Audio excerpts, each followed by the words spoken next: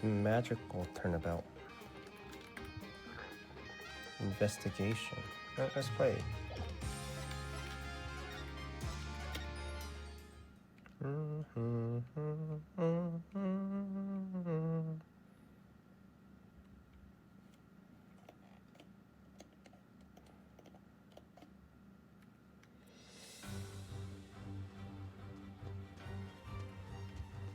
Alice in Wonderland.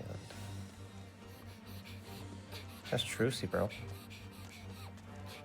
Did she grow her hair out?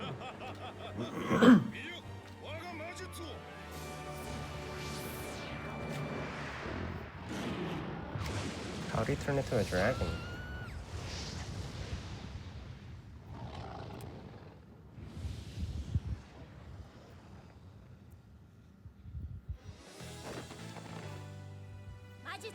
Trucy!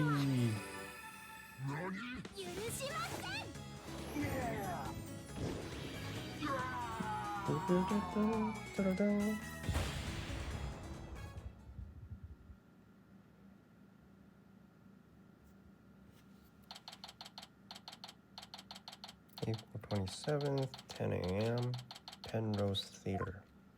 She's still doing magic tricks. That's how the evil musician, Mr. Lewis, was defeated. He's still in the hat, though, right? See you for Act 2, everybody. Brava, Trucy. Wow, Paulo. Wasn't that a great trick? You bet. The reason such a great magic act. Did you know they even featured Trucy Sell on the TV show this morning? She's a celebrity. Penrose. Have you been here before? It looks familiar. Gateway success for entertainers. It's here at this famous theater that we'll finally get to see. Trucy in Womanland. The long-awaited revival of the magic troupe Bremery. Who's the guy behind? That explains why there's a TV crew here to cover the show. Perfect opportunity to promote the right anything agency too. After all, people look up things they see on TV, right? But wouldn't they be looking up the talent part, not the law part of the agency? You're right. We'd get nothing but requests from Trucy's fans, wouldn't we? Oh well. Guess we'll have to make it to the old-fashioned way. My name is Apollo Justice. I'm a rookie lawyer with only about 2 years of experience under my belt. We're here to see Trucy's magic show. She's a fellow member of our agency. We came on behalf of her boss, Mr. Wright, who's away on a trip. Oh, and did you hear Apollo? Even though it's only her debut, her shows are completely sold out. It's not her debut. She's been doing this shit for like 10 years. Voila, a star is born. Who knows how far she'll go? At this rate, nothing in the world can stop us. Wahahaha. You do realize this has nothing to do with you, right?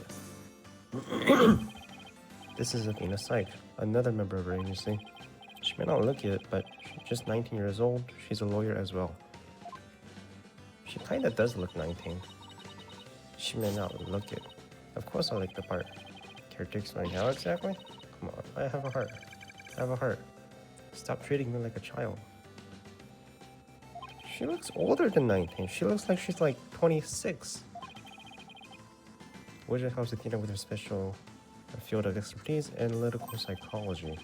She also has a habit of blurting out whatever Athena's really thinking. Yeah, this little guy can be a little unruly at times. Hey, upgrade me already. Ah. Yeah, it kinda needs an upgrade, right? It's a shitty-ass widget. Buzz, your attention, please. The show will restart after a 20-minute intermission.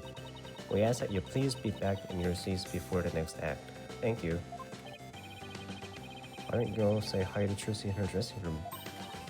Oh yes, let's go see the big star. I'm so nervous. What should I say to her?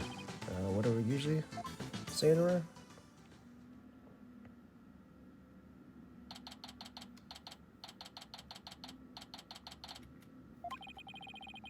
So this is Trucy's dressing room. Looks like she's busy over there with someone.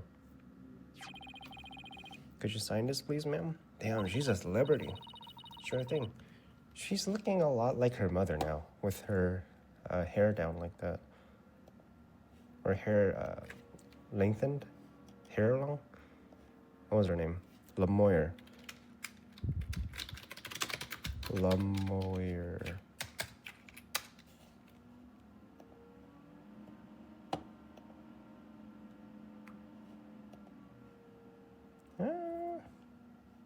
Kind of.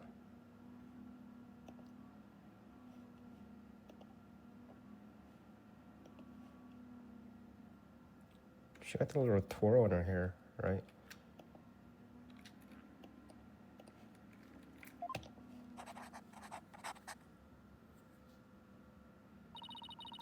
A fan asking for Trucy's autograph, maybe. I don't think so. It looks like some kind of contract. Hey man, read it before you sign it.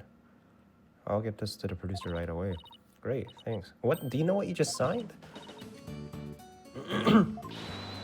Or, hey, you might want to talk to a lawyer before you sign that shit. You kind of have 3 around you. What was that just now, by the way? Somebody from Take-Two TV. They want to turn my magic show into a TV show. They're planning to broadcast it nationwide. Hey, can you imagine?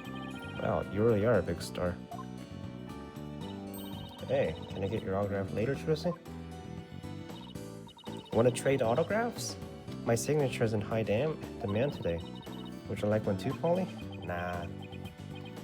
Actually, you would. Oopsie, looks like you ran out of flyers, so I'll have to sign your forehead instead. Perfect. This is Trucy Wright. That's your sister, Apollo. She's a musician, and Mr. Wright adopted his daughter. Also your sister? Hello? Is he ever gonna find out? A lot of people get this wrong, but Apollo's actual job is my magic assistant. No, you're the one who gets it wrong. Think you need that trick you always do in the office for me? Okay. Behold, the wondrous magic that can make anything disappear. I need that shit, bro. Give it back. If you get accused and I don't defend you, that's your problem, right?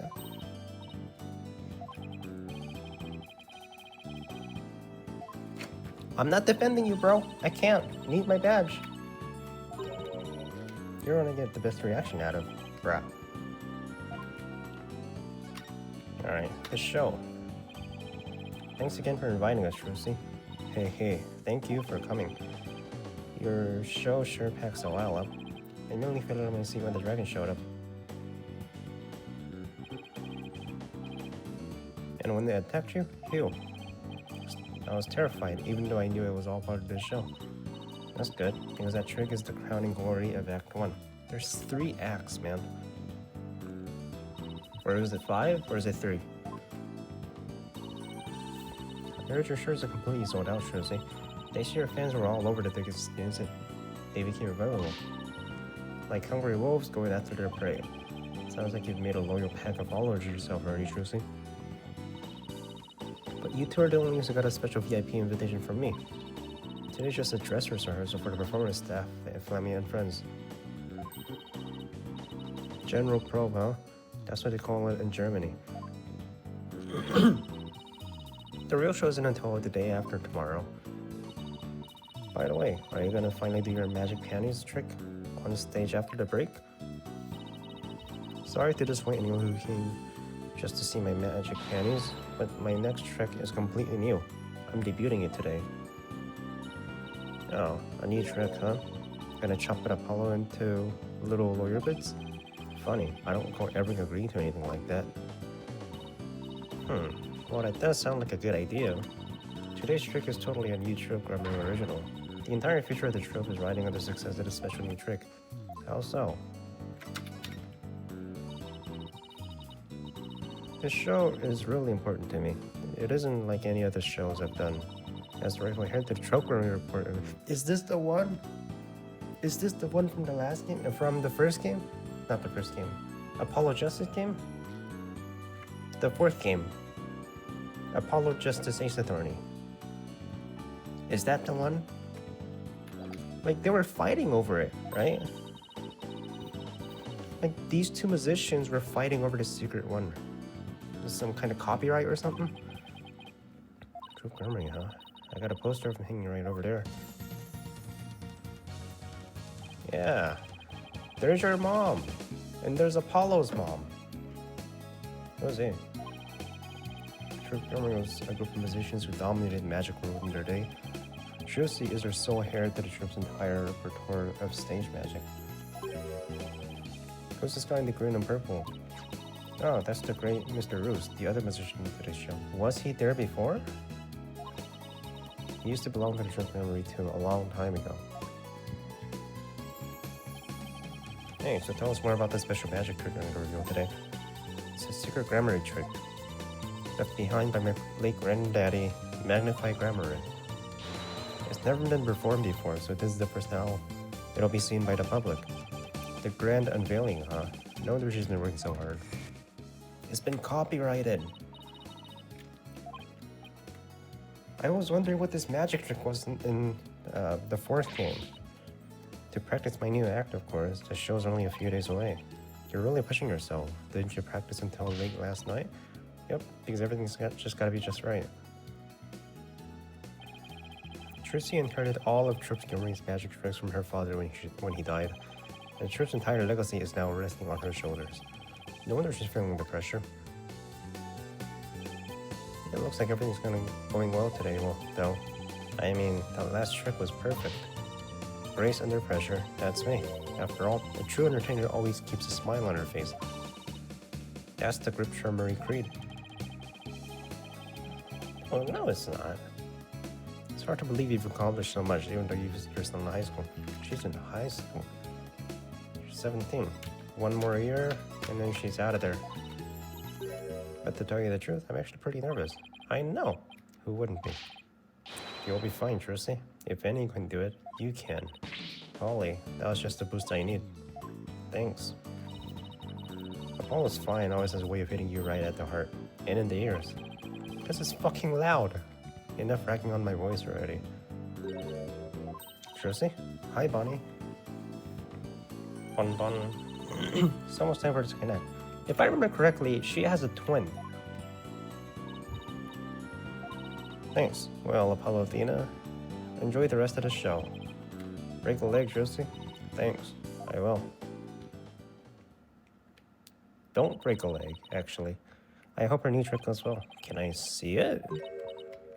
Oh, I wouldn't be so sure. Huh? Performing magic is like walking on a tightrope.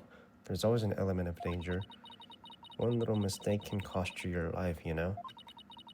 I wonder if she'll make it across today. And what do you mean by that exactly? Huh, nothing. Now, if you'll excuse me... She's gone. What was that all about? Judging by what she said, I'm gonna guess she probably is a musician too. And by the way she dresses. We gotta get back to the seats now, or we'll be late.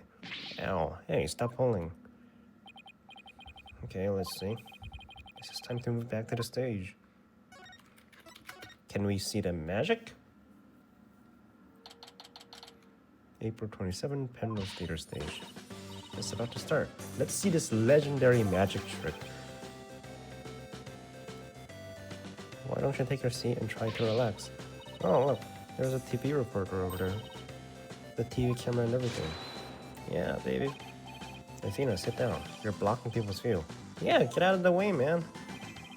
Hello, everyone. I'm reporting from the beautiful Penrose Theater, where the public performance of True Sea Gremlin begins in just 2 short days. But today, they're very kindly agreed to give us a sneak preview. Isn't this exciting? Apollo, do you think I was on TV just now? Get out of the way, man! You're a disgrace to the entire agency, that's for sure. Hey, what the heck's that supposed to mean? What the heck's that supposed to mean? Alright, let's see. Here it comes.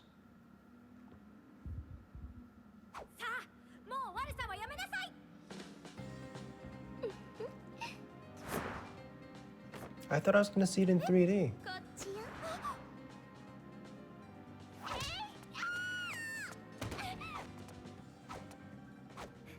I want to see it in 3D. I didn't know it was going to be animated like this.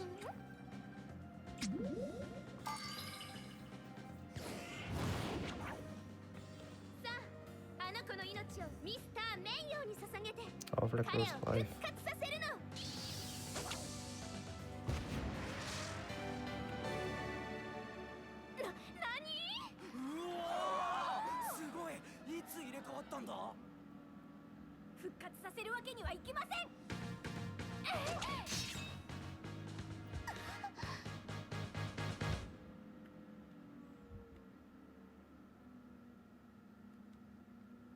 Oh shit, that's when he died, right? The dead body's in the coffin, right? He went off on a hitch.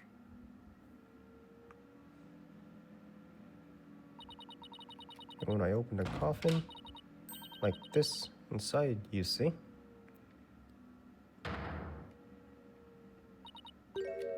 Mr. Roos? But how? I don't know what's going on. He's not getting up. Hey man, hey, you're supposed to smile, right? You're supposed to act like it's all part of the plan. What just happened? Oh man, an accident? It was like the guy dead? Wait, that's not part of the act. Yeah, everyone please evacuate the building. What's going on? Is she okay? Outside everyone, evacuate immediately, please. Whoa, hey, stop grabbing me.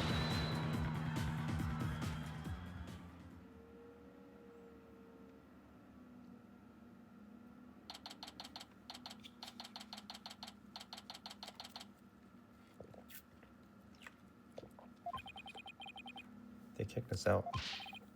What gives? Will somebody tell us what's going on? Poor Trucy. I hope she's okay.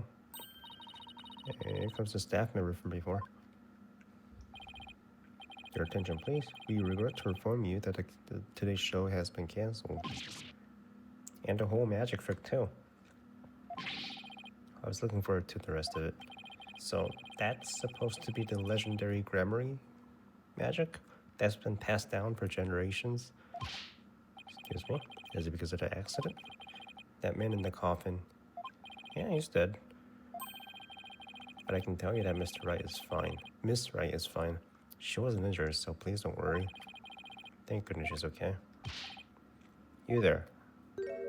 Hey. You're the culprit. They wouldn't even let me in. Me, for crying out loud.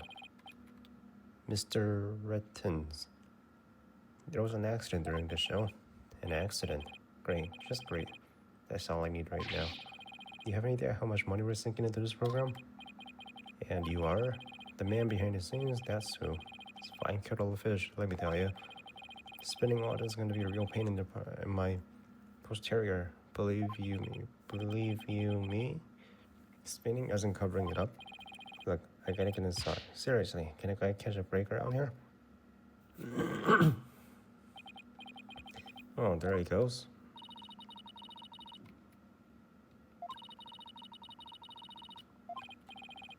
I guess you're right. What's going on, bro?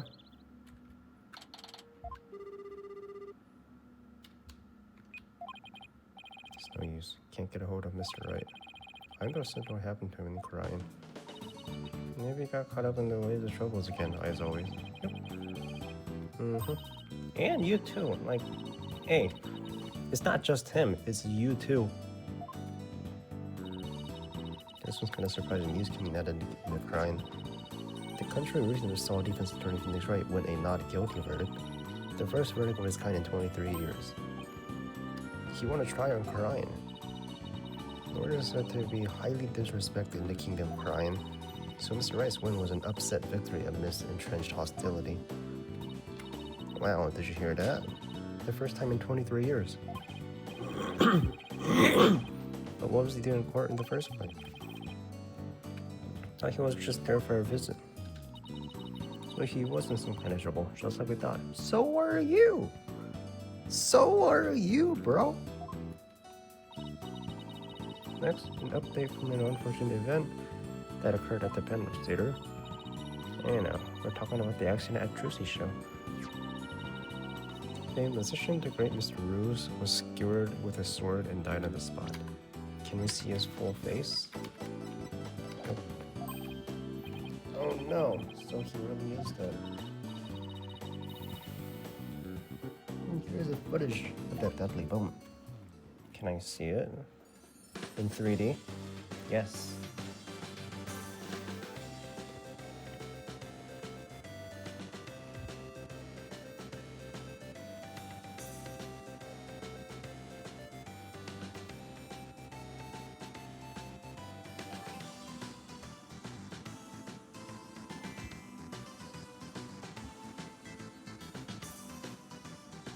Oh, how did you make that switch? Because the fucking screen is covered.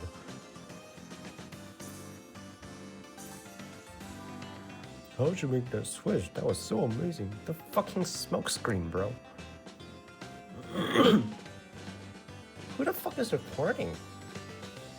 Kill the cameraman.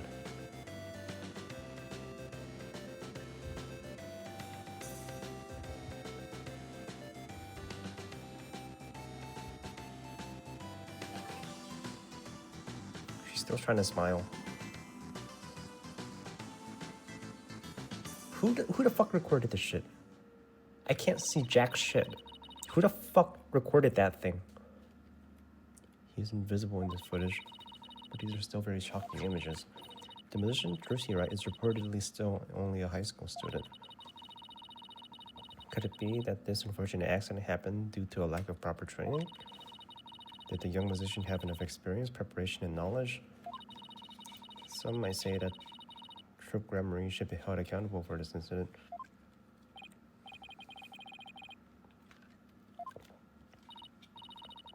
They're making it sound like it's all Trilogy's fault. Should receive more breaking news. Oh my, the young musician in question, Trilogy, is now under arrest on the charge of involuntary manslaughter. We will keep you updated in this unfortunate tale unfolds. Trilogy's under arrest, she can't be. Gotta do something. Let me get down to the detention center right away. Can I get my badge back? I know how this shit works. Alright, detention center.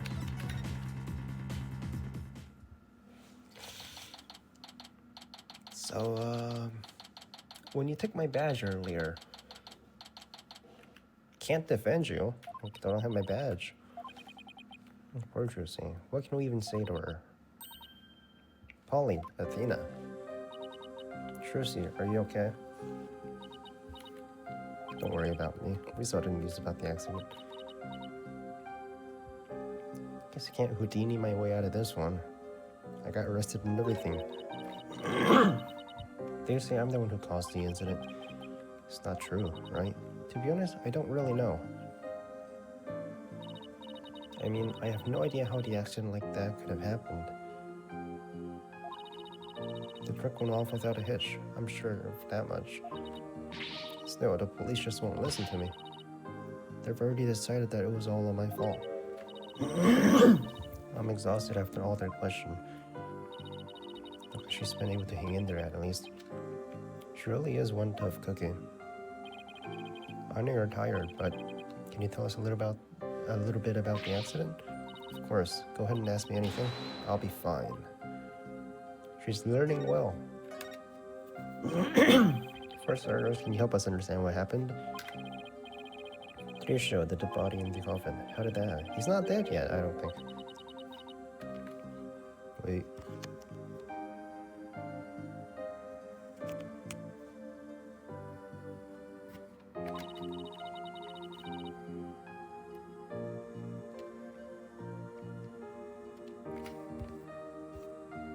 The coffin's supposed to be empty when I opened it. But instead, Mr. Rue's body was in there. That must have been a huge shock for you. When the dragon said peaceful at the end, was that an accident too? It must have been. I have no idea how or why that happened either. Nothing went the way it was supposed to. What was the dragon supposed to be? I still can't believe Mr. Ruse actually died. As tough as she is, this is obviously taking a toll on her. Yeah, like, he was gonna work with her for years to come, right? How did Mr. Roos's body get into the coffin in the first place? I don't know, he was supposed to get out of there, right? You know what they say, a musician never... You kind of have to, man. Can I get an exception? Thank you.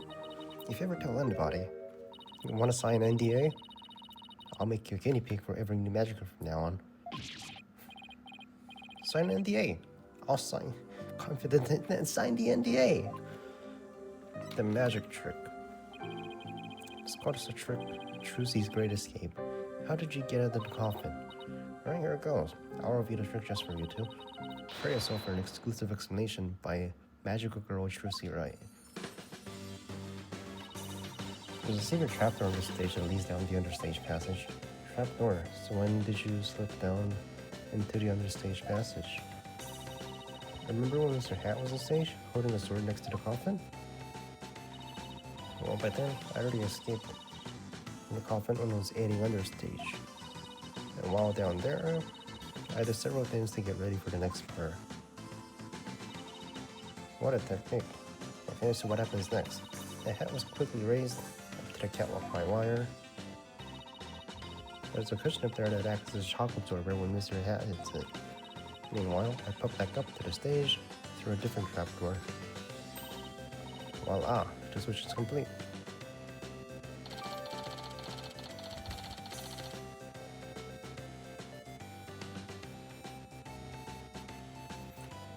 This was passed down for generations, by the way. Like, they had to copyright this shit? No idea that all that was happening. I was convinced you were still in the coffin. That's what professional magicians do.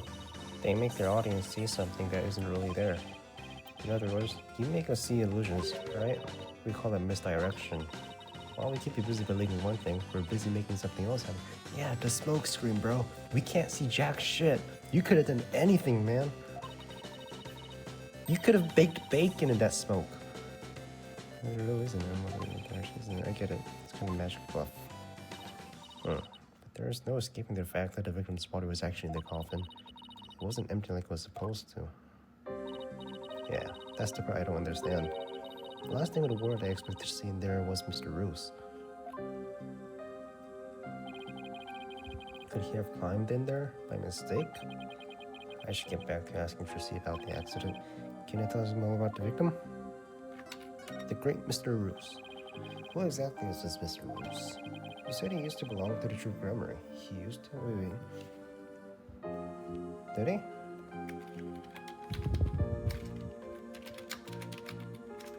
Grammary. From Ace Attorney 4. Was he? I don't remember from the fourth game. Mr. Roos.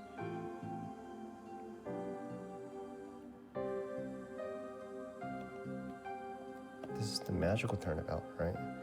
Yeah.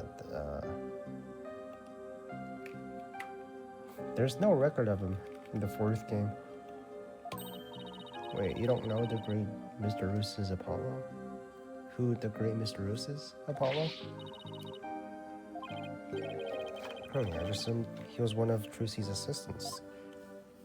I mean, he is, right? Widow this the dead, Apollo. How did you two become to perform together, Trucy? Like I said, he used to be a member of the True. Why don't I see him with the other three? He was a prodigy of her granddaddy, Magnified Grammary. Who? He had two! TV station arranged for us to perform together in this time because of that connection. Did he continue performing as a musician after he left True Grammary? No, he got injured while practicing for a show about 13 years ago. 13 years ago was when she was 4. So he just left? That's why he left the trope. After that, he took a break from magic for a while. 13, so he's about 30? I don't know, 30, 35. I'm pretty sure it was a recent thing, him getting famous again. I only started seeing him on TV again, maybe last year. I have nothing but respect for Mr. Roos as a musician. I can't tell you how sad I am this happened. can't imagine how traumatic this is. This must be to have someone die during your big show. Oh, but hey, don't worry, I'm fine. I have to stay strong for my fans. What you hiding? People tend to unconsciously tense up when they're trying to hide something. And when I pick up in their distress, the bracelet around my wrist still starts to feel tight. You're trying to hide something from me. Hey, man. So now we get to learn more about Trilogy. Twitch gestures, yeah. Okay, I think I found her down there. Her eyes. I don't perceive. Don't worry. I'm fine. I have to stay strong.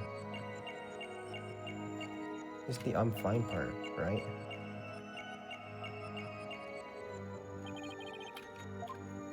Yeah.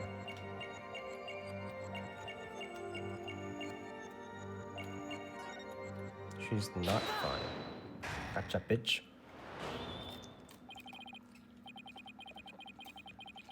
You should know by now that you can't hide anything from me. Don't tell me your bracelet reacted. Yep. And here I thought my smile was gonna do the trick. Looks like I broke the first rule of being a musician. No, you didn't. It's just me. I'm just that good. True entertainer always keeps a smile on their face, right? And a lawyer always keeps a bluff on their face, too. That's right. It's a grammar motto that my daddy used to say before he passed away. I'll never forget it. It's one of the few precious memories I have of him. You can't keep everything. You don't remember when you helped him escape from the court? Why don't you tell me what's bothering you? Yeah, if I did, you wouldn't believe me anymore. What you mean? What? It's not true. As an entertainer, you always believed in always keeping a smile on your face. As a lawyer, I have a belief that's important to me as well. The stage diagram? Attorney's badge? Your attorney's badge. I swear on this badge that I would always believe my client to the bitter end. It's the cornerstone of being a good lawyer. Mr. Wright taught me as much. No matter what you tell me, I'm gonna keep believing you, Trucy. All I ask is you have a little faith in me too. You know, you didn't abide by that code in the last game, in the final case. You suspected Athena. So don't fucking lie to me, bro.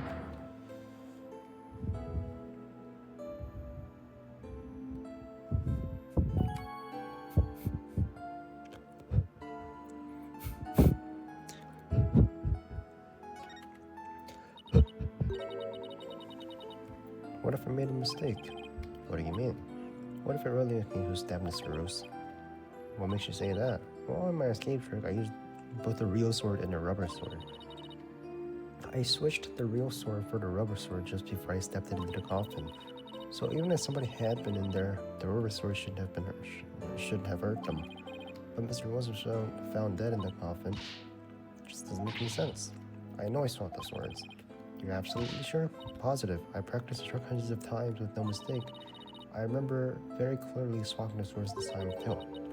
But could I have made a mistake this time? Could you really have? Okay, so why was he in there in the first place? That's what's weird, right? He was never supposed to be in there. He wasn't even supposed to touch the coffin. To practice my act, of course. The show's only a few days away. You're really pushing yourself. Didn't you practice until late last night too? Yep, because everything's got to be just right. Maybe I did kill Mr. Rose. Did you see blood? If you stabbed him, like, is there an autopsy report? Let's see what really killed him. Trucy, the worst possible mistake I could make. Such a horrific accident right in the middle of my show. And yet, all I can think about is, now that this has happened, Joe Gremery will get his performance rights. There'll never be another show. Everything my family worked so hard for will be gone forever. It's not that amazing of a trick. You can just create another one, bro. The poor Mr. Rose had his whole life and a great career ahead of him. So do you, man. I ruined everything. I destroyed it all. I took it all away.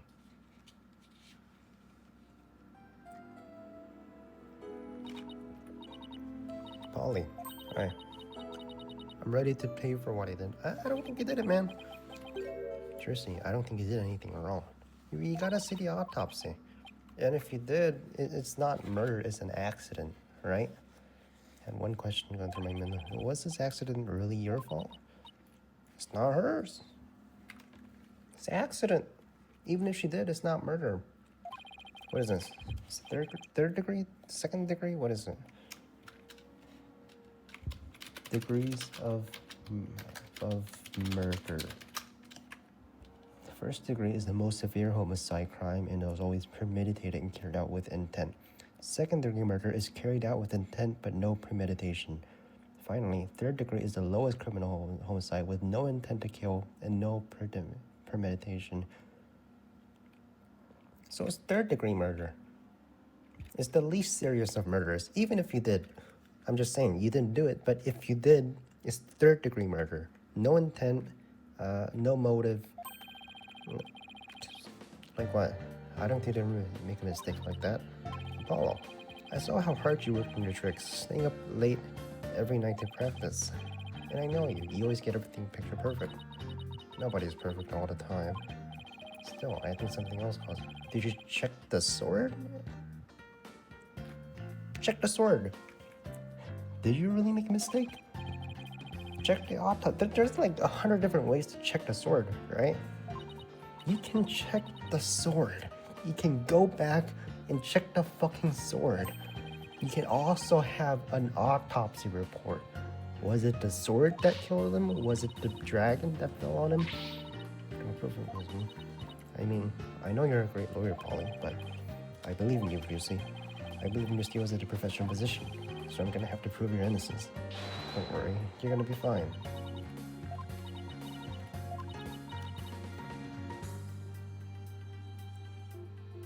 She's crying. No, don't cry. She's like a baby. Thank you, Apollo. Thanks for believing me. I'm gonna believe in you too. She's like a baby. I'm sorry. I need a tissue. Use your gloves. I've never seen Tracy cry like this before. It's the first time for me too. She didn't cry in the first game, right? Fourth game? She always seems strong, but maybe sometimes she's putting on a brave face. Just a kid after all.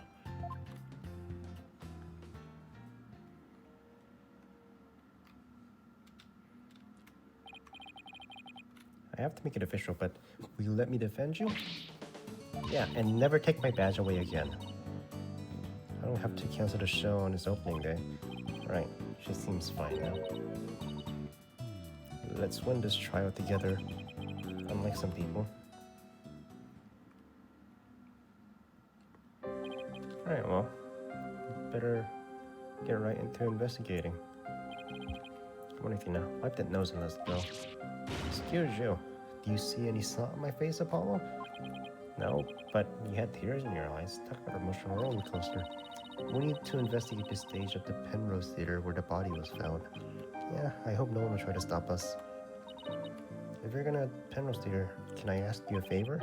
Of course, what is it? The very special notebook behind my dressing room. Sure, we can pick it up for you. That notebook is really, really important to me. I don't know what I'll do if anybody read it. Can I, though? The NDA? Non-Disclosure Act? There's my blue handbag on the table. It's big and black. You can't miss it. Thanks in advance. Can I read it, though? I'll keep it a secret. So, should we investigate the stage or go get the notebook? I want to get the notebook.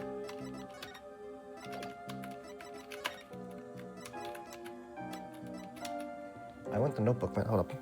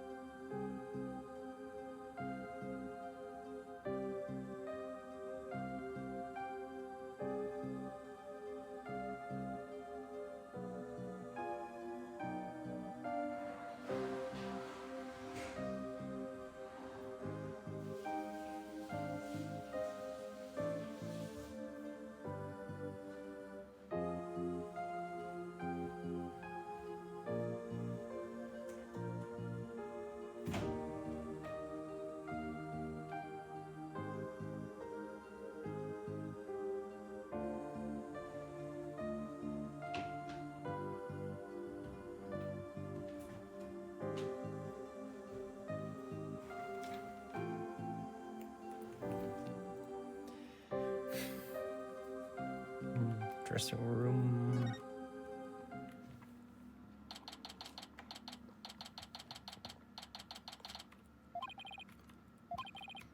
All these items are kind of lonely without their owners. You have to find her notebook for her. She said it will be in her blue handbag. We should see what else we can check out.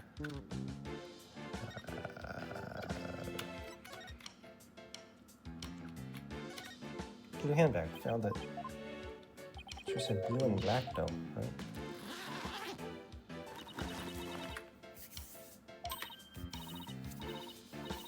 Tracy, you are bad. What is it? I want to see too. Damn, what she got? She said it was a black notebook, right? But there's nothing like that in there. Let's keep looking around. This, maybe? What's this? It's Bonnie. Magic shows. Bruce transformed into a dragon.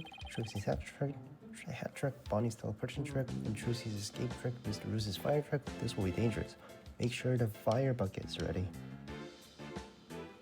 But this is Mr. Roos's fire trick. We didn't get to see that part. Yeah, because they can cancel the show after the accident.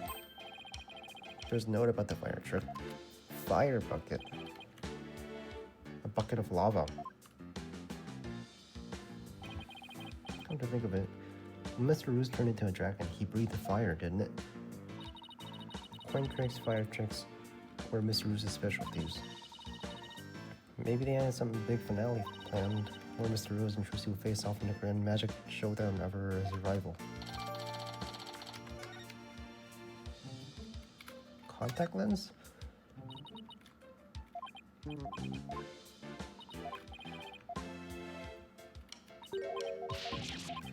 Damn, bro. Did he even make money? What is this? No, not that. Hey, shut up.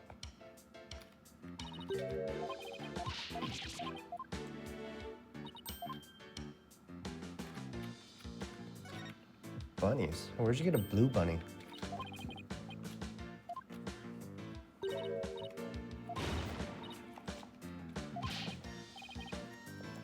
What's wrong with me having a pet rabbit? People who have rabbits as pet usually the quiet, sensitive type? Who has pet bunnies? Pardon me for being so loud and insensitive. What is this? Is that a notebook sticking out from behind the briefcase? Just practicing over here. Look at me. Okay. That's the grammar. Why do you have it? What's it doing here next to Miss Rose's stuff? Good question.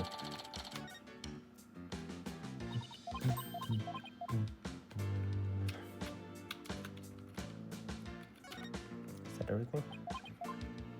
Troop Grammary. That's her mom.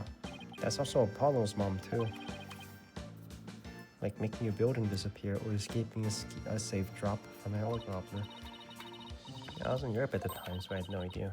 But even if you knew about them, then they must have really been really famous. I used to see them a lot on TV, and I think it was back when I was in junior high. The one in black was the original leader, Trucy's grandfather. His name was Magnified Grammary. The one in pink as Zach Grammary.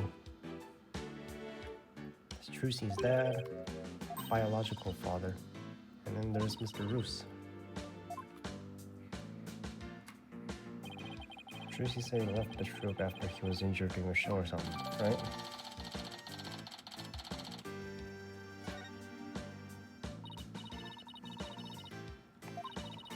Looking through other people's stuff was so thrilling. Like I'm doing something right. Yeah, you're not the lawyer here. You're my assistant, right? I'm the lead attorney. Wait, am I done? We already started shooting? Okay, so we're done.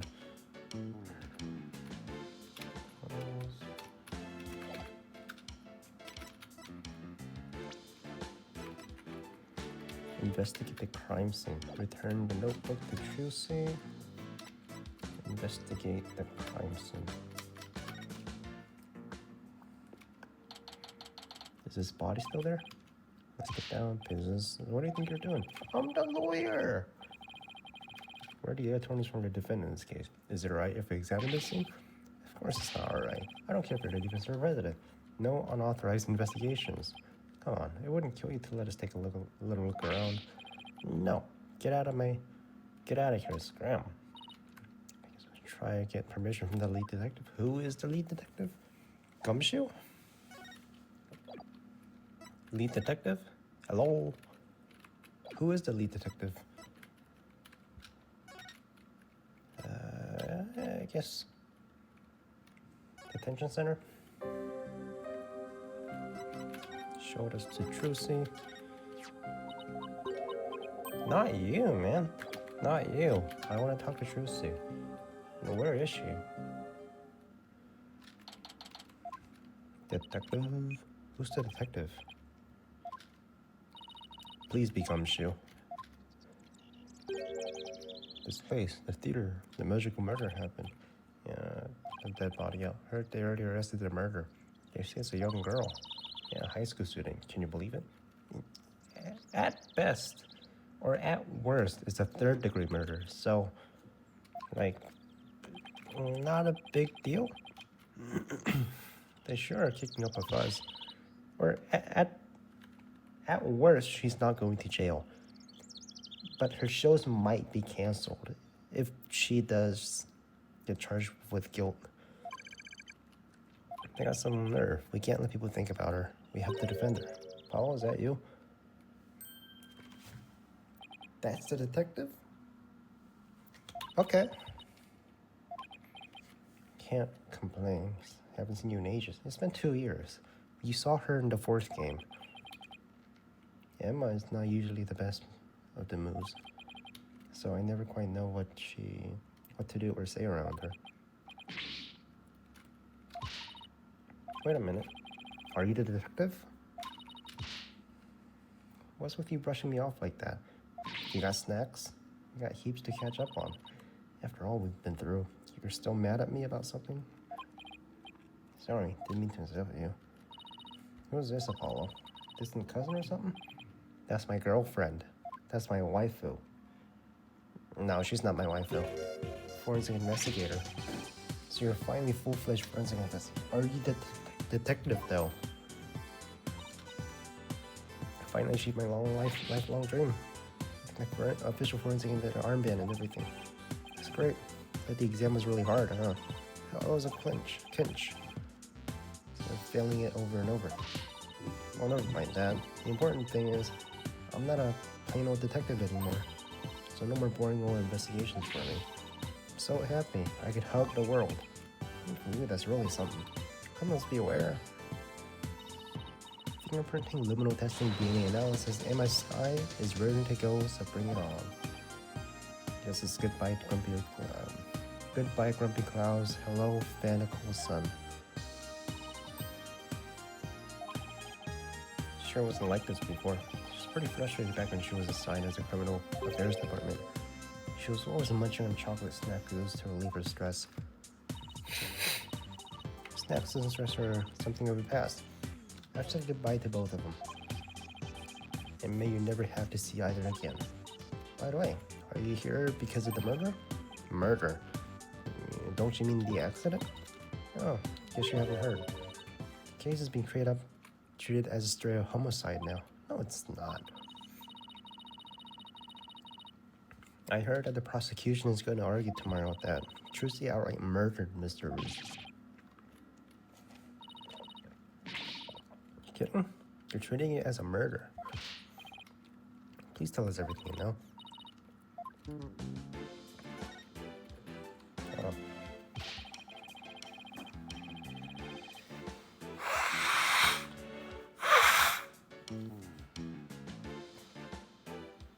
Why has the case been treated as a solo homicide, not involuntary manslaughter?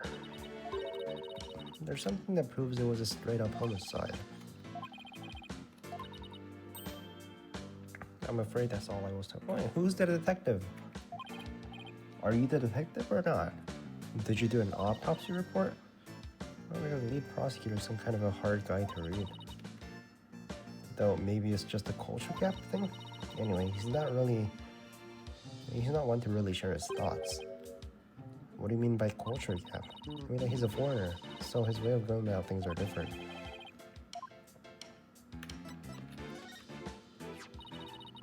Chief Prosecutor Edward has been recognized as a prosecutor's office lately. Reorganizing the prosecutor's office lately.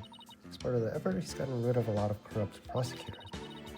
They're looking pretty empty these days. And that's how a foreign prosecutor got assigned to this case. As part of it, yes. What's the purpose of his visit? He must mean Naruto or something, right? Nayuta? Nayu something. As an international prosecutor, he apparently came to investigate the matter personally. Why? So he's from the Kingdom of Korea. What does he have to do with this case? There's something wrong with those, man. He's also a Korean monk. Monk. How did he get assigned to this particular case anyway? The guy with the long hair, right? It seems he's very devoted to furthering his studies as a prosecutor. He wanted to learn how crime scenes are investigated here, so he just showed up. So he was just curious, huh? He looked the entire crime scene over quite earnestly, and just as everyone else is ready to call it a case of involuntary manslaughter, this is most certainly a murder, the cruel act of an impure soul. That's what he said, just like that. Then he volunteered himself as a prosecutor for this case. With a shortage of prosecutors right now, the prosecutor's office was glad to have him. So Trucy was arrested for murder all because of this guy, huh? I have to say, he's definitely not your typical prosecutor. He says the court is where a victim receives the last rites. Where the truth is revealed, the criminal is judged, and the victim's soul sees salvation.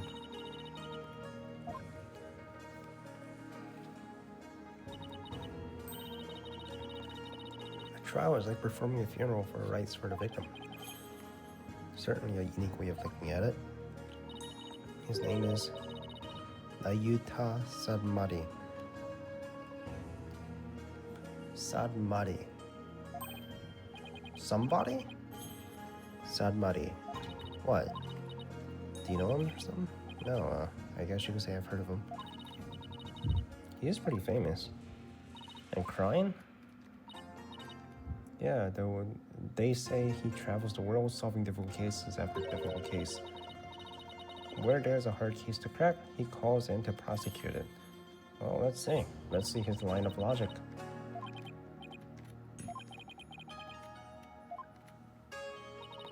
He seems like a very kind and gentle person, though. Very polite and understanding to everyone he talks to. Oh, so he's a pretty agreeable guy, then. Yeah, he's bound to see what kind of person Trucy really is. Don't they hate defense attorneys and crime? Would he even listen to what we have to say? He certainly seems like a type of person who would. Even so, do you think you could do us a favor, Emma? Could you tell us Prosecutor Sadmadi about Trucy? What a good person she is? Of course. Leave it to me. I'll make him understand there's no way Trucy could have committed murder. Right, at best, or at worst, third-degree murder, right? Let me ask ChatGPT. Third-degree murder sentences. The sentence for third-degree murder, depending on jurisdiction, differs from states like Minnesota to Pennsylvania, whose definitions are associated penalty different from second degree to first degree. Maximum penalty is 25 years in prison. Sentence. Third-degree murder refers to any that isn't first degree. Intentional killing. So accidental killing is 40 years in Pennsylvania. Jesus Christ, bro. For accident? Killed him in accident. That's 40 fucking years. How? Does not exist in many states. Most classify unintentional killing as manslaughter or other homicide charges. Sentencing guidelines allows judges to consider mitigating or aggregating factors, meaning actual prison time can vary widely. For specific details about cases jurisdiction, counseling, consulting legal status, or case law from the relevant state is essential. Damn, bro, for third degree? For accidental murder? Me too. Emma. Congrats on finally becoming the forensic investigator you wanted to be. But are you the detective? Can we go in? Do we have permission? Let's have stealth. So I still use that one too. But now it's more of a hobby kit. Where it's important to have hobbies too, you know? Basically nothing's changed. You kidding? I don't have to worry about getting in trouble for taking fingerprints for fun now. It's positively life-changing. I can take all the prints I want. Can I do it too? Sure. I've been collecting all the prints I've been taking into a personal database.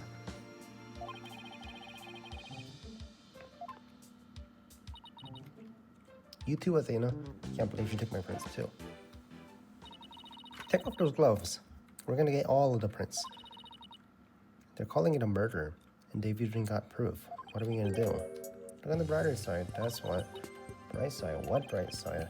Well, the good thing about there being proof is that it has to point to the real killer. If we can find out who that is, we can prove Trucy's innocence. You're right. Which means our objectives are clear. We have to find two things: proof of Trucy's innocence and evidence of true culprit's identity. You know what? You're starting to give me a glimmer of hope. There's only one thing to do. If I said no, you just do it behind my back anyway, right? No, that's why we were looking for the detective. Would I do something like that? I guess the jig is up. It's alright, but I'd better come along. Who knows what sort of mischief you get up to if I'm not... It's not me! And look, it's Athena, right? I wouldn't do something like that. Apollo is a good boy. Athena, not so much. Sounds like I'm gonna trust you. Apollo. He has been known to move things around at the scene. When? When? I don't remember. You used to do all kinds of forensic tests on things without permission. There's nothing wrong with that. After all, forensic is always on the side of justice. How's that even remotely fair? Alright, let's go.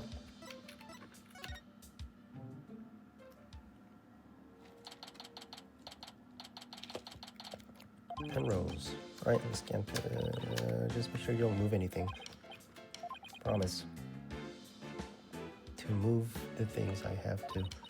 Oh, I have my own investigation conducts, but let me know if you need anything.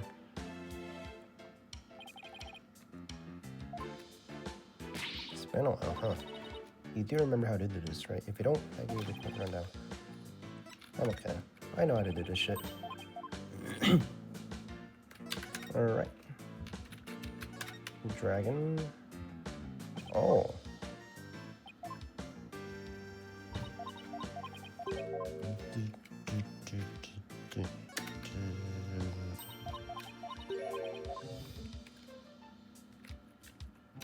Castle.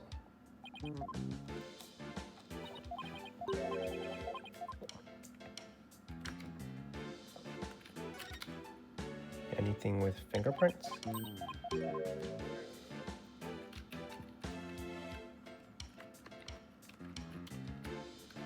Talk to her.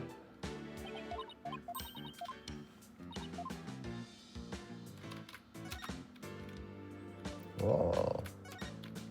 So the dragon didn't even hit him.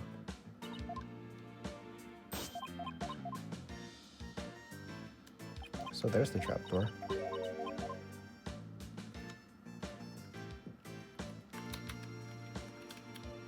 Trapdoor.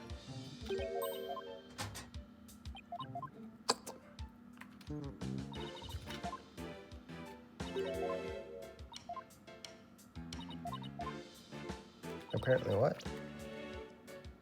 And that will give away the secret. She told me. I don't care. She told me the trick. What is this? Oh, that's the coffin. What is this? White outline. That's how he died.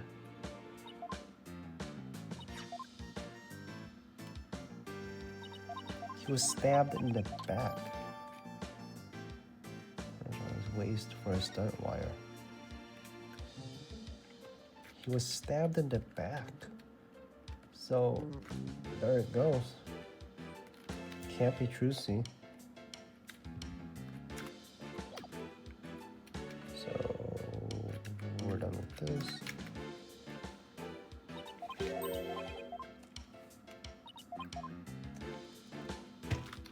So the dragon didn't fall on him and kill him. He was stabbed in the back.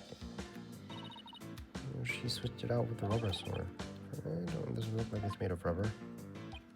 Emma, were there any fingerprints on the sword? Just saying, according to my data, no prints were found. Hey, whoa. Remember this? They had a camera.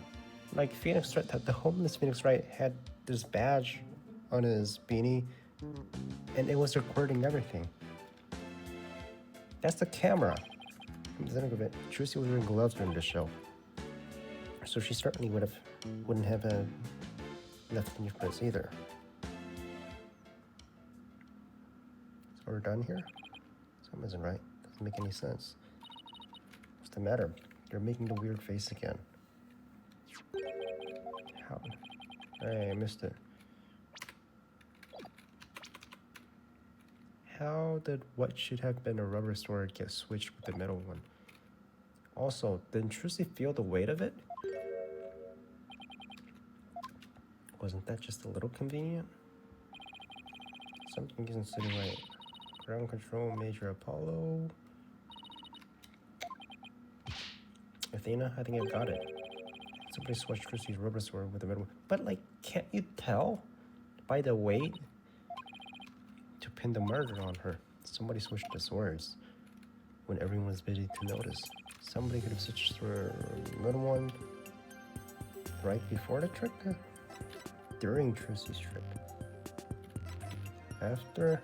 No, right before, during the trick. How would they have done that?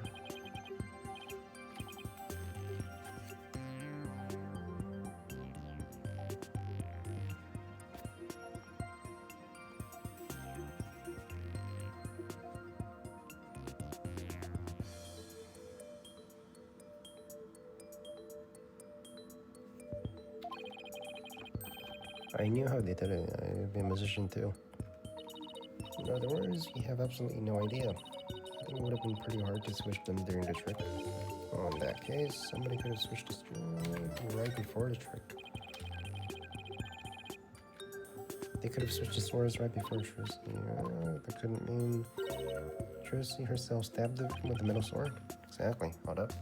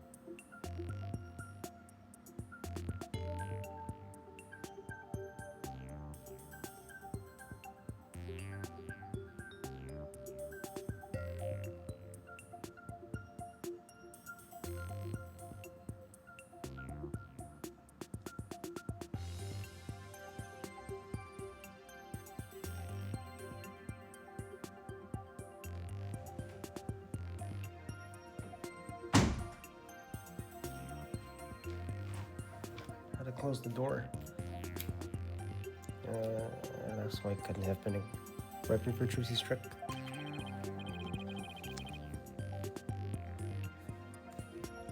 Very good, Athena. You managed to avoid my little trap. Oh, you really think you can pull the wool over my eyes so easily? There's no fooling you, is it? Really? After the piece? Oh.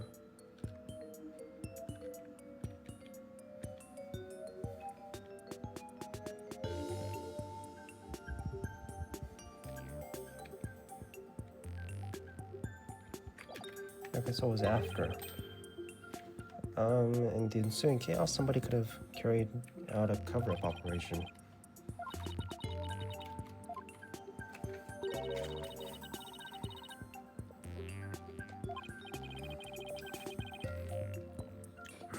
It's the fucking horrible cameraman.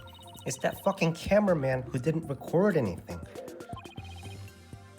Whoever recorded that shit, that's him. That's the culprit. Oh, if we could figure out who it is. Only if we could know who he is. Alright. What are we doing? Camera?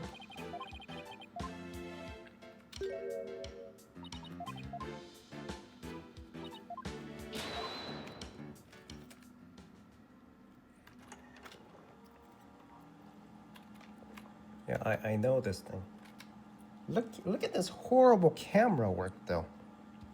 It's the worst camera work. You don't get to see anything, right? It misses everything. Who the fuck did it? Mr. Rettes? Like, the camera work is so bad. And you see a shadow there going up. And Trucy from the trapdoor. Ta-da.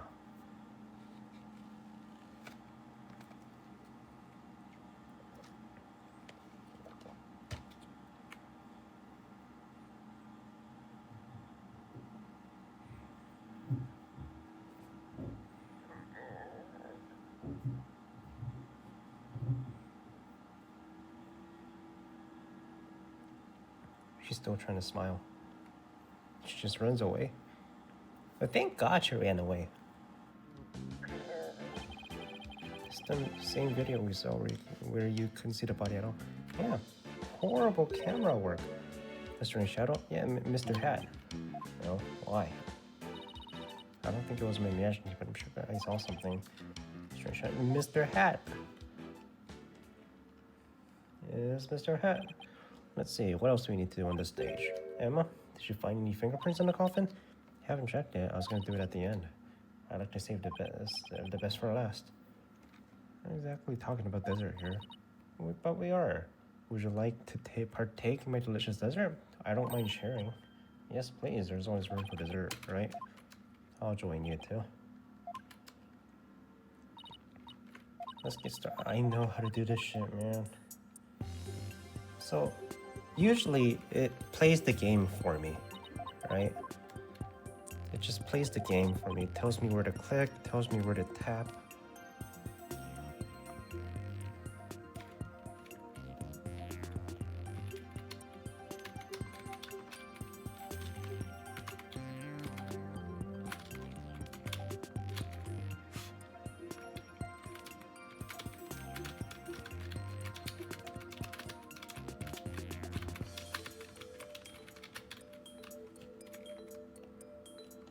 Can I not move around? Oh, I can just click.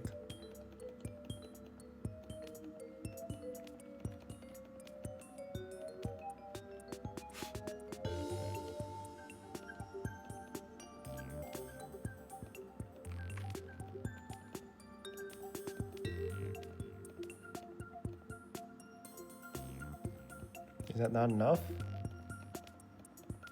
Is that not enough though?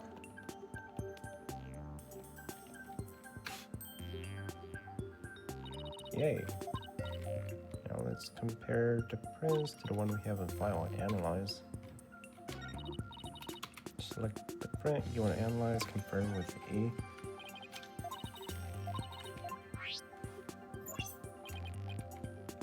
The last person who was in the coffin was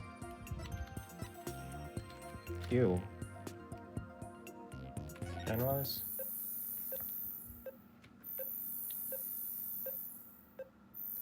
Can this thing go any slower? Like, I can toast the same print. I don't need this fucking computer, bro. Patch found. Bingo. Looks like the prints belong to the deceased Mr. Roos. Oh, if the pals are here, maybe we can find them. I guess I'll try this thing. Yeah, just play the fucking game for me. Tell me where to look, tell me where to tell me when to blow.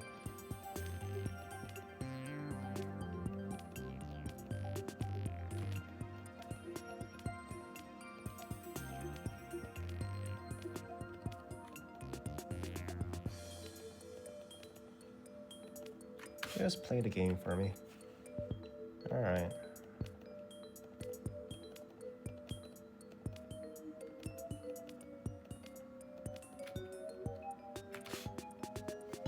Is that not enough?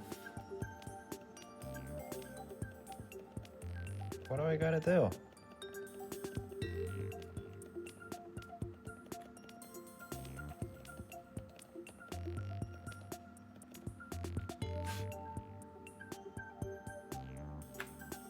Is it like, what do we gotta do?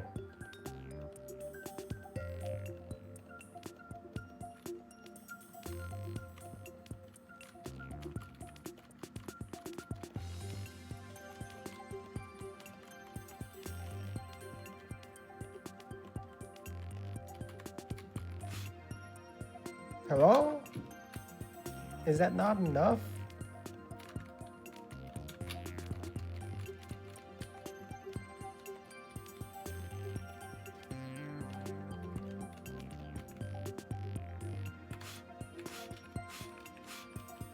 Bro.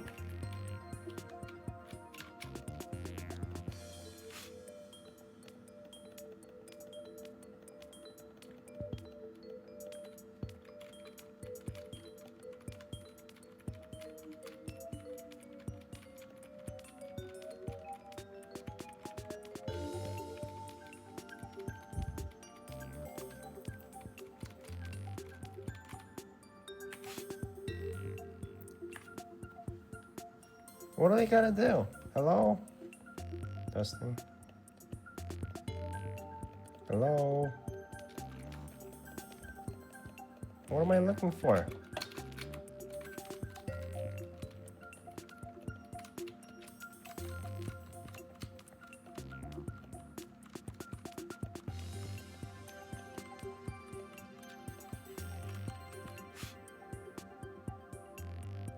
What the fuck?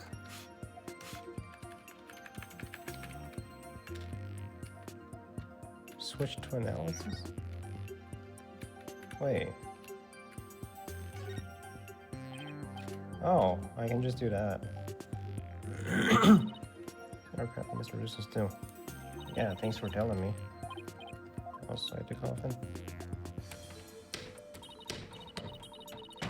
I'll be able to rotate the coffin to get different angles.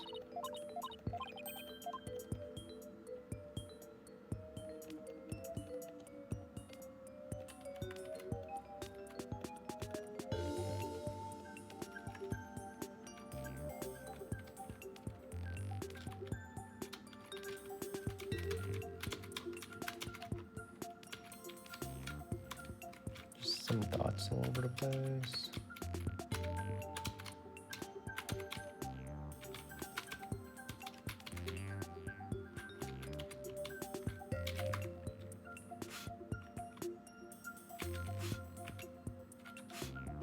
Oh, wait.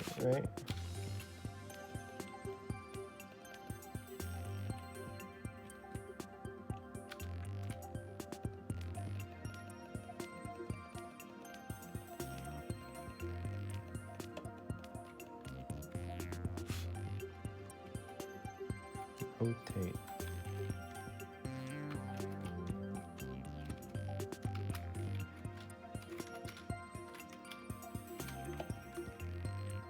Move camera.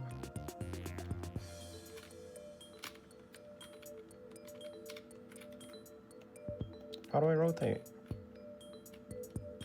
Reset camera.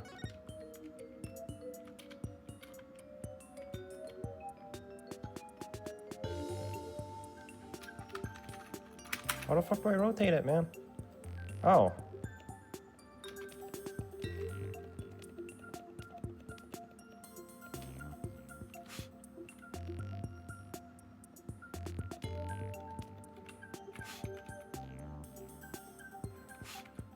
What the fuck? Did you see that?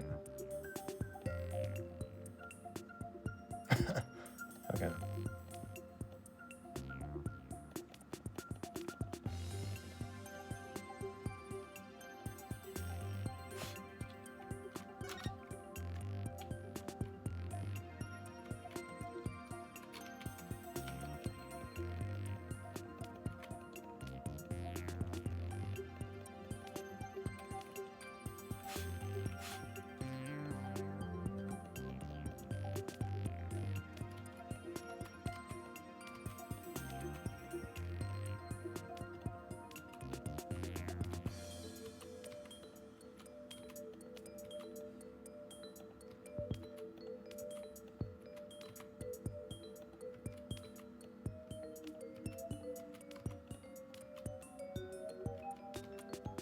This is the best part about the game.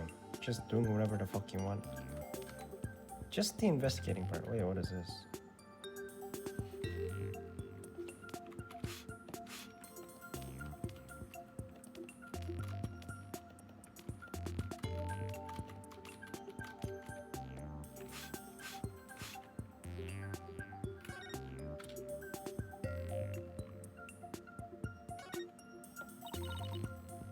Too faint.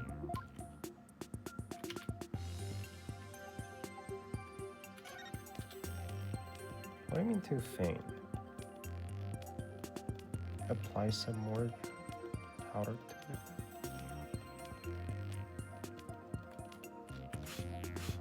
Oh, wait a minute. Those were palm marks. Okay.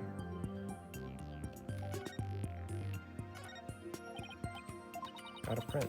Alright, check the data. Doesn't match any of the prints involved in this case. None of them? How could this be?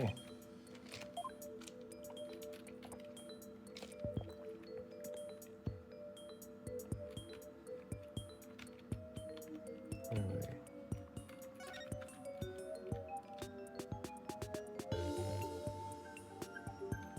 Still wondering who these are.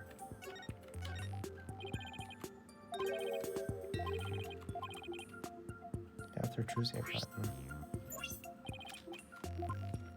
it should belong to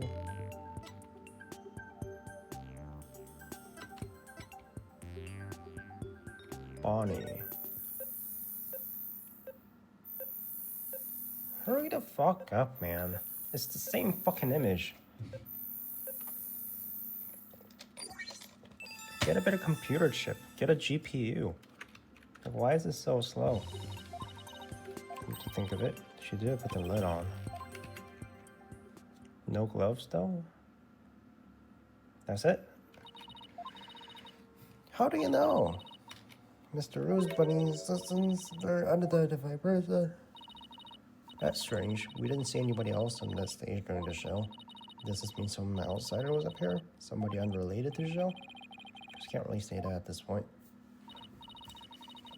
Thank goodness we didn't find any traces for this. Should have bring gloves. Something odd about his prints. It was like that. Yeah, he was backwards.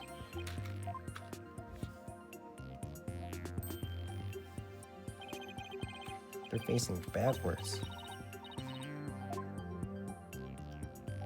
Like that, maybe?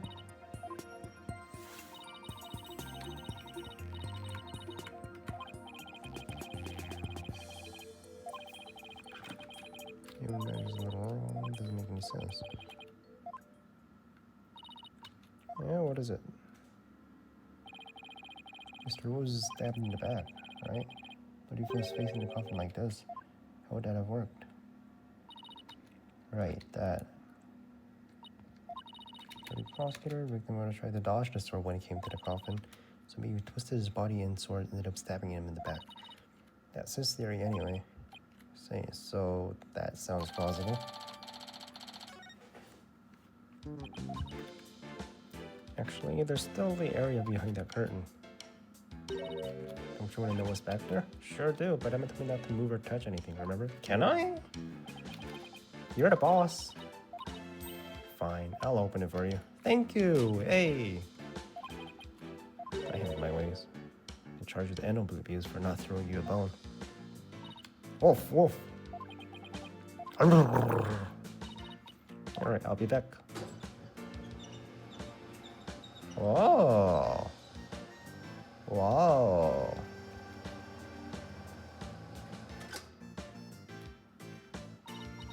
Wow, go on and investigate your heart's content. But before you go and move anything, I'll ask. By the way, just examine the backstage to move to the area beyond the curtain. Alright, time to investigate. She said examine, right?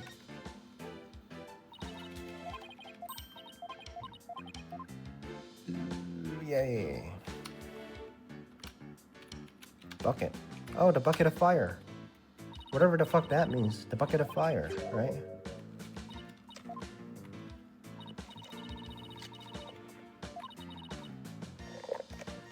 So what's special about this bucket?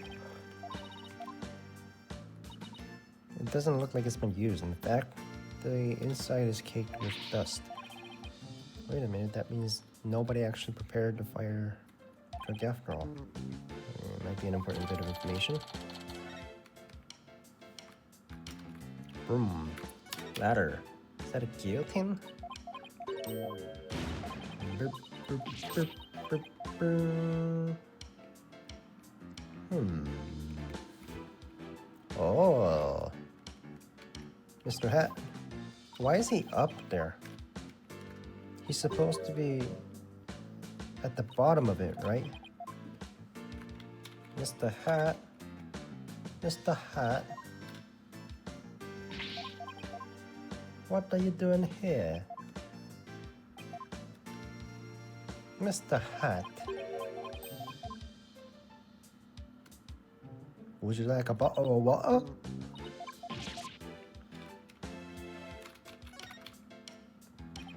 That's the pulley. Dude, there's way too much 3D. So, connecting one of the wedges down, dragon piece.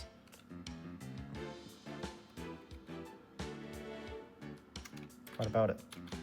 The other pulley. This is for the Mr. Hat. Mr. Hat pulley and then the dragon pulley. Yeah, if you put a fucking smoke screen, you can do anything, man.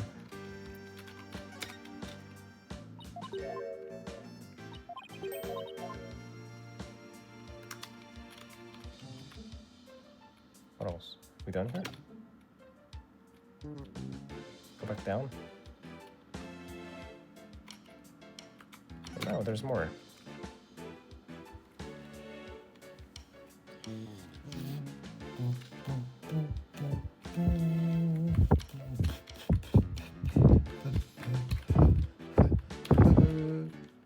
Pushing.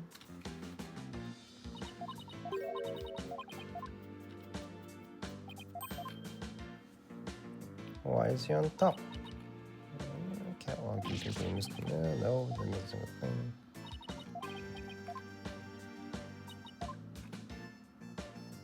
Alright, we're done. What else? Coffin? Mini coffin. Stuffed dragon. It's an illusion. The dragon looks like it's on the inside, but it's really painted on the outside. Oh, you're right. That's really something else. If the show hadn't been canceled, we might have gotten to see the trick too. Sorry, Trucy. We're learning all your secrets. Guillotine, but it's not real. She said you were going to make a guest appearance on the stage with a guillotine trick. No, I definitely remember not agreeing to something like that and losing my head on national TV.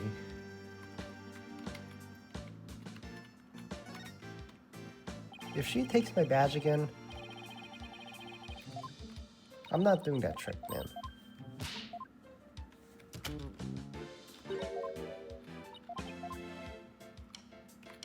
What? What happened? There's a trapdoor? Door is locked. Entrance to Biz, mere mortals. Well, unless we go swing in the Biz. Is that it? What is this? That's the pulley, right? Winch. I'm guessing he's used to pull up Mr. Hat. And there should be another one for the dragon. We're done investigating. All done? Pretty much. Just one thing. The door to the understage passage was locked. Any way we can get down there? That place, they locked it up as soon as we police finished our investigation down there. If you want to check it out, you'll have to ask the musician. Drusie's at the detention center, so she can't help us. Just have to look for somebody else for the show. Alright. See you. It's too bad about the understage area, but at least we learned a few things. Yeah, like one of your greatest fears, huh? I wasn't talking about that. I meant how old... You mean height? Or my neck getting chopped off? Let's see. We found out there are 2 winches in the backstage. One for Mr. Hat, one for the dragon.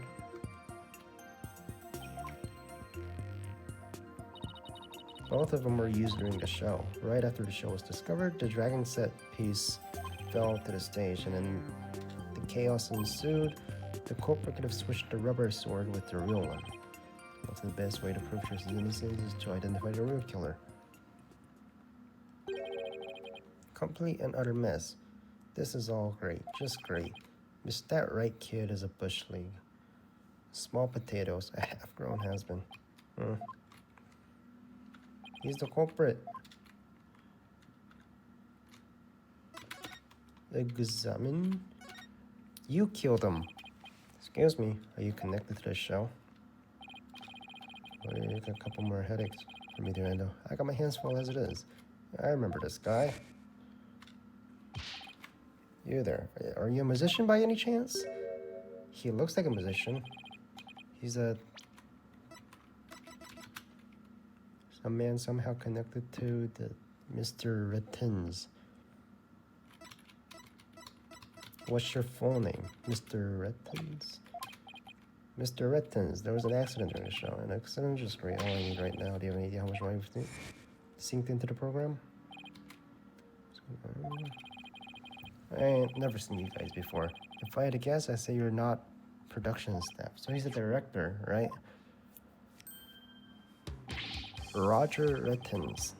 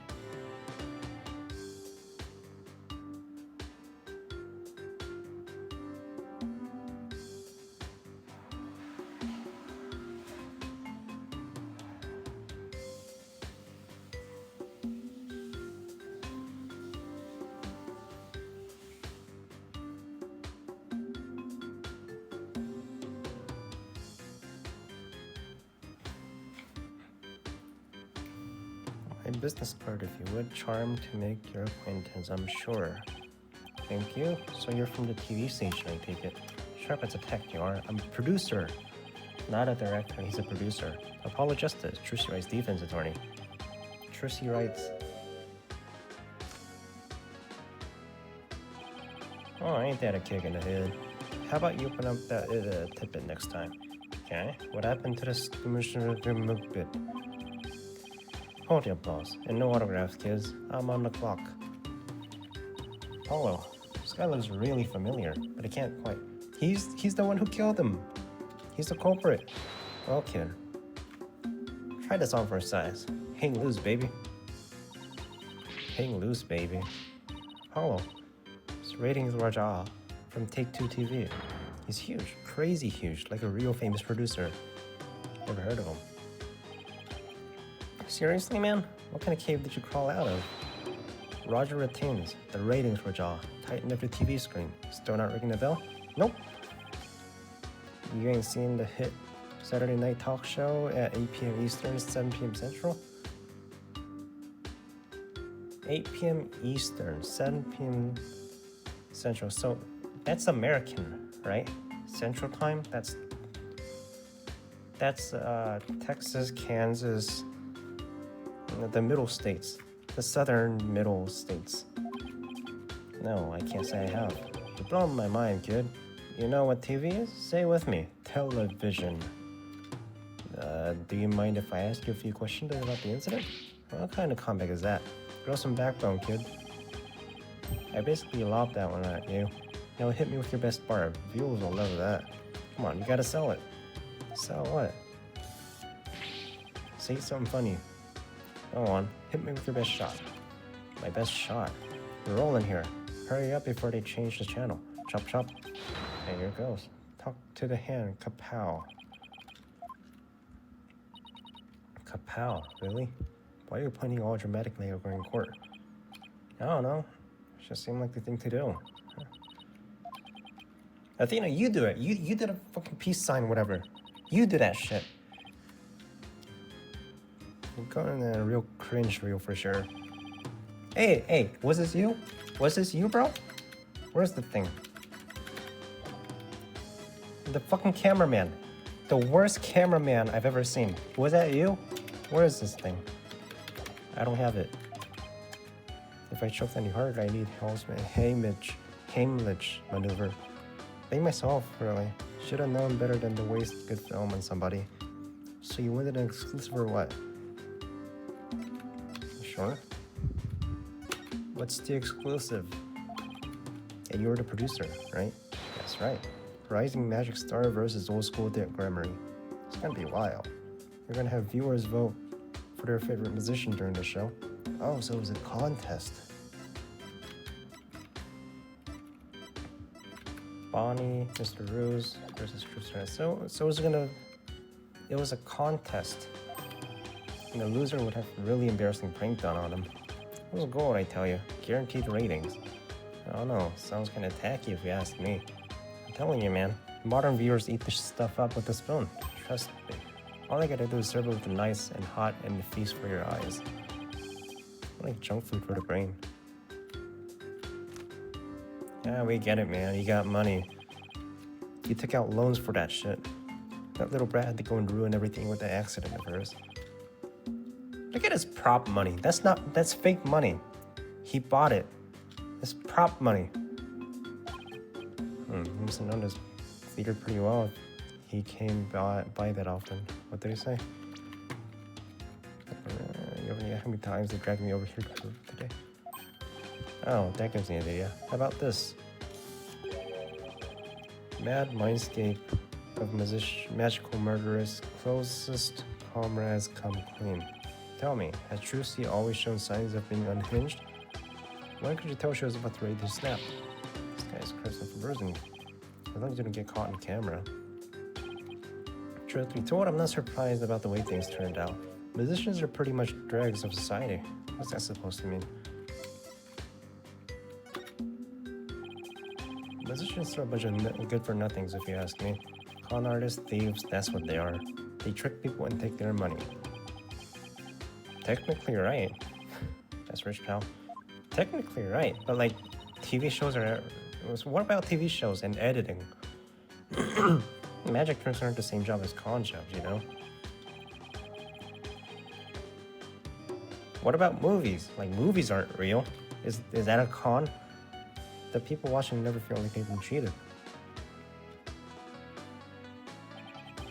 Lawyer spout hypocritical nonsense. Big surprise there. Lol. And post.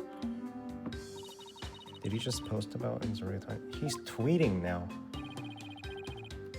How many followers do you have? That's little fucking kid. How many followers do you have?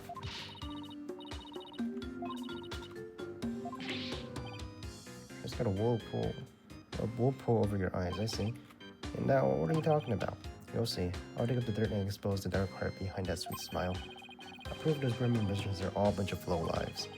Does he have a grudge against Trilogy, or maybe all against all true memory? TV is a window to the truth.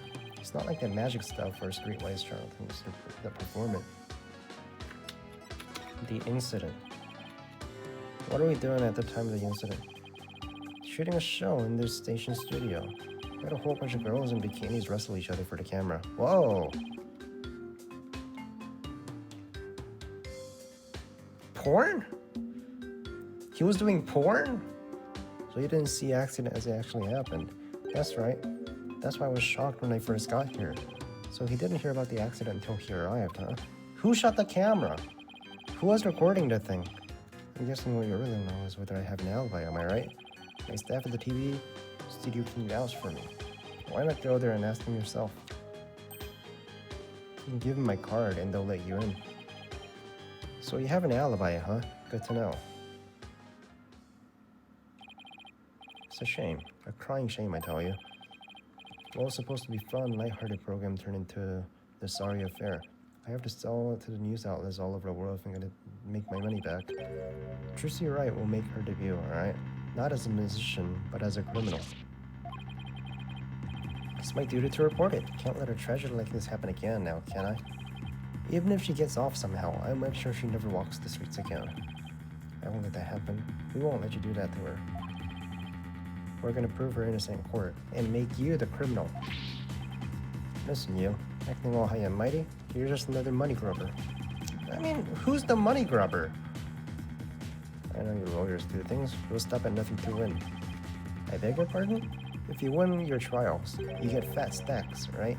Is money really all you care about? Were you the one smooching up to me before you found out I was Trilogy's lawyer? What's up with him? Why won't he listen? Enough about you.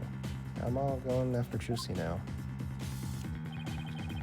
I won't stop until she's behind bars. That's how we in the media dish out justice. Before you even get to court, my expose is gonna take you down. Not if I have anything to say about it. Well, I gotta get back to the station. Hang loose, baby. Prosecution won't be your only opponent this time. No, we're gonna let that guy have his way either. That's right. Alright, we're done with this stage, so let's go somewhere else. I still wish we could check out that understage passage, but what else can we investigate right now?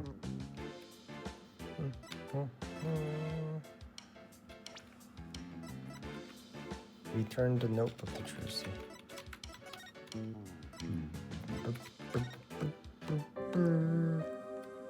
What the fuck, man? Get out of the way. You said return the notebook to Trilogy.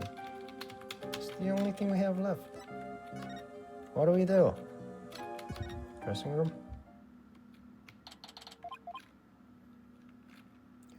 Can one of the members to lock the door. Hello? Bonnie? Bonnie? You came back, huh? Yay, Bonnie! I saw you, you know. It's you, the bunny assistant from the show, right? Huh? Yes, that's right. My name is Bonnie the Femme. I remember her talking to us earlier. Bonnie the Femme. What do you mean by that exactly? Nothing, if you'll excuse me. I saw you take it. You took something from the dressing. Bonnie, that teleporting trick you did was amazing. Fantastic. What? Thank you. But what is stealing? What other kind of magic tricks can you do? Me? How about this? Can I have the bunny? Splendo. Trying to say something to us. She is? Thank you, Mr. Thief. I saw you take it. It's mine. I gotta give it to Trucy. Please don't take things from her dressing room. The person, I know the owner.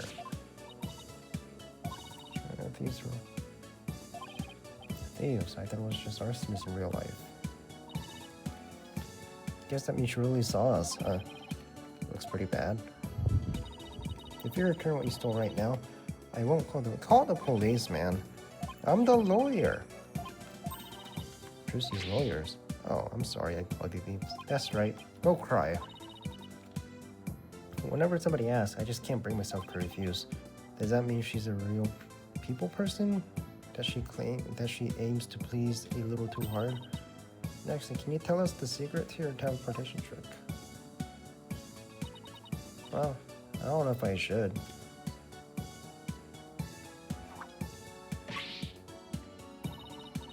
Keep up the pressure, she might just tell us. I've been dying to know. Leave the poor girl alone. Are you investigating the case? Yes, that's right. I'm Trucy's biggest fan. I just love her to bits. I'll do anything to help her. Would you mind if I asked you a few questions? Bonnie, you have a twin, right? Teleportation, this little trick right here. Where's the bunny?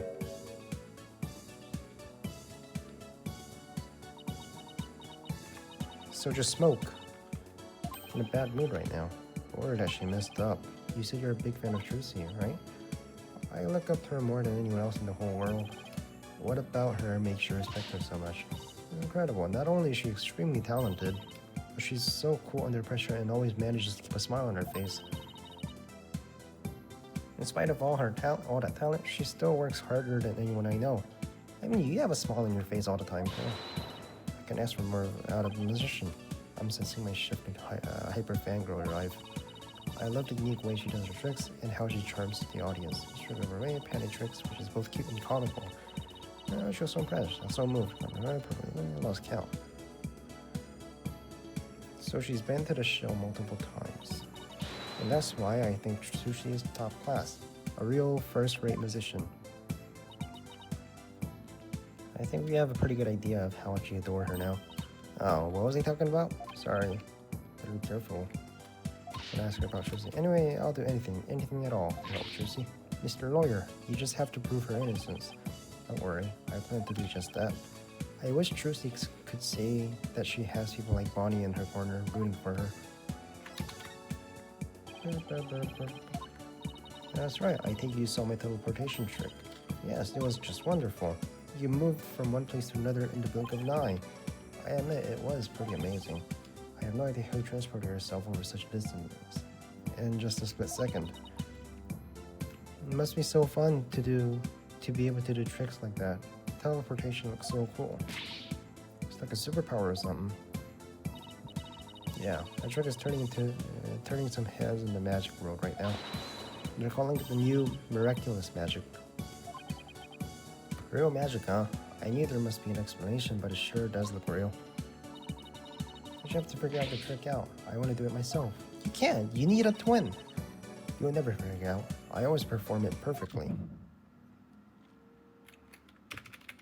Perceive?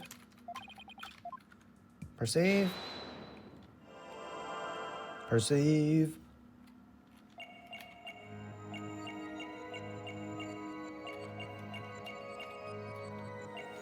It's gotta be the perfectly, right?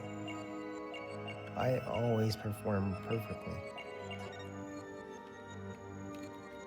I always perform it.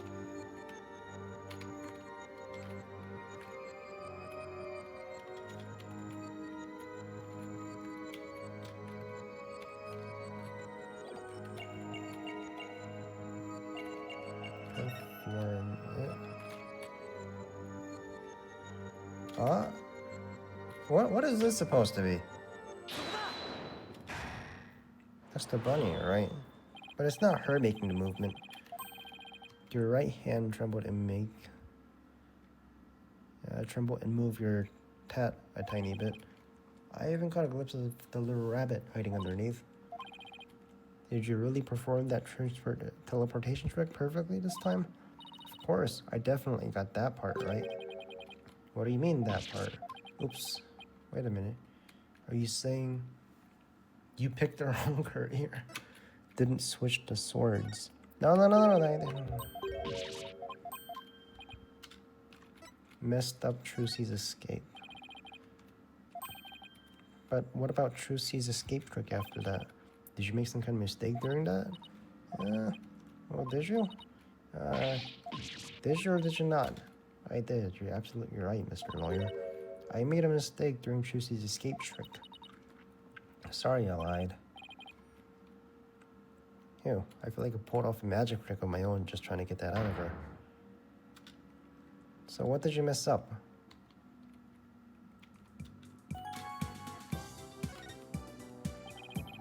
So you made a mistake during Trucy's escape trick. Yes, I was in charge of operating Mr. Hat, you see. But I made a huge goof. Did Trucy explain to you how the escape trick works? Yes, she knew we'd need to know our investigation, so she shared the secret.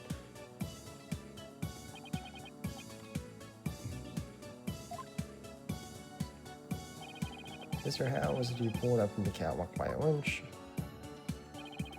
Trucy would then pop up on stage through a trapdoor. I was operating Mr. Hat at the time, but I flubbed up where I was supposed to have him stand. I was supposed to make Mr. Hat stand on the left of the coffin, but I messed up. I had him stand to the right by accident. That matches up with what we saw during the show. But then, doesn't that mean...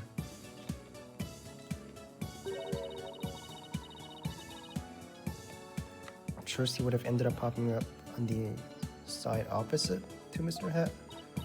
Yes, she would have if she hadn't done some quick thinking on her feet. She managed to pop up on the right-hand side of the coffin for me, so the audience never knew a mistake has been made. Way to go, Trucy. Good job, Trucy. But my mistake caused her so much trouble. I think I'd better ask Trucy about this later, too. By the way, we'd like to investigate the understage passage. Would that be alright? Yes, by all means. Anything to help to prove Trucy's innocence. I'll unlock it for you. Hey, got a minute? Oh, we're things. Of course. Not you, Bunny. The lawyers. They're the ones I want to see. You have business with us? Is that Starbucks? What kind of Starbucks is that? I hear you two are the same agency as Trucy. Is that true? Sure I am. It's for you then. Hang loose, baby. Performance contract. Between Take-Two TV, the first party, and Trucy Wright, the second party. If, though the fault of the second party, the show must be canceled in part or in full, the second party will pay $3 million as compensation. Trucy! You gotta talk to the lawyers. Trucy, bro. She just fucking signed whatever the fuck they gave her. I told her to talk to lawyers. The lawyers were right there. Wait a minute. Is one of those hidden camera prank shows? You wish. That's an official contract. See for yourself. You're the lawyers after all. You should know when you see one, right? Trucy, right? He's right. It's all signed and everything. You better make sure your agency pays what Trucy owes me in full. Kidding? The right anything agency doesn't have that kind of money. You're gonna have to go fishing for some.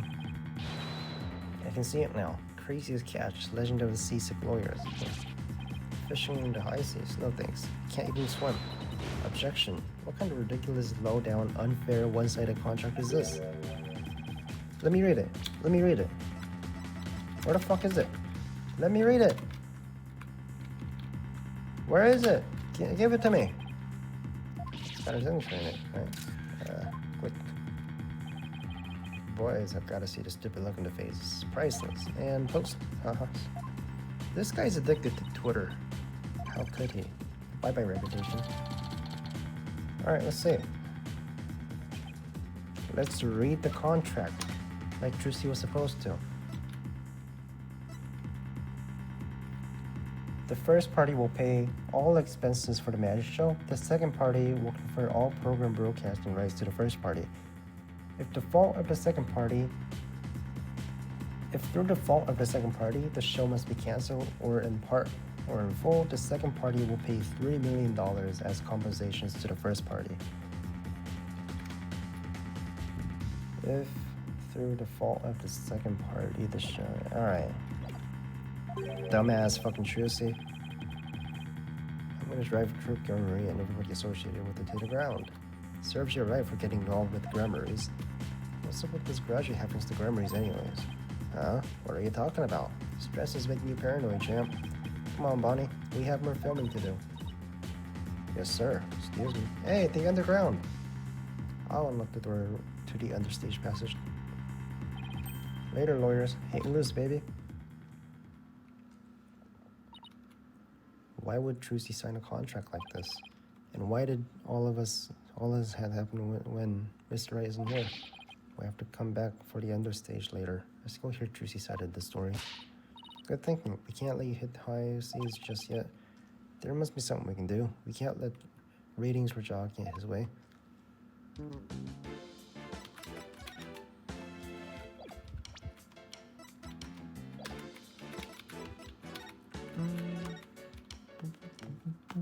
Trucy.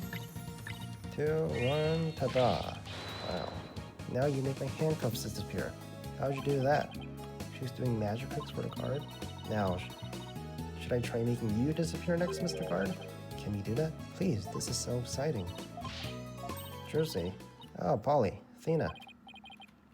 Got some questions for you. Judging by the look on your face, it must be something big. Yeah, I can see that. Things just gotten a little sticky. And I have to remember to give her that thing she asked for, too.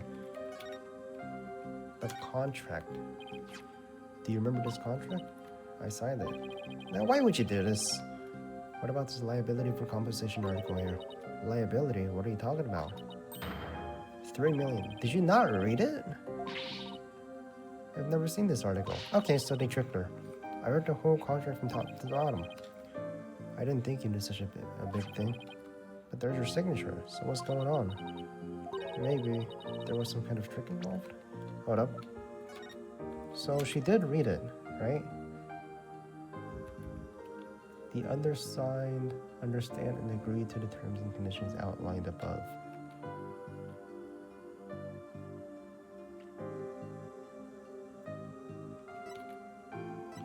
Okay, so this one's been rigged.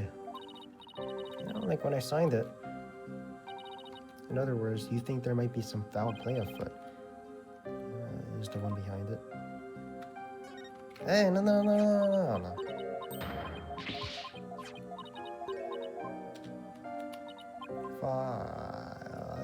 Bonnie's mistake.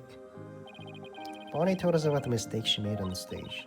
You mean where Mr. had been placed? Even I was at a loss for what to do. So how'd you fix the problem? Well, I was down in the understage passage when I found out. I had to work my butt off to fix it, let me tell you. After I escaped from the coffin and went down to the understage passage, I got a signal from Bonnie saying she made a mistake with Mr. Hatt's positioning. No joke, I was freaking out. After all, I had to be back up on stage in a short few minutes. Magical Girl Trucy Wright was faced off with unprecedented crises beneath the stage. Would this spell the end for Trucy and Grammarly Land? And what happened? Athena's totally hooked. I was supposed to get back on stage through trapdoor number 1 on the left, using a platform that can be raised and lowered called the stage lift. There was a stage lift ready and waiting for a lower position under trapdoor 1, but Mr. Hat had been placed on the right, above trapdoor number 2 by mistake. There was already another stage lift under trapdoor 2. It was in the raised position since we hadn't planned on using it. Okay, so how did you get back to the stage? Through brute strength. I couldn't lower the stage lift number 2 by myself, so I pushed it back and out of the way. Then I moved the lower stage lift number 1 into place.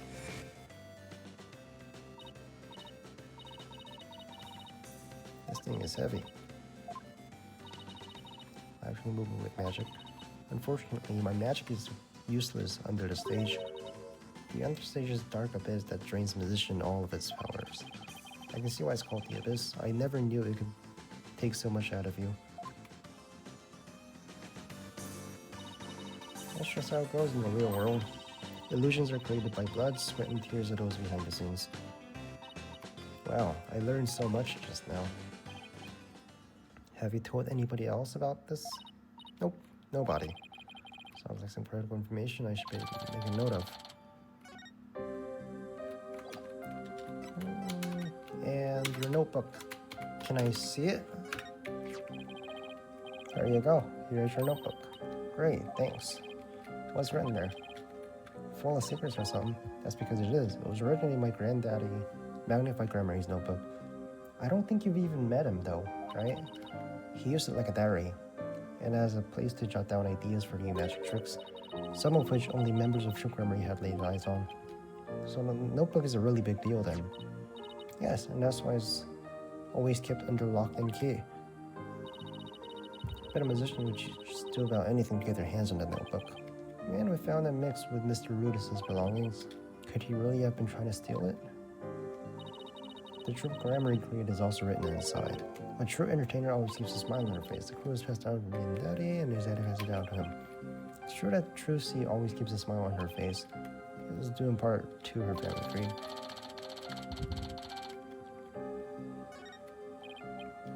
I want to talk to you about where the notebook was found. Where the notebook was. I found this notebook mixed in with Mr. Rose's belongings. Do you think he might have been trying to steal it? No way, can't believe it. He would never do such a thing. In any case, we better focus on doing something about this contract for now. Tracy signed it as her dressing room, right? We better do a little more to investigate. I'm sorry to put the two of you through all of this. Don't worry, we'll get to the bottom of this. There's gotta be some kind of mistake. If you need me, I'm willing to take your drastic measures with my magic. You're not planning on pulling some magic money, are you? My magic patterns are better at making things disappear than appear. Do I want to know what she's planning to make disappear? Apollo, we have to do something, anything to fix this. Let's check the dressing room for starters. And the underground passage. You have to go through the backstage area. Be careful down there. The dressing room again.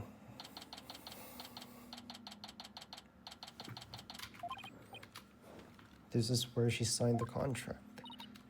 They're missing some kind of trick that was used when she signed it. Don't you usually make copies? Like, usually there's copies, right? So the party number 1 keeps one and party number 2 keeps theirs. Over the pen or paper. Oh, it's time to find the secret behind it, Trip. Off kids, let's do this. Pen.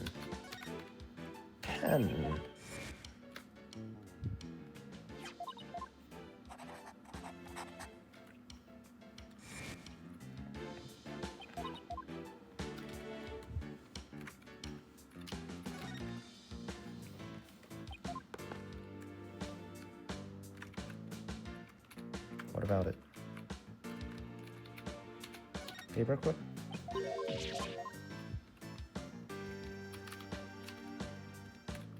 Huh?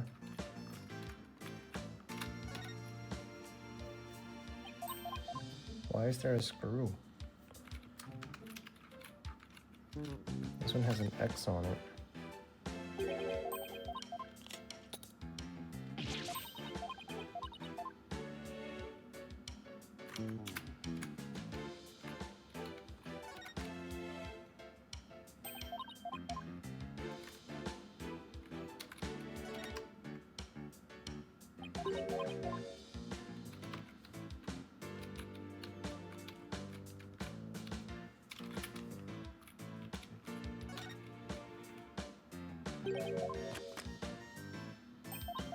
Carbon copy. It's carbon paper.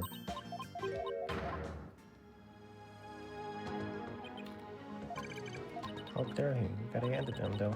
Couldn't have used his phone jersey. That girl's no slouch.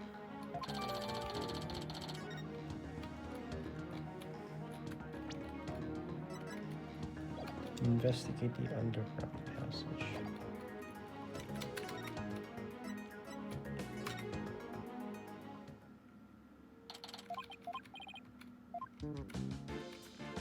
Let's go.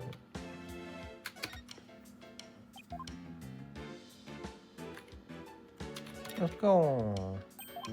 Let's go. There it is.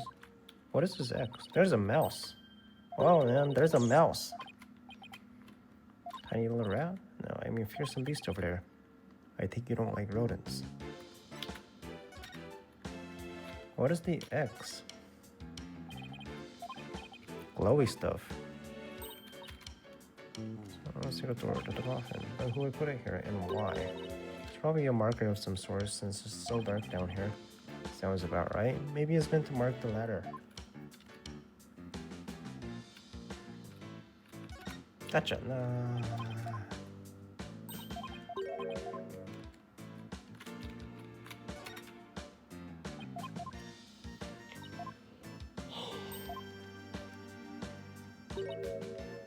It's not so high. You'll be fine, right?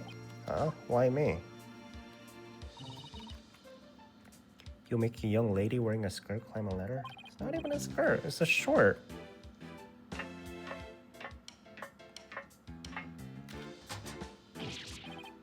Also, you're wearing pants, so it doesn't matter anyways. Right. Ow. You alright? I can now confirm that the ladder does indeed lead up to the stage. Oh, that tasty bit of info is definitely worth risking life and limb for. Was it? Still getting to the stage. It looks like this crank lowers the platform. It sounds like a challenge. Now I want to try it.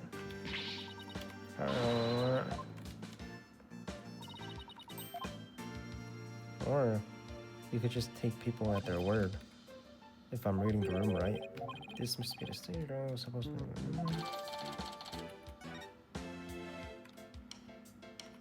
What does this say? I'm gonna make it big someday, too. Just wait and see. What's this about?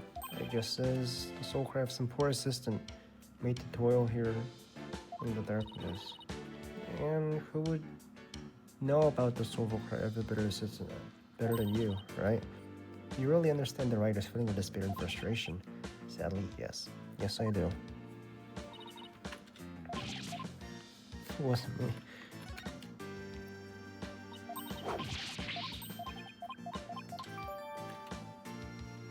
Contains the rubber sword Tracy says she swapped in for the trick. Look at all the props.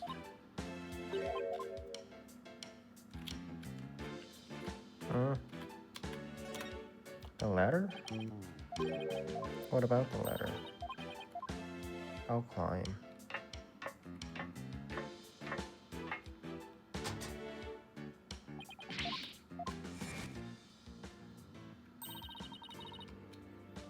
I think you're in that coffin we saw backstage. Oh, that's where the ladder's supposed to be.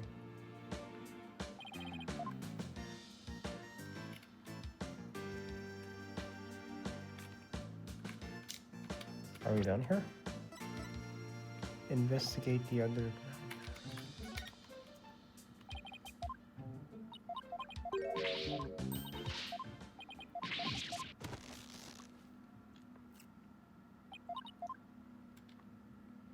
Hey, Bonnie.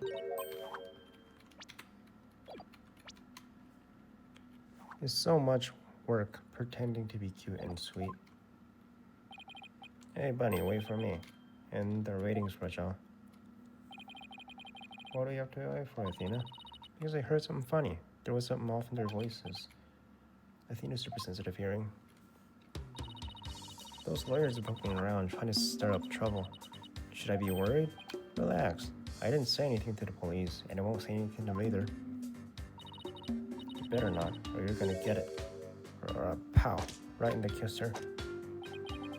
What the? Is it just me, or did Bonnie seem kind of different from before? I'm sick and tired of this whole investigation. All I want is Trucy's head on a platter. On a platter? Leave everything to me, babe. Don't forget the power of mass media. TV can accomplish anything. I'll make sure Trucy gets much worse than a guilty verdict. Can't wait to see that girl crying and begging for mercy. You really hate Trucy, don't you, Bunny? Hate her. I loathe her. Can't stand that Trucy, right?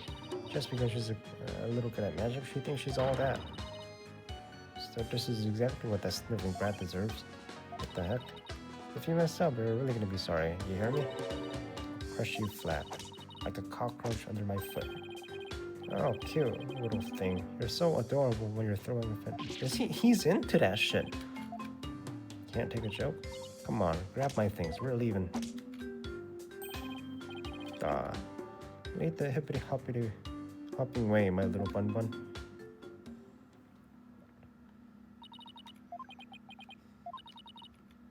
What was that absolutely revolting scene all about?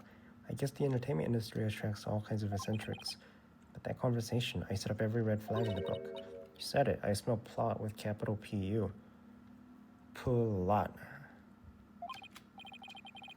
James claims he was at the TV station at the time of the incident. Unsage ourselves.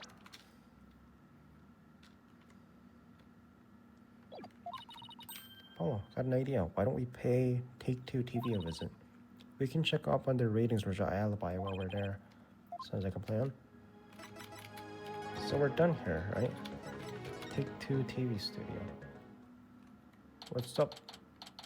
Exclusive unedited footage. Look at this place. There's so much going on. It's making my head spin. Take a look at that screen and listen to those hosts. Magical murder. Live audience witness shocking skewering. 70-year-old musician proves you're right. See exclusive unedited footage out of the heinous crime, complete and uncut. Can't let him broadcast that. Trucy will get tried in the court of public opinion. I doubt we can stop them from airing it, but we can prove their innocence in the real court of law. No matter what garbage they report on TV, we can set the record straight at the trial.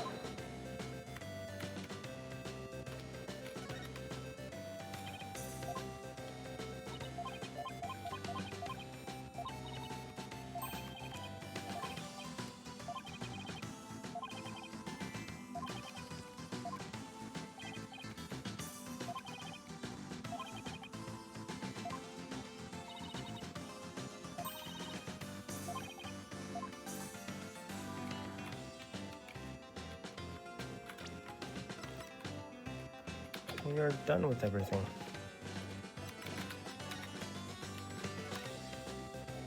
Back to the right agency. What now? What in the world? Repossessed. Hey man, it's mine. Who did this? Who's responsible for this? Oh no, this is Risteria, champ. No trespassing. Trespassing? But this is our office. You're the one who's trespassing. Enough with the lip, boy. Don't tell me you forgot about your debt. What are you talking about? I'm just abiding by the contract. If the agency can't pay me, I have every right to seize this property. Am I right? Just giving you a chance to take this to trial. Yeah, we gotta take it to trial first, right? You're gonna be mad. Shouldn't Trucy be the one you're mad at? Told you, it serves you right for getting involved with those memories. Office seizure. What are they gonna do with all our stuff? Sell it, of course. Every last bit of it. That's why I'm seizing everything. I'll take this little office of yours too. You think you can just waltz in here and do whatever you want? Indeed I do. Unless you're right, whatever warehouse joker's got 3 millions ready.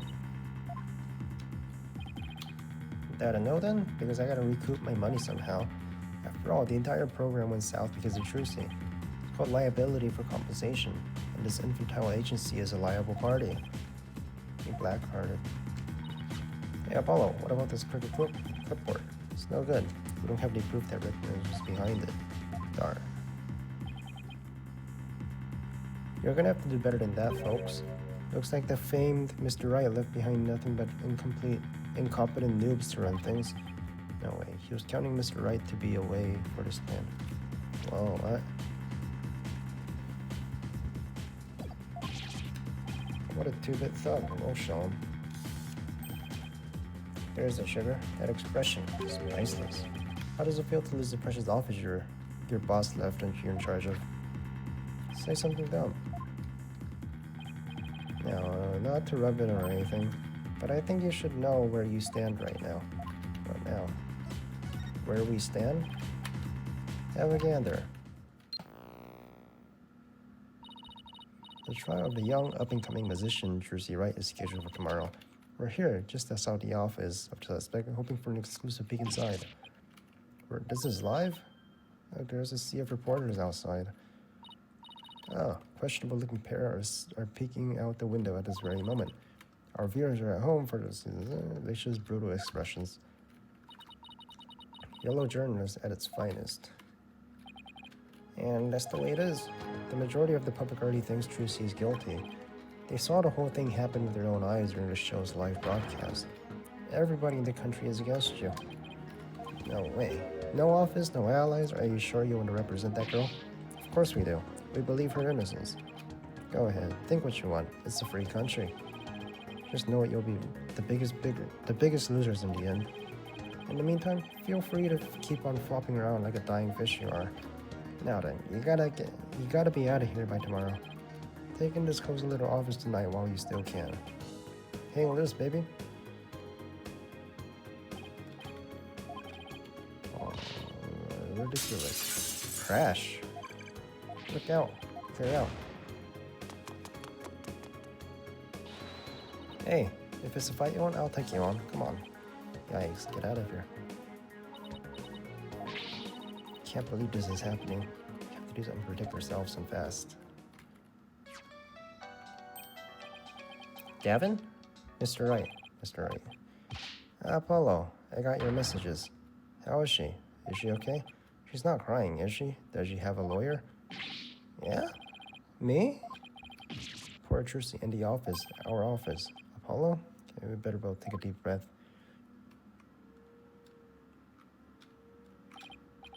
I see. And he's saying you have to be out by tomorrow?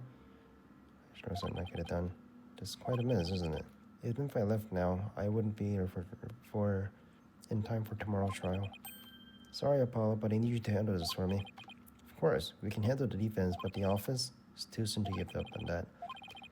The contract only addresses Trucy's liability if she causes the show to be cancelled. So you just have to prove in court tomorrow that it wasn't Trucy's fault. Hey, you're right. Everything depends on your winning that trial tomorrow. It's not even true. It's a fake... It's a fake contract. Trucy's fate and the fate of her office. It's all riding on your shoulders, Apollo. I know. I'll be fine, alright? Apollo. I've been watching you grow over these past 2 years. That's why I can say with absolute confidence, you'll be fine. Really? I've seen you earn victory after victory in some pretty dicey situations. And guide Athena, helping her along the way too. That's why I know you're ready. Why I know I can leave Trucy in the office to you. I believe in you, Apollo. Thank you, Mr. Wright. Good luck tomorrow. You can call me anytime if you feel the need to, but I'll be fine on my own, right?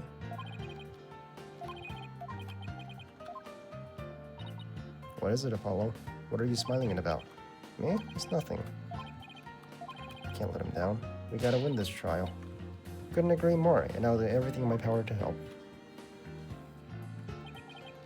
Our opponent tomorrow, Prosecutor Sanmani, huh? Why now of all times? Still, I don't care who it is. I can't afford to let my guard down for anyone. Sadmadi.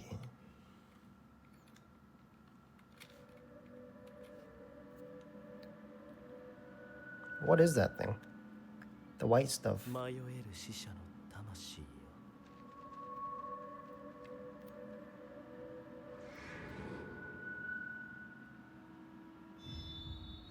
Nayuta Kenji. Nayuta Kenji. お邪魔でした。すみません。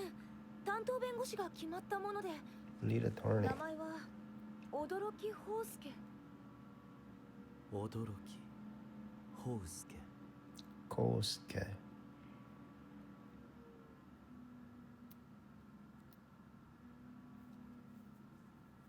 Do we know each other? Save? Sure.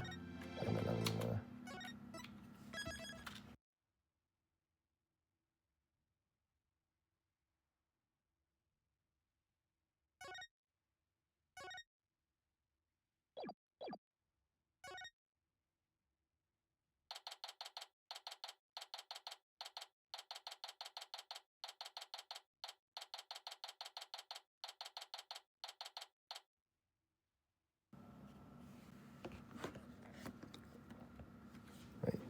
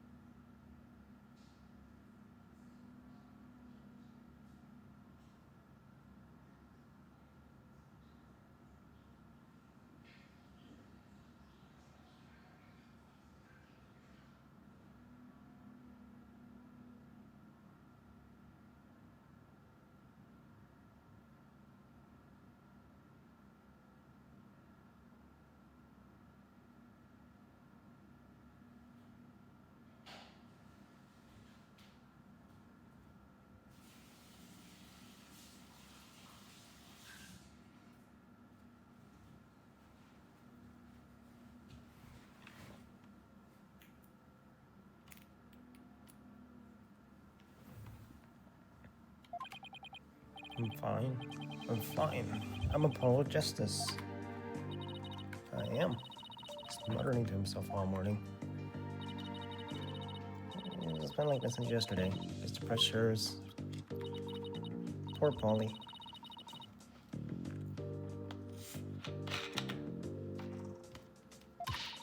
Get it together, Apollo. Thanks, Athena. When did you get here? Alright, I'll tell you. Getting yourself way worked up. But I'm alright. I'm fine. You know, I did a little digging into this Sabari guy. He's not your run-of-the-mill prosecutor. What'd you find out? Well, they say he wields an incredible power to accurately read a trial's karma and his ultimate fate. What's that supposed to mean? I don't know the details, but apparently he can foresee how the arguments will go and lead his defense basically ends up going in whatever direction he has in his head. Oh, like a regular prosecutor? Yeah, but this agent's up for us, though. Just in case it looks like he's going to keep up on our toes. Keep us on our toes.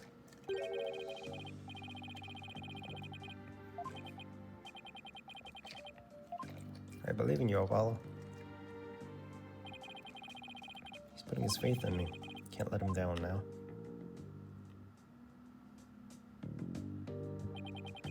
I'm fine. There he goes again. Sounds like he's chanting a prayer. If you say so, Apollo. Trial will start momentarily. Is the defense ready? Yes, we're fine. We're fine.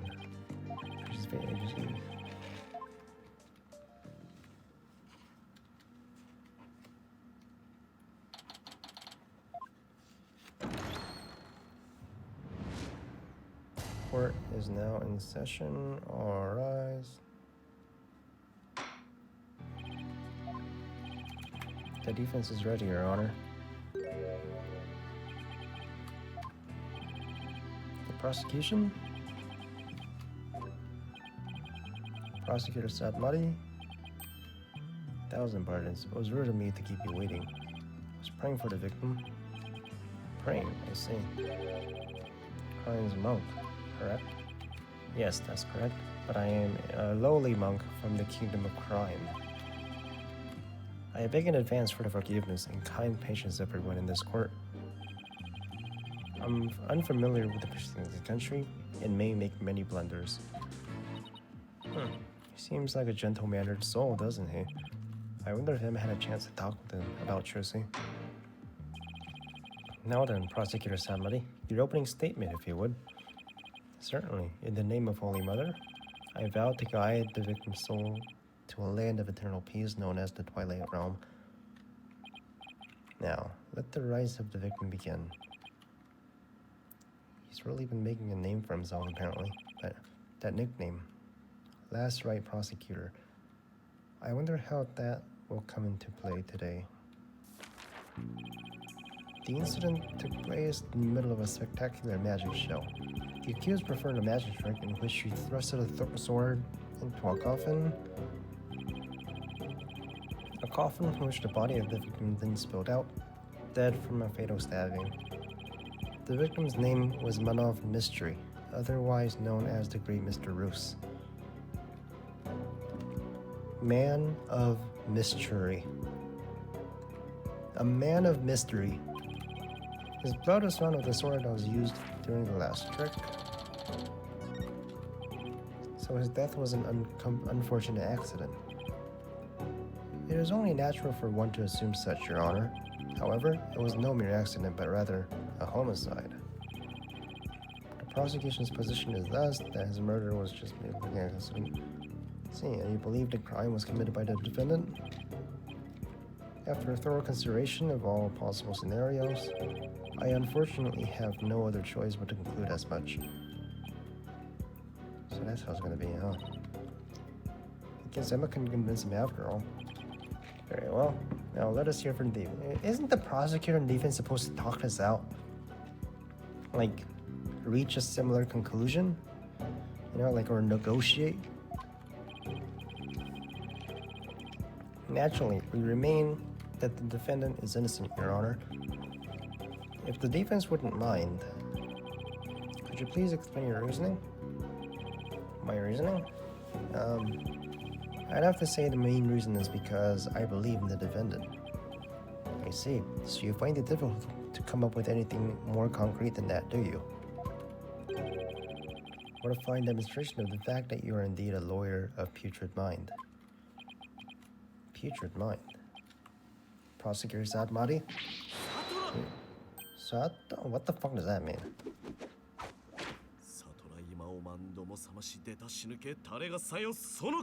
Shut the fuck up.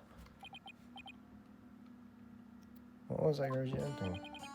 A sutra of Holy Mother that guides those of tainted soul towards enlightenment. It is crying is incantation to awaken the foolish from the fruitless slumber. Fitting for a lawyer who indulges in the fancy as innocence of the accused. See, so basically you're asking the defendant to get real. Allow me these few words, defense. It is my duty as a monk to punish sinners and to guide the victim's soul to the Twilight Realm.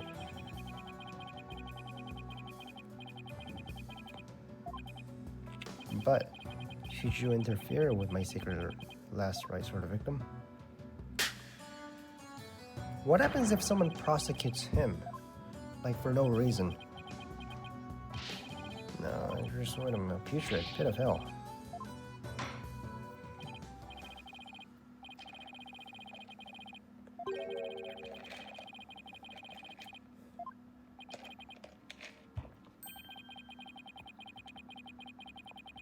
It was a sermon from the past. Harsh words are often necessary to admonish contemptible deviants who cannot see reason.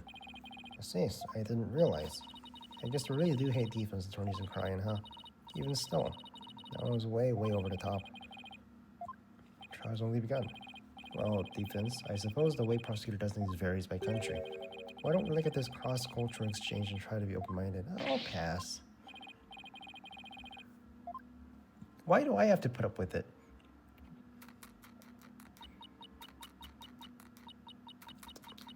Oh, she's back. Back to eating snacks.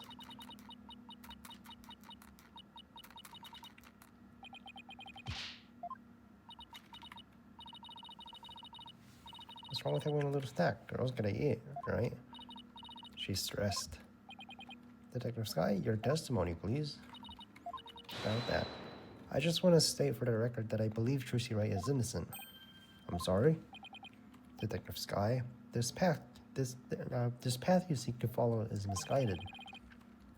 Giving the wrongdoer false hope will only deepen her despair in the end. But I let it go and move on. What a monk. He should shave his head. Your duty will earn you divine punishment from Holy Mother. She doesn't even believe in it. That's not her religion.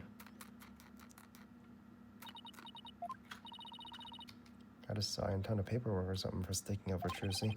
She and Prosecutor Samari don't seem to get along very well, do they? Shall we continue? The prosecution contends that the accused had a clear motive. The evidence, if you would, Detective Sky. Alright, look at this poster. Cancelled.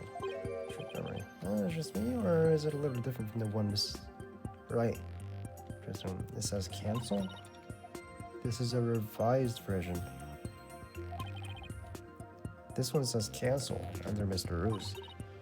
That's right, Mr. Roos left Troop after the first version of the poster was printed.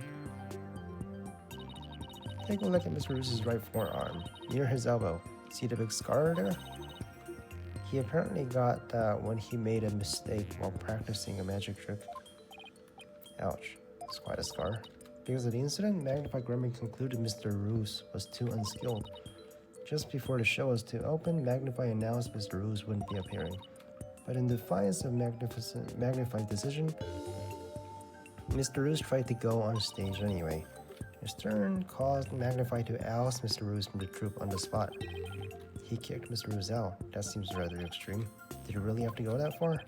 When it comes to magic, Crook Remery was so passionate, or should I say extreme, about it that it caused problems for them from time to time. They even caused this court a mountain of trouble with their extreme antics. And now the troupe's successor has committed a murder. Seems the troupe's rare talent was inherited by the right person after all. Putrid talent for criminality.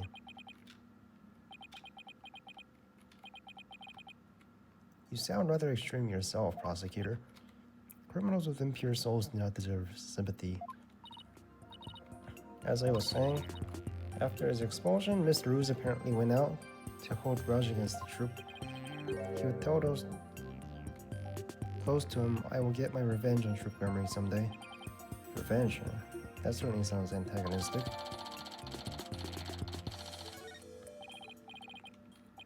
And then his chance for revenge finally came. If you would be so kind... I guess I don't have a choice, do I?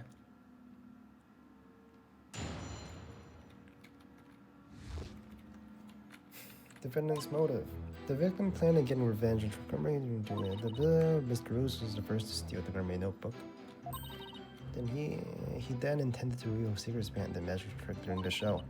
That was the victim's plan for revenge, and while he did it, in fact, steal the notebook, the defendant murdered him before he had a chance to reveal the secrets. You're saying that's the motive? By the time the accused had discovered the notebook's theft, it was too late.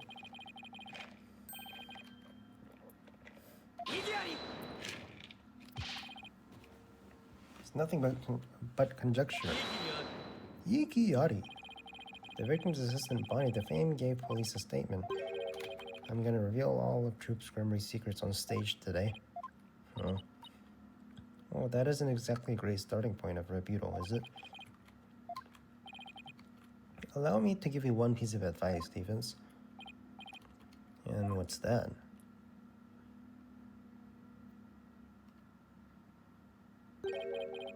Let it go and move on.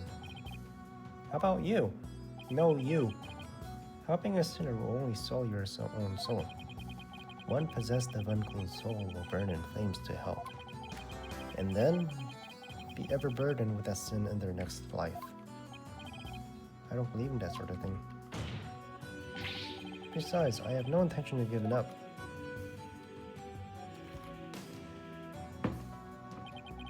Oh, Holy Mother, grant me the strength to deal with this putrid lawyer. Isn't he a lawyer too, technically? All actions have consequences, and yours will surely earn you the honor of being a mere stink bug at best in your next life. A stink bug Now then, Mr. Stinkbug. I mean, Mr. Justice, your cross-examination, please. He was about to call me Stinkbug. Alright.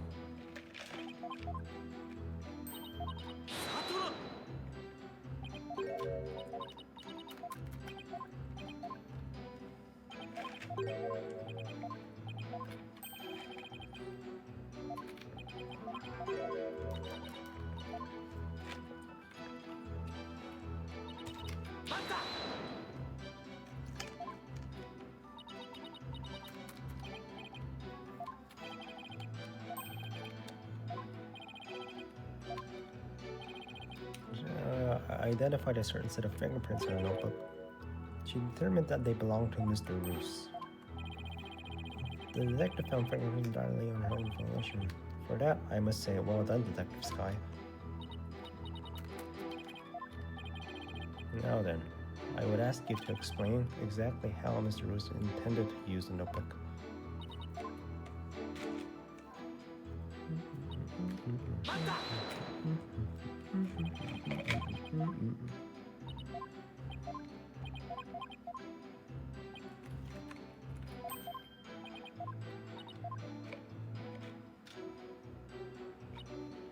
The victim's plan for revenge, and while he did, in fact, steal the notebook, just miss everything. Would you shut up?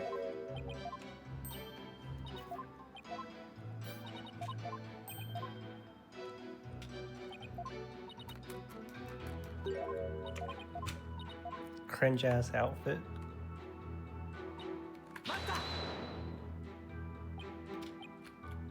What exactly is the basis for claiming it was murder? Beats me. See? Hey, judge! You have to ask Prosecutor Sedmati over there because he didn't tell me his reasoning either. Hey, see? No motive. Your feeding on information to the defense has not gone unnoticed by my eyes. Your feeding of information to the defense? The bad karma of that which goes against your duty will impinge upon you in your next life. But even before that, it may impinge upon your job in the form of a transfer. And don't get me kicked out of the forensic unit. Anything but that. Poor Emma. She's really been risking everything for us.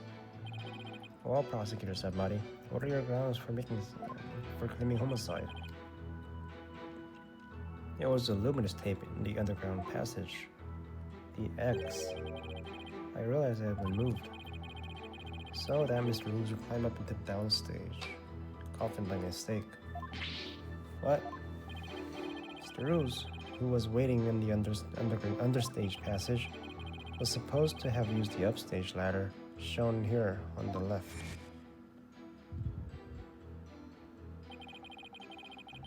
He was to climb up in the ladder in the coffin that had been set up in the backstage area. After being turned into a stuffed dragon during Act 1, Mr. Roos was supposed to come back to life and emerge from the coffin. But the tape has been moved to the marked downstage ladder.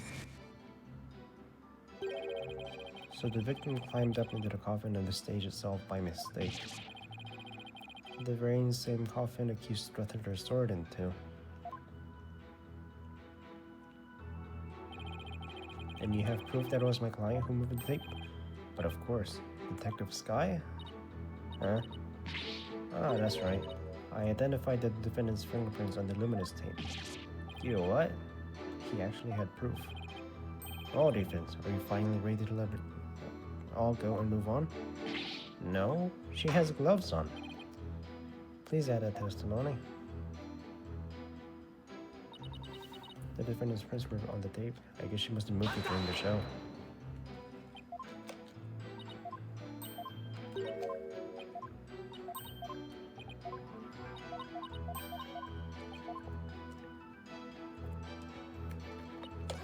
Okay, so it's the last sentence. She has gloves on.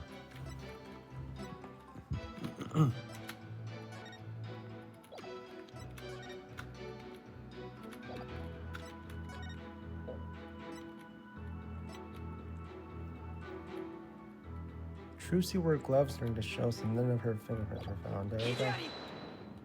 She had gloves on. But there's a flaw in your testimony. There is? Really? Prosecution is claiming that Ms. Wright moved the understage tape during the show in order to guide the victim into the coffin downstage. But it doesn't make sense that she would leave prints on the tape at the time. It doesn't? Please consider the fingerprints results of the main coffin, which shows that not one of my client's fingerprints was found on or on it. On or in it. Huh? I think you realize what the flaw in your testimony is. Claiming Miss Wright left prints on the tape during the show is inconsistent with the facts. She wears gloves.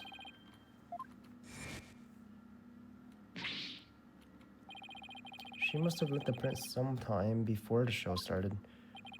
In other words, her prints do not prove she moved the tape to mislead the victim. The prosecution's investigation was insufficient. But on a personal level, I'm very happy about that. You're welcome. If the defense's argument is true, then you have no evidence the defendant moved the tape to deceive the victim. See, apparently the defense is more intelligent than I had thought. More than a stink bug, at any rate. You're the stink bug. You can bump me up at least to a stag beetle, you know. Would that be any better? It would. Way better. Right? If the defense wishes to be promoted to a stag beetle, then answer me this question. Alright, shoot. Even with no evidence that the accused moved the tape and misguided the victim. That the accused moved the tape to misguide the victim. The victim still climbed the ladder during the tape as guide. And entered the coffin on the stage. The accused then thrust her sword into said coffin. What is this face she's making? So what you're saying is, the fact remains that the victim was stabbed to death, right? So, that means it's an accident, right? Not a homicide? Precisely. However, this does drastically change one aspect of the case. The accused did not lead the victim to the coffin on purpose. It means the victim's death could have been an accidental. If it wasn't even an accident, the defense can argue that it was an involuntary manslaughter. Alright. That's better than what we had before. They could plead extenuating circumstances, and the severity of the crime could be mitigated. Defense, if you believe the accused did not murder the victim, then do you argue that it was an accident? This is it. All-important question. The defense argues that Bruce's death was murder. Maintains the defendant is entirely innocent. We believe that it wasn't an accident, but murder. Yeah, we can't be paying $3 million, right? We believe it was committed by a third party. Third party? As in the true culprit is someone else? Yeah. Yeah. That is quite a brazen claim to make, and one wholly without grounds. Your voice is as loud as your suit, and your mind echoes just as loudly as your emptiness.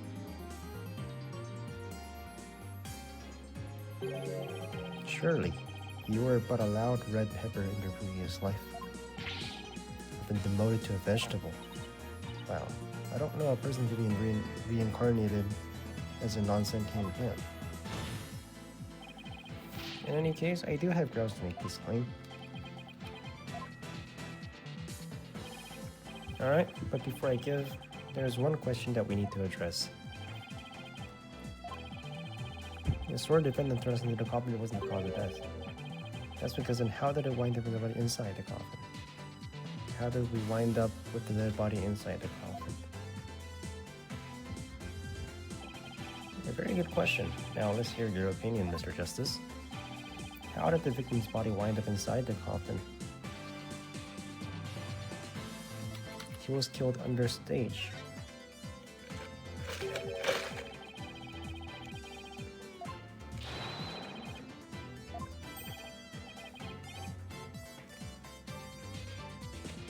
The defendant's sword wouldn't have been the one to cause death. How to respond, somebody? That is the third time. Third time of what? Yeah. Alright, I'm keeping it. I'm keeping whatever this is. I'm not giving it back. 悟ら今を満 Shut the fuck up. My head. Keep that shit. Don't give it back. What do you think you're doing? Even the mercifully Holy Mother loses patience if she is struck 3 times. Since you never learned, you need to be punished. It is what you deserve for interfering with my sacred last right for the victim. You're a brainless lawyer chasing phantoms. You know nothing. Let this humble servant of the Holy Mother give you an unedifying sermon. A sermon? There is a passage in the sacred scriptures of Cryonism. A cornered frog will swallow even a snake. Hold on. Is this true? Is this true? Can a frog swallow a snake when cornered? Yes, frogs are capable of swallowing snakes, particularly smaller or juvenile ones, even defensive scenarios where the frog feels cornered. Frogs are opportunistic feeders and have been observed eating prey that may seem surprising, including snakes, depending on size and species of both animal involved. Okay, that's not a lie. Alright. Did I get that right?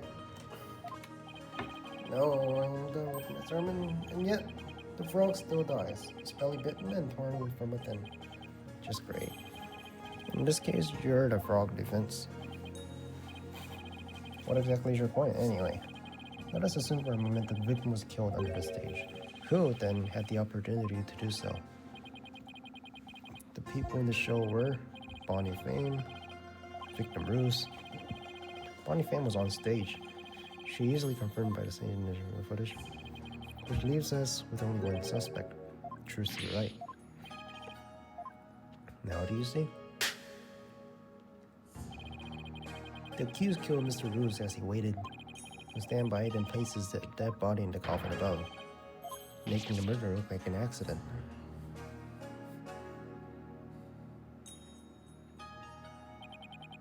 Oh, great and merciful Holy Mother. Thus, another future mind has been guided towards the Enlightenment. I can't believe I swallowed his trick. Question. When is he gonna stop talking like that? Athena? Sorry, but I have raised an objection here. Athena, what are you? There's something I want to point out, Apollo. Who might you be? You strike me as a mere child in counterbalance. I may be young, but I have an attorney's badge just the same. And you would contribute to the discussion in the capacity? Well, certainly it would. Who are you going to use it on? But let me remind you that Miss Wright is a girl. Clearly, surely you didn't raise an objection just to point out such an obvious fact. Where's his badge? But I'm not done with my sermon. You don't need to talk like a prosecutor said, buddy, you know? Listen, if the victim was killed in the understage passage, then his body would have been hauled up to the stage, right? However, Miss Wright is a young girl, and a pretty petite one at that. She couldn't possibly have hefted that large body up and put it on the coffin. That's true. It does seem like it'd be rather difficult for the defendant. I don't think even I could do it. What do you think of that? Who's the child now? In my religion, the priestesses of the Cryonism are revered as the pillars of her beliefs. So I naturally hold nothing but deep respect for a woman. I also think highly of the female perspective. Says a man who called his fair maiden a little child. Who's a fair maiden? I agree that your point is worth discussing the offense. However, how indeed, somebody the accused, Trucy Wright that is, they're committed to appointing her no matter what, huh? Can you explain how that can be possible? But of course, There's a bug in the court, man. There is a way for even a small creature like her to raise the victim's body up. Hmm. I foresaw arguments that would come to this, so I prepared the witness. Well, I admire your readiness, prosecutor. It is really not that difficult when one can read the ultimate outcome of any trial. He couldn't have really predicted that things would turn out like this, could he? It's pretty hard to believe. Excuse me, but may I step down now? Yes, I suppose you may. One moment, Detective Sky. You did a fine job. Your testimony was invaluable. It was? Yes. You served well as a detective and did not allow your personal feelings to interfere. She's bullshitting. You overcame the conflict emotions you felt and performed your duty admirably. You will be rewarded for your fine work. Thanks. I hope we can work together again in the future. He's a pretty nice person, like they say, as long as you're not up against them. Let's call the next witness. Bonnie? Bonnie? Is this the nice one or the evil one? Which twin is it? Witness, please state your name and occupation. Hello, ladies and gentlemen of the court. It's very nice to meet you all. Bonnie the Femme. Please, witness. There is a time and place for all things, including magic.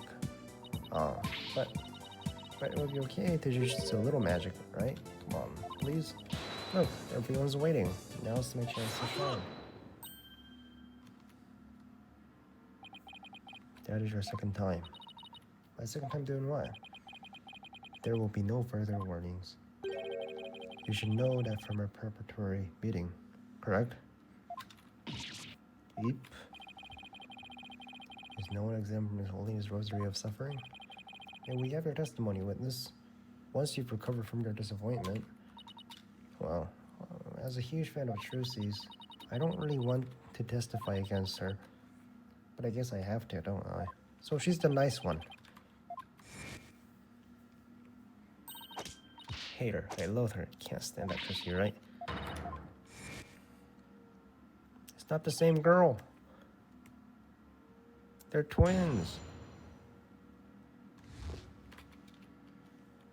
Understage stress. I can't believe that Trucy killed Mr. Roos. It's possible for a small girl to lift a dead body up. Is it possible? Could Trucy really have? I think she must have used stage lift too. I was gonna say right away. Where are you? What about your sister? There's no question. The entire audience could testify to that fact. What's more, she's shown clearly in the TV footage as well.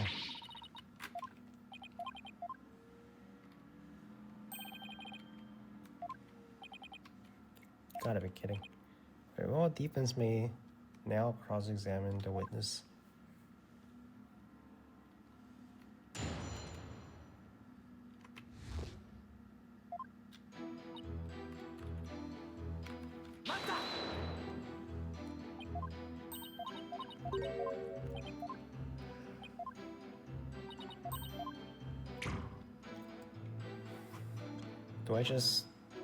Do I just reveal it right now? Do we just get straight to the point, or do I have to press everything? I think she must have used stage lift number 2.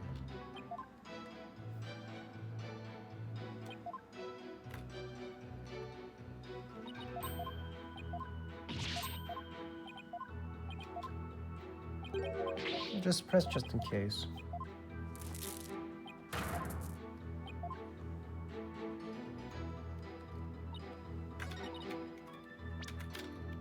Alright, Trucy's statement.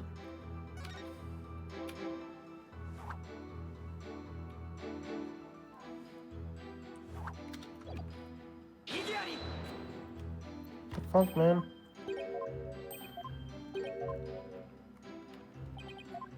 Really?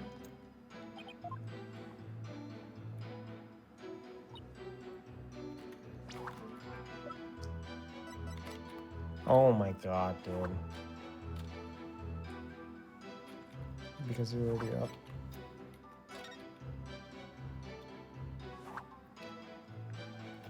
Trucy had to quickly move the lifts under stage. She never told anyone. That's the same fucking thing. Stage lift had to move out of the way during the show since it was all the way up. Trucy had to quickly move the lift under the stage. She never told anyone. It's the same fucking thing. What the fuck? Okay, what does the game want me to say? I'm just gonna press her. Oh, I can console.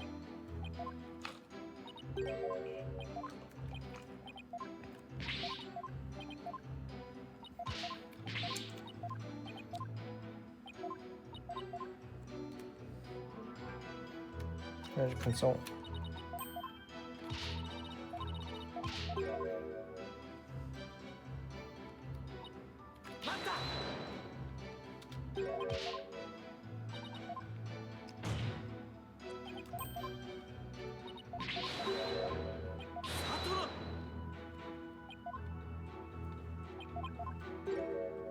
This game is so stupid. I just gotta press no matter what. There's a contradiction right here. But I can't press it because the game doesn't want me to.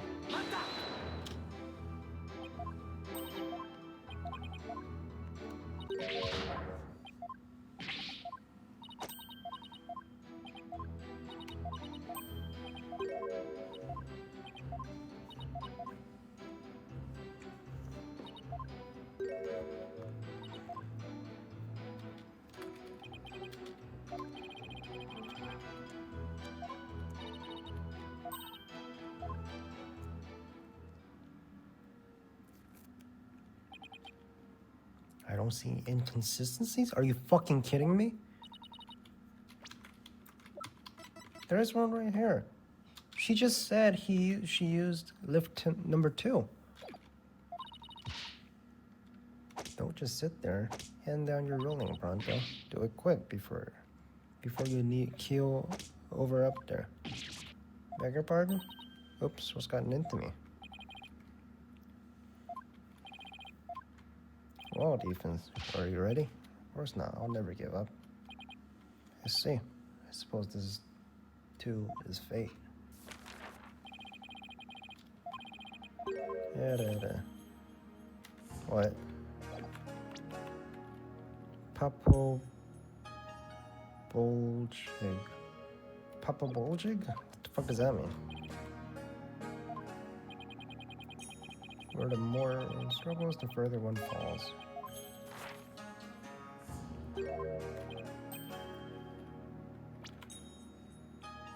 Antlion sandpit trap.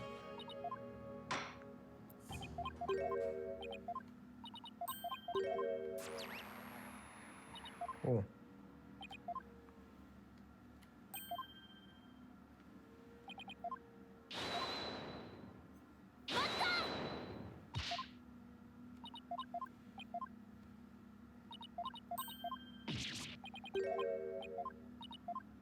PTSD. Therapy. You don't really first think about Mission's mental strength. That's my knife jumping off those rings and fire and hit me bottom. Oopsie.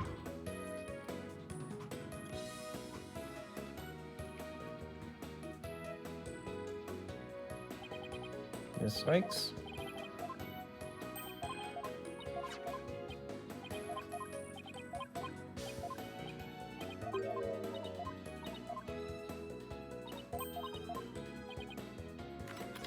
Just get to the point.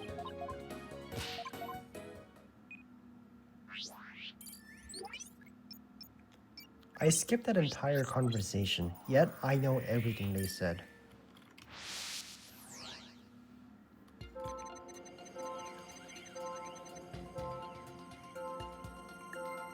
Trucy's the one who killed Rouge, but even she can move the body with that lift.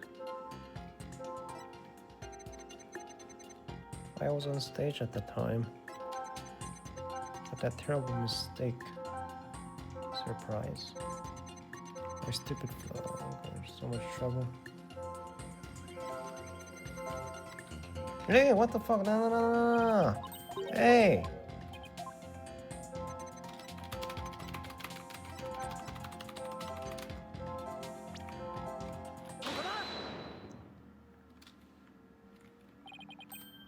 You certainly are a strange one. Even though you said I feel happy about it, I feel bad about it as soon as you're feeling happy about it.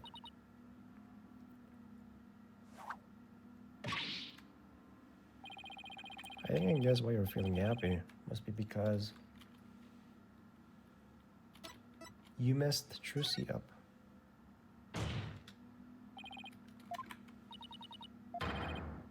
I'm right, aren't I?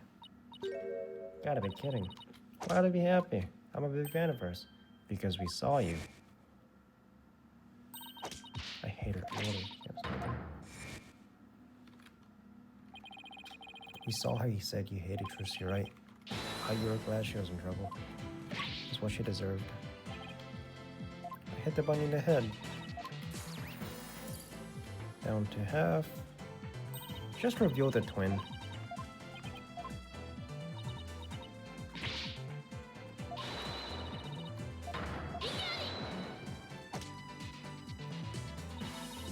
Pick that up, Mr. Finn. Just who you really are. Two sides of you.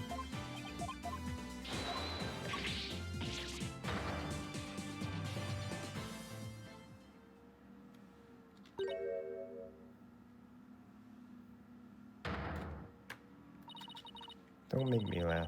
You don't know a dang thing about me. You want to see who I really am? Fine, take a good look.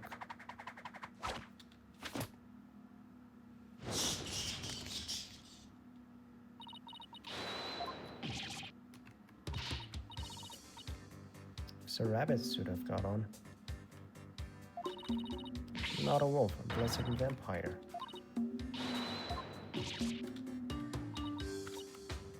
I think we just opened Pandora's box.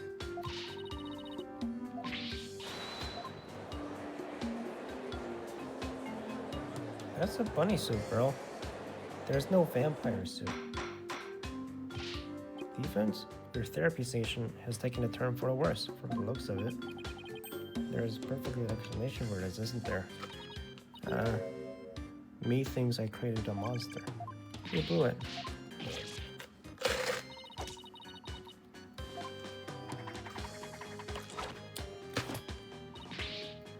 Well, guess what? You're right. Does this mean you admit to wishing the defendant harm? Well, the bat is out of the bag now. The mistake of mine was a work of art. Thanks to my goof, poor little girl had to do all of that hard physical labor. When you say hard physical labor, what are you referring to? Because Mr. Hat's from the position, she had to move both of those huge station lifts. They must have been so heavy. What a riot. That's strange. There's a contradiction. Can I point it out?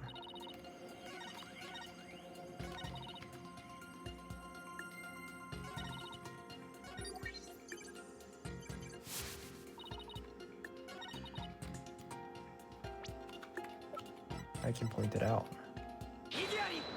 She didn't tell anyone about it. That doesn't make sense.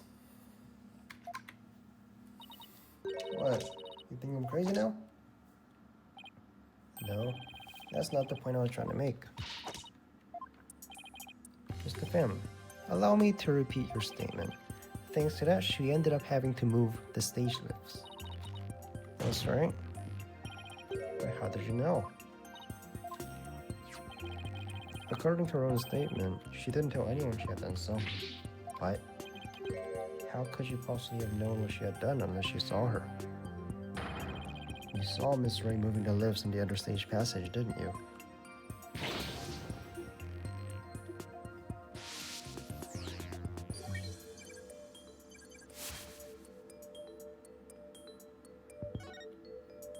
Then that's a contradiction.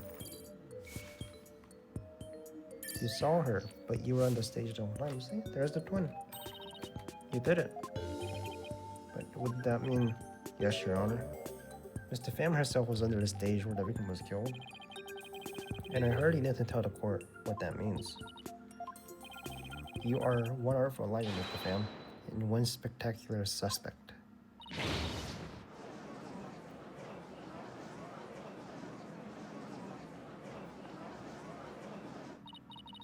Why, shiny red lobster boy, you're saying I killed Mr. Roos. I'm saying that as a possibility. What's more, I say you had a solid motive to frame my client for the murder as well. Yiki, apologies for raining on the defense's merry revelry. But you seem to have forgotten one very important point. Really? The TV footage. As you can clearly see, she was on the stage the whole time. The entire audience can bear witness to that fact, including you. Yeah? You have just taken a long and senseless journey only to return to the starting line. The witness could not have been in the understage passage, which means the only one left who could have killed the victim is accused. Then what about her testimony then? This party's over. But it's quite simple. The accused must have told Mr. Pham about it, then forgot. Open those useless eyes of yours and take a good look at the footage. You mean she was on stage and understage? There's two of them. She has a twin. Your Honor, the witness was both on stage and understage at the same time. I've heard some illogical things come out of you before, but this is absurd. I'm sure you'll change your tune once you hear my reasoning, Your Honor. My gut tells me you're bluffing, but I'll buy it. Very well. There were two Bonnies. Hold up.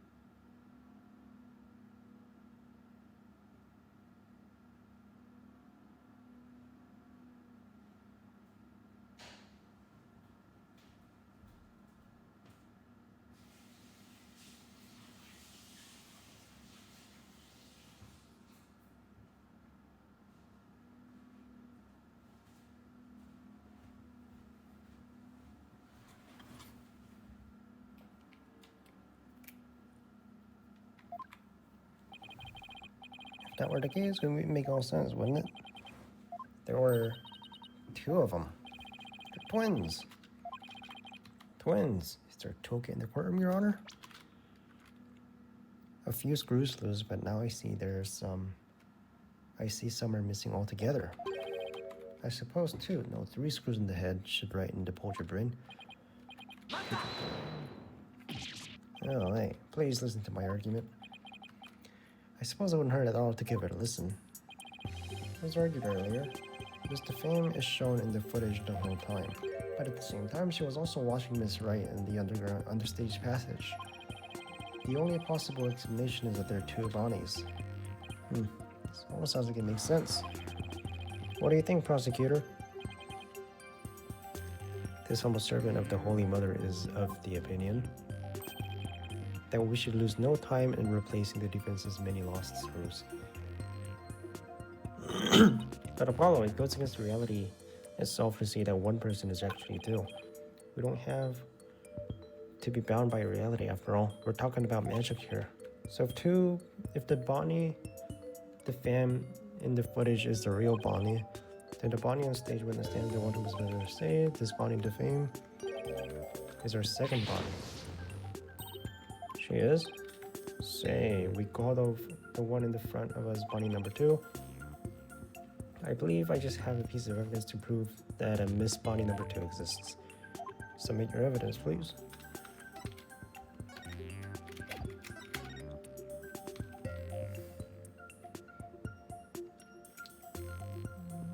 Bonnie's teleportation trick and Miss Trucy's escape trick.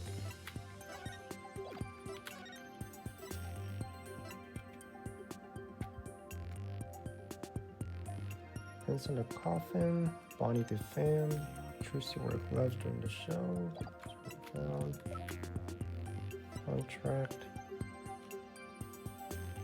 No one thought about this, the word.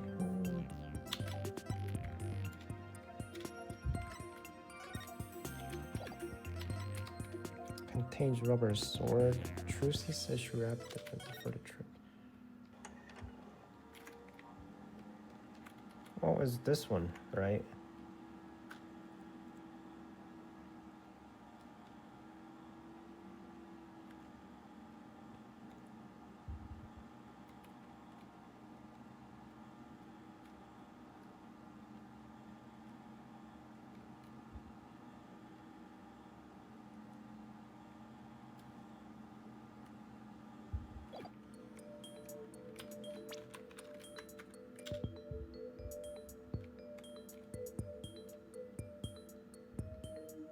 The one who must have been on the stage.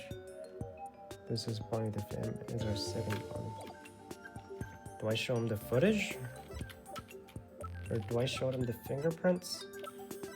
Like, what am I supposed to do? There's like 15 different evidence I could show. I guess the footage.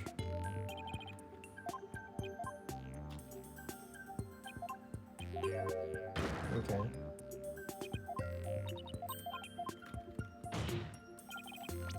What does the game want me to show? She's making some yet unknown third party that was in the theater, right?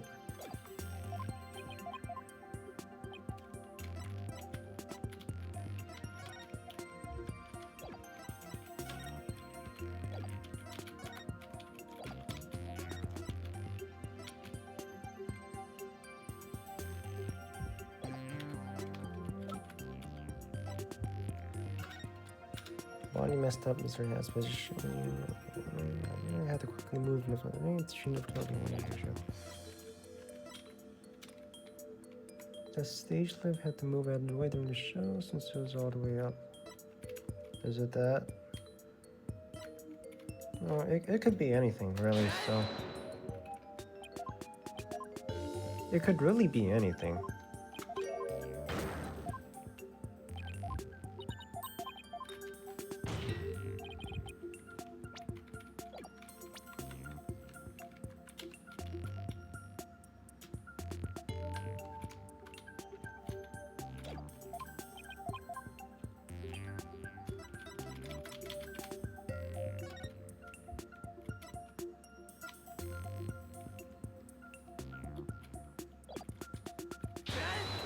Oh, the fingerprints.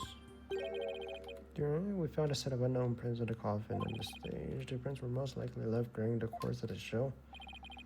They didn't match the prints of any of the people involved in this case. Unknown third party's fingerprints. I was not told of this. Emma must have kept it from him. So the question is, who could these prints possibly belong to?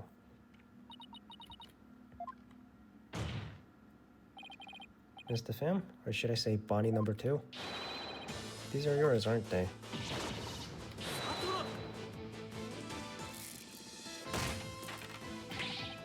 Enough of this foolishness. One person could not possibly do it. They're twins! It's not like possibly somebody. Ever seen a magic trick? Ever seen a twin? What do you mean by that, Mr. Justice? The issue is, who do these unknown prints belong to? They're certainly not Bonnie the Fam's. But what if they belong to the person standing right in front of us? Batty the Fam. The preposterous to suggest that these prints belong to the witness. They must belong to some other unknown individual. Prosecutor, somebody, can you look at that with her and still say that? What you're looking at? How could this be? If we check her prints, I'm sure they'll match the unknown set. Oh, Bonnie. The prints that don't belong to the real you belongs to you, don't they? Bonnie number 2. Witness? Is what the defense has said true? Fine, I admit it. The fingerprints are mine. Does that mean you aren't Bonnie the Fame? What? Ridiculous. No, she's still Bonnie the Fame.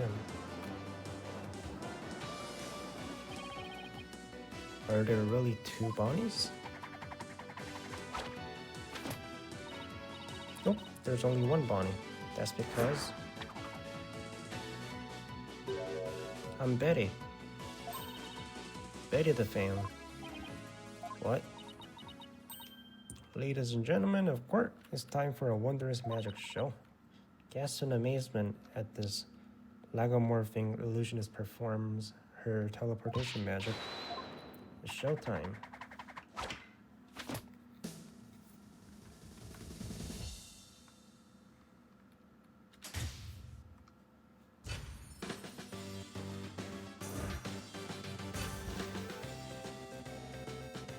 Hi, Bonnie. Athena's enjoying this. That's Betty.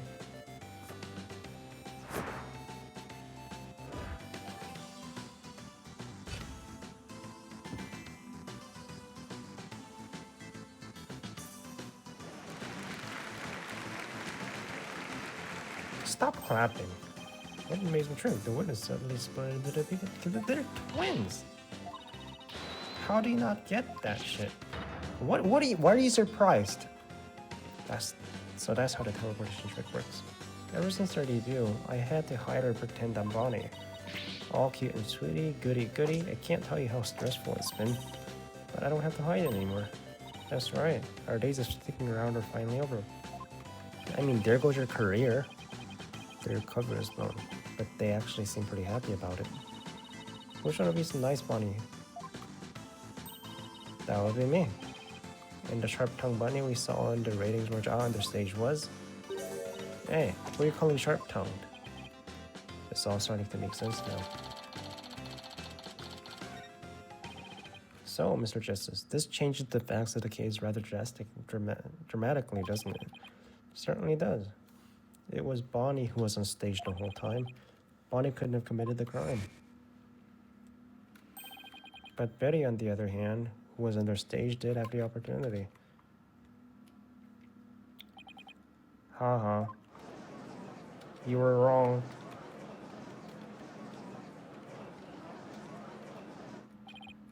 Oh, well, now we have two suspects. Just a minute. Didn't do it. That's right, Betty might have a foul mouth, but she'd never kill anybody. Hey, who's got a foul mouth here? Well, speak up, huh? Please save your sibling squabbling for later. Betty, you must have been in the other stage passage during the show. Otherwise, you wouldn't have known about the stage lift being moved. So what exactly were you doing down there? Preparing. Anything getting you off my back? Prosecutor Samadi, Betty the Fam is ready to testify. What do you say? Betty, you lied to this humble servant of this holy man. She's a musician. She can't reveal her tricks. That's her career. You get rid of this one trick, she has no other skill. I mean, Twilight Hill or whatever for being a liar? I mean, you lied to me too.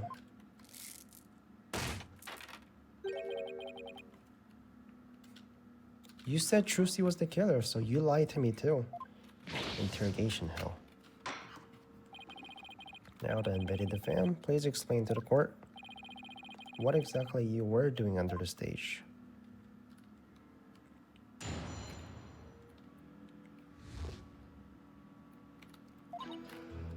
It's true.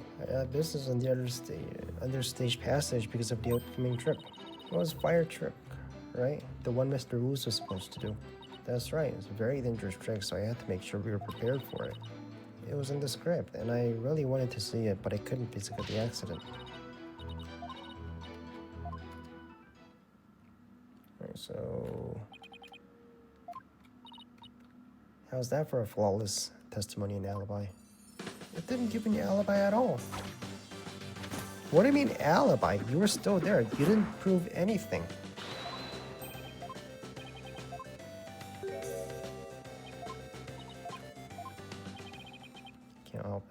see a contradiction or testimony, I have to point it out.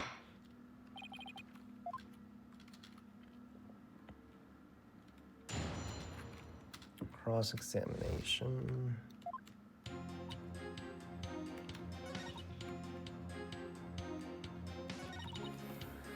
Dangerous checks. I had to make sure we were prepared for it. I wasn't a scribe. I wanted to do it, but I couldn't because of the accident.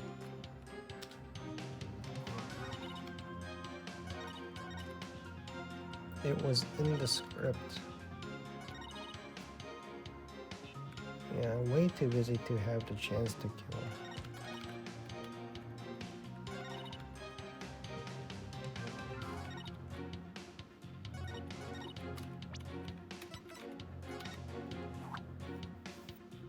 Make sure the fire bucket is ready.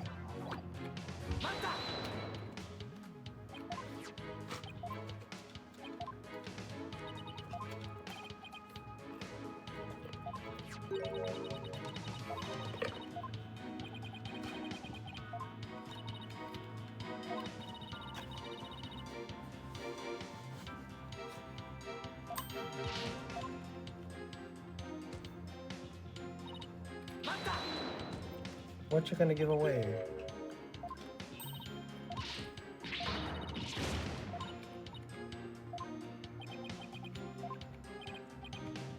If we were preparing for the next magic trick,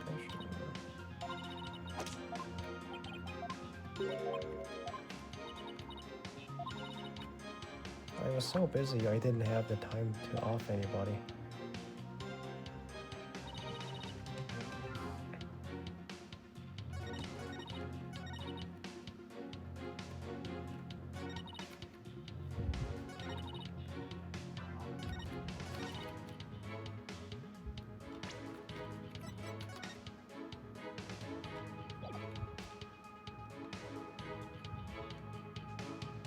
The fire trick was cancelled due to user. This is Bonnie's script.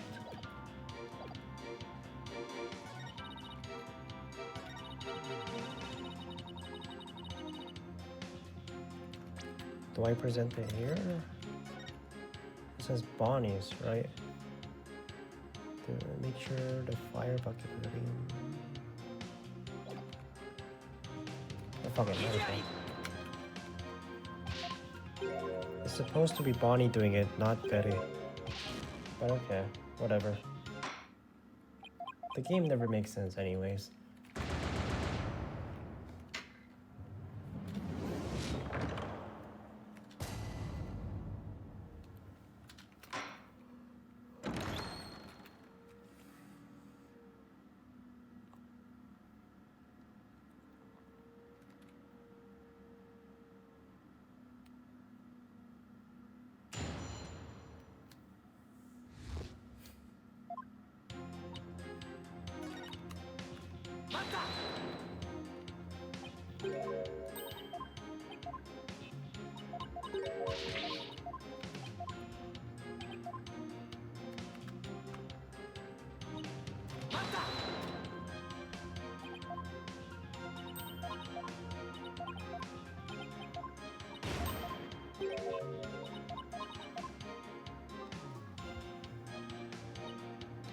It was in the script. I wanted to do it because I couldn't because of the accident.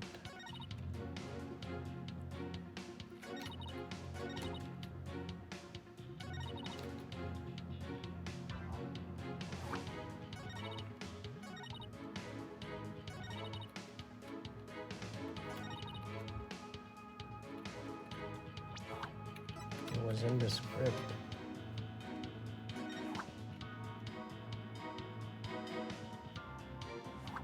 And choose his escape trick.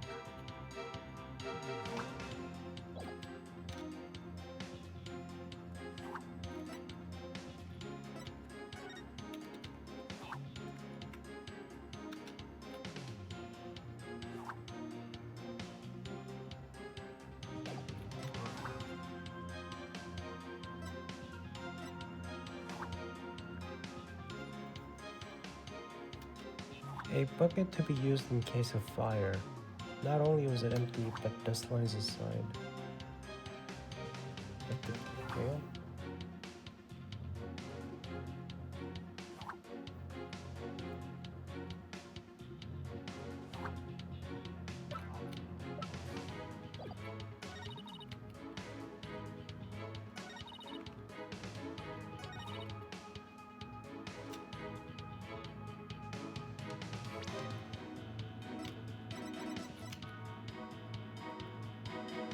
But dust lines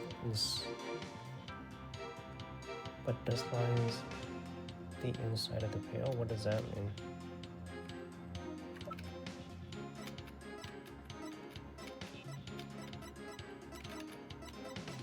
Something with the fire bucket. Okay, there it is. Hate to break it to you, Betty. Yeah, it's because of one floating trick you did earlier. Oh, harsh words. Well, let me tell you something for you. No one has ever figured out how we did our teleportation trick. No one except me, you mean?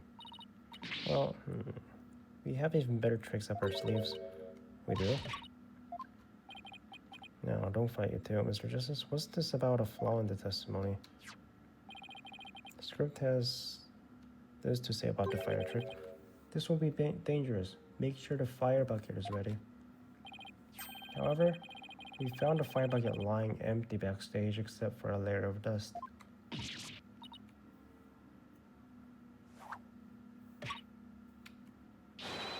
You didn't even attempt to get ready for that trick, did you, Betty?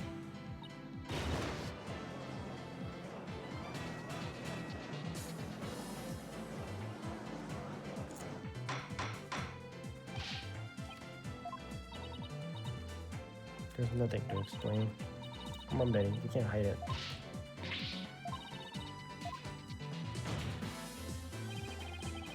Well, if neither of you will explain, I guess I'll have to. The reason Betty didn't prepare for the fire is because she knew the show wouldn't go on.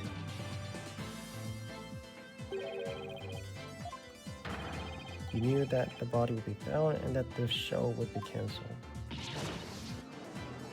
Both of them knew? Don't be ridiculous.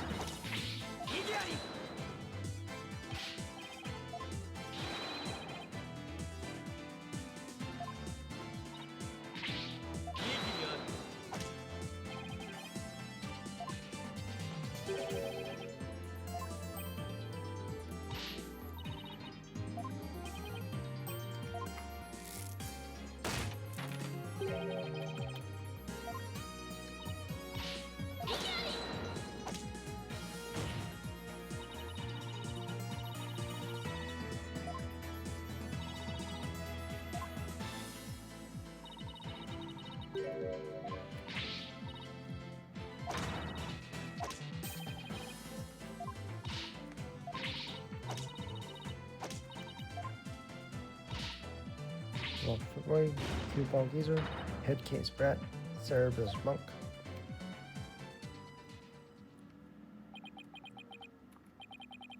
Cuball Geezer, Head Case Brat.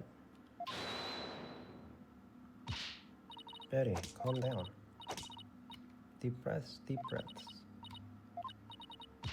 Look, I'm not the murderer, I'll tell you. Then how did you know the show would be called off? Can't reveal our secrets. We're under contract. What you talking about? Because maybe obviously. Let me fucking read it. Oh, shut the fuck up.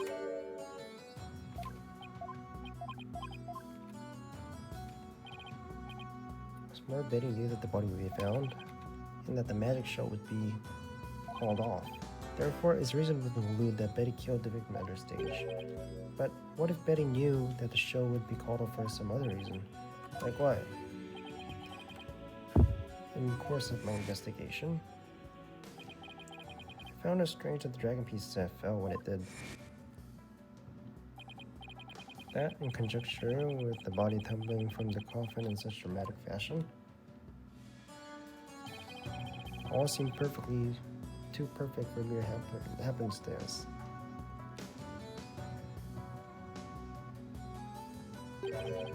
It was as though the entire chain of events had been planned out in advance.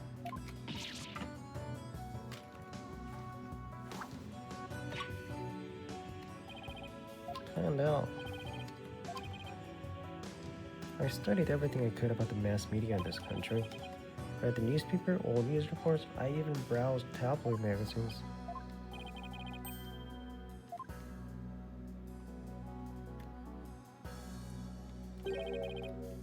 Hidden camera prank. Betty and Bonnie, you knew about this, did you not? About the dead body appearing, the set piece falling, the show being suspended. You two were informed of this film by Take-Two TV in advance, correct? Oh, nice catch. Nice find.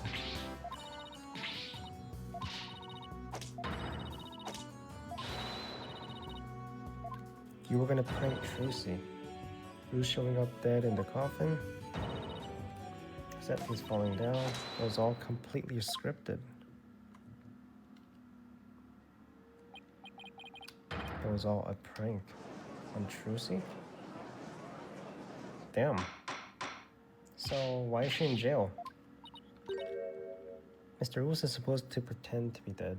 That's how it was supposed to go. So he was in on it too. That's right. He was supposed to show up dead in the coffin. And when the piece would fall down, Tracy would be shocked and start to panic. That's how the prank script went. We never thought he'd actually win the dead. Yeah, that was the only thing. I'm so completely lost right now. Well, Betty and Bonnie, it certainly sounds like you have some explaining to do. Alright, I guess desperate times call for desperate measures. Just this once we'll share how it was done with you, so listen carefully.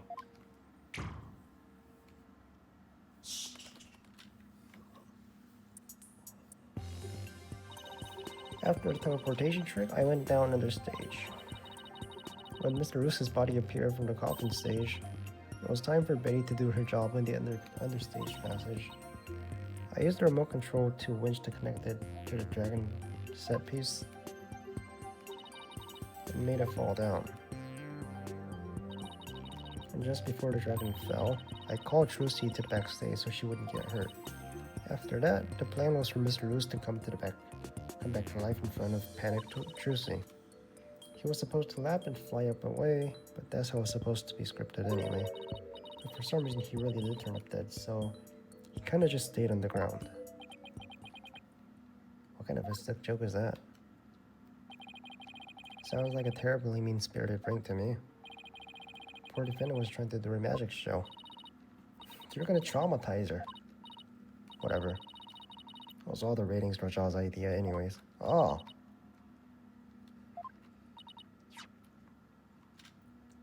This is the prank plan script we got from the ratings Rajah. Dang it. You make us break a contract. Now we won't get paid.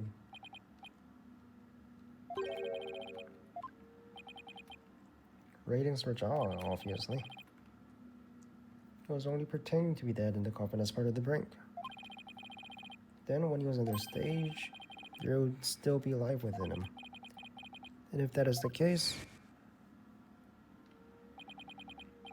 then Betty, who was also on their stage, may be excluded from her list of suspects.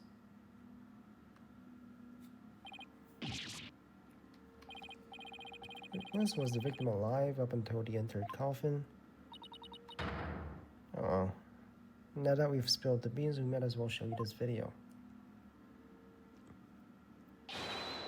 Ratings, viewers. Having snuck through the understage passage undetected, I am now hiding backstage, preparing to play a little prank on Trucy. I'm about to hide in the coffin, which Trucy will stab with her rubber sword. And when the coffin opens, I will be in it, acting as though I've met my maker. Can you imagine the look on Trucy's face then? I can hardly wait. Well, this was her face.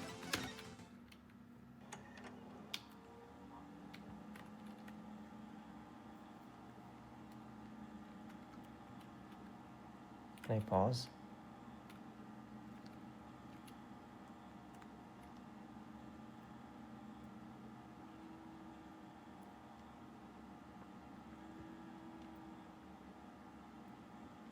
So everything's going according to plan, right?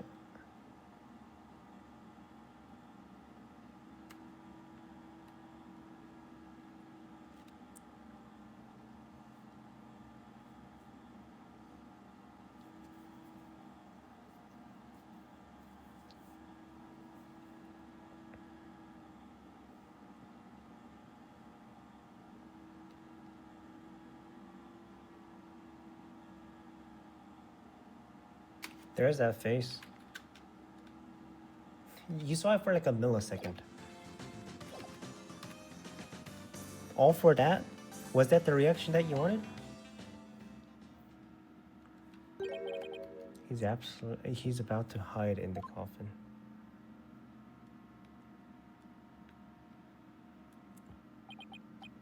It would seem the threads of karmic destiny have led us to the truth. The victim passed through the understage where Betty and Fam was, and came up to the backstage area. So the X with Trucy's fingerprints. What was that for? We know this because Mr. Ruse appeared to be backstage when he shot the video we saw. It appears that way, yes. In defense, you proposed the following, did you not? What if the victim was killed under the stage before being put into the coffin? But then what about this video? It was taken just before Mr. Ruse entered the coffin. Oh, does that mean... Yes, it is horrible but true. The tragedy did indeed play out right there on the stage.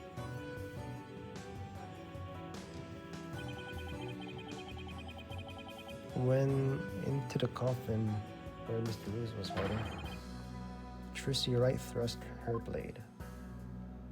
Then it's not even her fault, right? See? Told you so. So, who was responsible if this...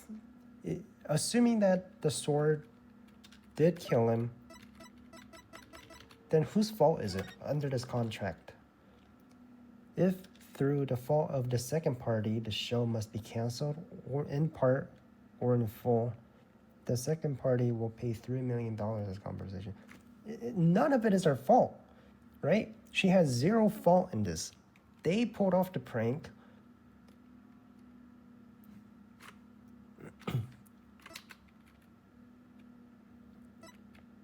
So they pulled off the prank and they failed. It's on them, right? Trucy has zero fault. Told you so. Are you saying the incident was a tragic accident that happened during a prank? It would be an accident if the accused has no knowledge of the prank beforehand. There we go. And let us ask the accused herself, Miss Wright. Did you have prior knowledge of the prank? What? Hi. Tell him, Trucy, you didn't know anything about it, right? Of course I didn't. I didn't know a single thing about it.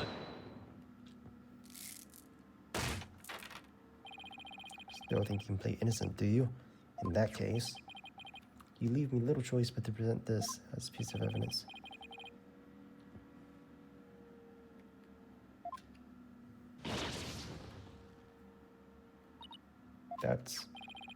I found this note in the dressing room after the incident. At the time, I did not understand what it meant, but all is clear to me now. Bonnie, get the video camera after Mr. Ruse comes tumbling out.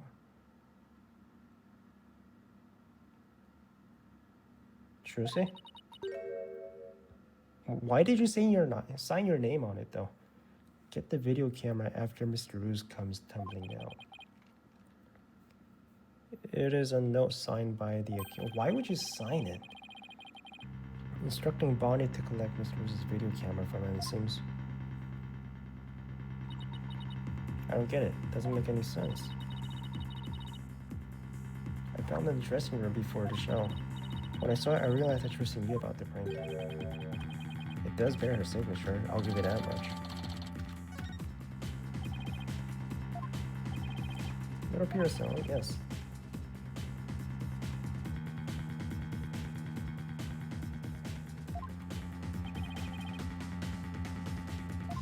That is not what happened, Mrs. Wright. Of course not. I didn't write or sign that note. Ah, but the handwriting matches yours. All of the evidence and testimony points you being the culprit. Didn't do it. Wasn't me. Then explain the existence of this note. You can do that, can you not? can't explain it. I didn't write it, so I don't want to. Maybe they just copied and pasted it with the carbon paper.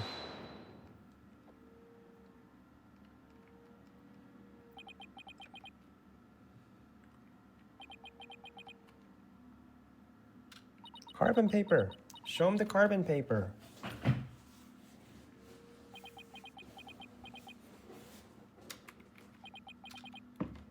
The silence is deafening. Continue struggling against the threads of your own karma if you wish accused. What is he talking about? Even if you've spun yourself. Miss Wright, it is time to resign yourself to your fate. I didn't do it.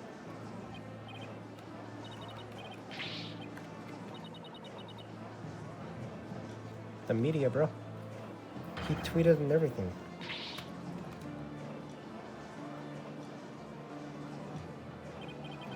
This is bad. Your Honor, I suggest we put an end to this tragedy now.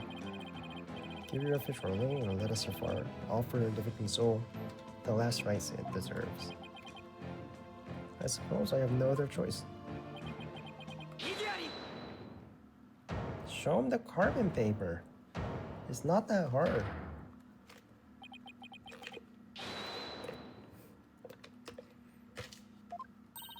Apollo, even now, you would. I won't give up, and I refuse to let either of them down. Mr. Wright is counting on me, and Trucy, who has put through all her faith in me. Mr. Justice, the fact that you have raised an objection means you have evidence? Yes. Do we really have anything? Actually, we do. We can present here. You may proceed. There's no question that the defendant thrust the sword into the coffin. Defense doesn't disappoint. But let us not forget that this was a magic show filled with tricks and illusions. We can't take everything we see at face value. So you're saying some sleight of hand was somehow involved. Yes, the defense contends that the sword the defendant used was not the cause of death. Now, what was it Trucy told me that she did just before she thrust the sword into the coffin? Remember, you interrupted my verdict to make this claim. 3. For interrupting your verdict? The shells was the sword was not the cause of death. Well, first of all, this photo. This blood is on the murder weapon. Shock as a result of being stabbed through the back with a sharp blade. Through the back with a sharp blade. Trucy says she swapped it for the trick. Alright, which one? We can show him this, where we can clearly see that his back was stabbed. We can also show him this, the autopsy, which says his back was stabbed. We can also show him that Trucy swapped it for the trick.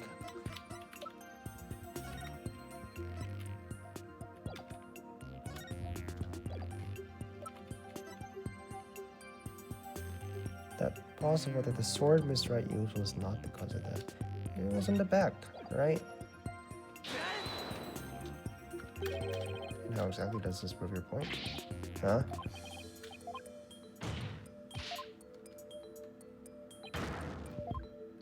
Not a bluff. Or do I show him the fact that Trucy switched it? That it's possible that the sword was not the cause of death.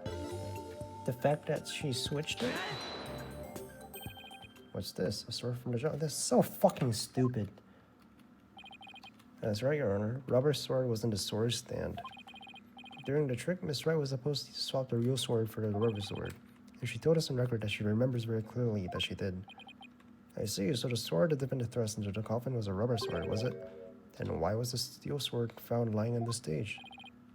Somebody must have put the steel sword there by swapping it with the rubber one. Just after the incident occurred, the dragon set piece fell and the theater was evacuated. Swap the rubber sword with the steel one.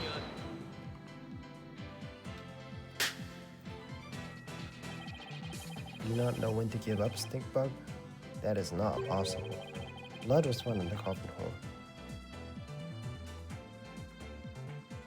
Blood was found in the coffin hole that the sword was thrust into. It must have been left there when the accused withdrew the sword.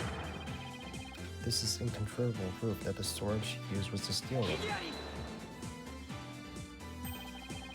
But that blood could have been the result of someone tampering with the crime scene after the fact. After the set piece fell, the audience was cleared out at the theater. There was plenty of time for somebody to plant that blood there. The sword that the accused used was a rubber one. Then when exactly do you propose the victim was killed? Given that Mr. Roos was alive when he entered the coffin. Finding the answer to that question is precisely when we resume the trial. Let me express my opinion. By all accounts, it is certainly reasonable to suspect the defendant based on the evidence, but as to the question of whether the sword the defendant used was rubber or steel, I believe further discussion is warranted. I suggest we hear from the defendant herself on the issue. Very well, Your Honor. Yes, saved it somehow. Too close for comfort, but still. Let's adjourn.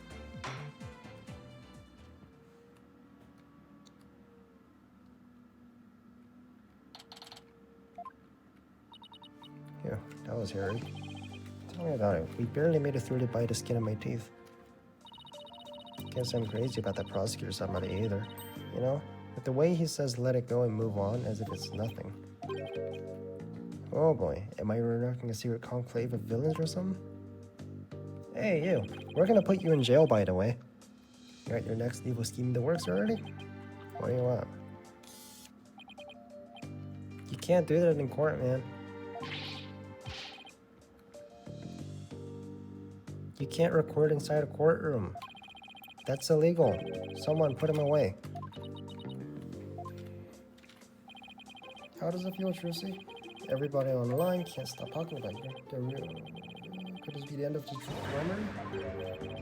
What's this? Something just charged into the frame.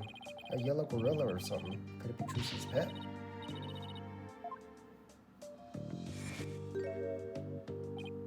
Huh? Filming? What are you talking about? I don't even have a camera on me. What happened to the camera? Just disappeared right before our eyes. I'll be enjoying the rest of the Trucy show from the gallery. I'll get some footage out of them. It's gonna be good. Hang loose, baby. Called in some of Trucy's fails, but for what purpose? Apollo? That thing Mr. Ed just did, that was some high-level sleight of hand. Why would he know to do something like that? I don't know, but he definitely has some serious magic skills. I thought he just said musicians were a bunch of good for nothings. Mr. Lawyer? Bonnie? Can I help you with something? Well, there's something that's been bothering me. What is it? Where is he? Betty.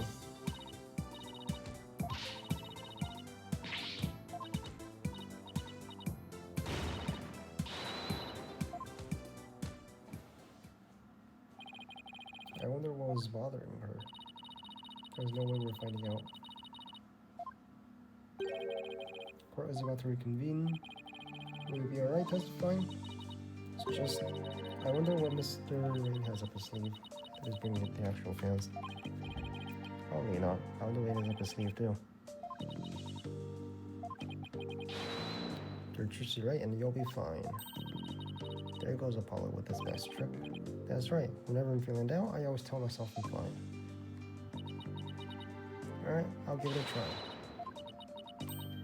Never do that shit again. Got it, girl. Good luck up there in the stand. You'll do great. I'll be fine. I can do this.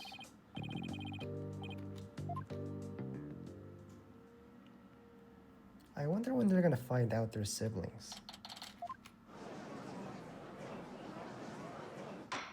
We're back. Court is now back in session.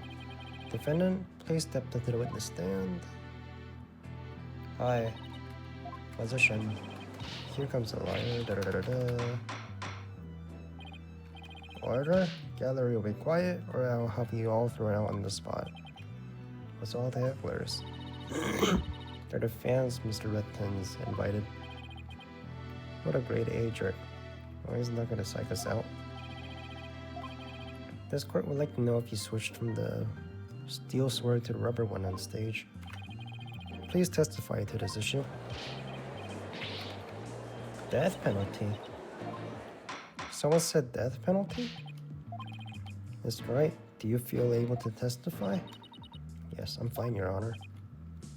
I knew I shouldn't have let it go through with this. I'd like to make a small request. How about instead of testifying with words, I show you exactly what happened? Would that be alright, Your Honor? You can witness my stupendous sword-switching magic and judge it for yourself. So, okay, but why do you need a steel sword? Why not just use all rubber swords? Sure, it's been fine up there. A true entertainer always keeps a smile on their face. She's faithfully following the true grammar creed even now. She really is something else. It's showtime for Magical Girl Trucy Wright. Watch carefully now.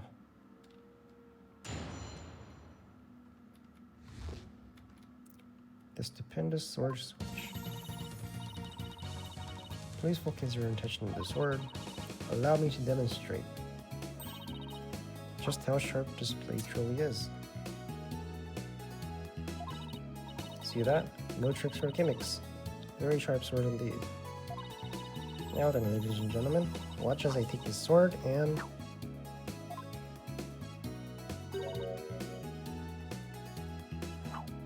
Presto Sordo. There, I've switched it.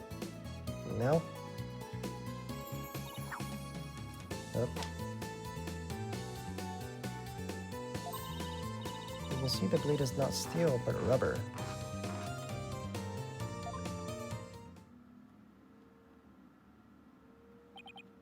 But... Bravo, Miss Wright. Pretty soon, completely turned the room around. The heck was being drowned by all the cheering. Where did the steel sword vanish off to? Please tell us if you would. I usually have to steal it backstage researching during the show. So when you thrust the sword into the coffin, the steel sword wasn't on stage but behind the curtain. That's right. So you see, there is a trick and a gimmick to it after all.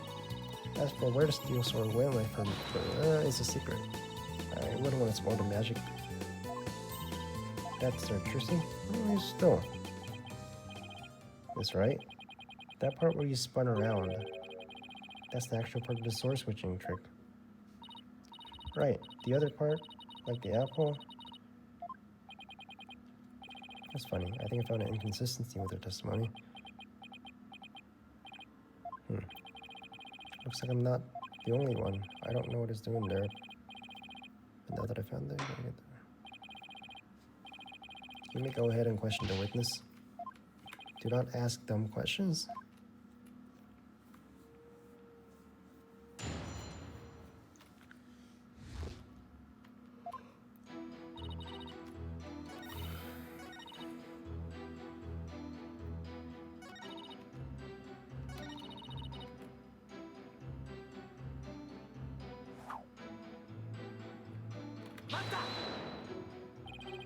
So you switched the swords when you spun.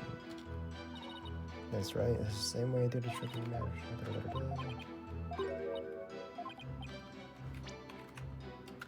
Prove that she switched them. If only could prove she did it during the actual show too. Right? Prove that she switched them during the show.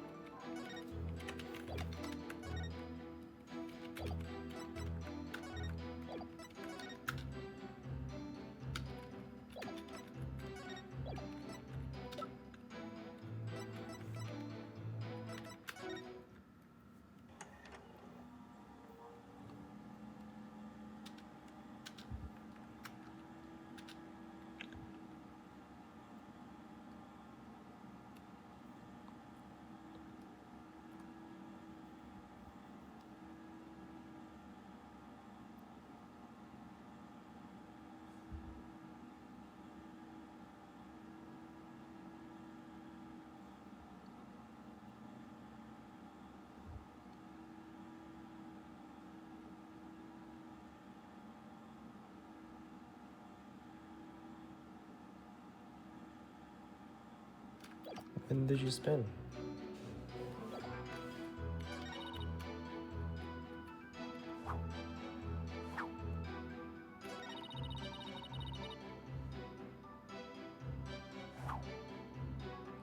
When did you spin? You didn't spin. There seems to be a discrepancy between the way you performed the trick for us just now and the way it appears in the footage. I performed exactly the same way both times. What's going on?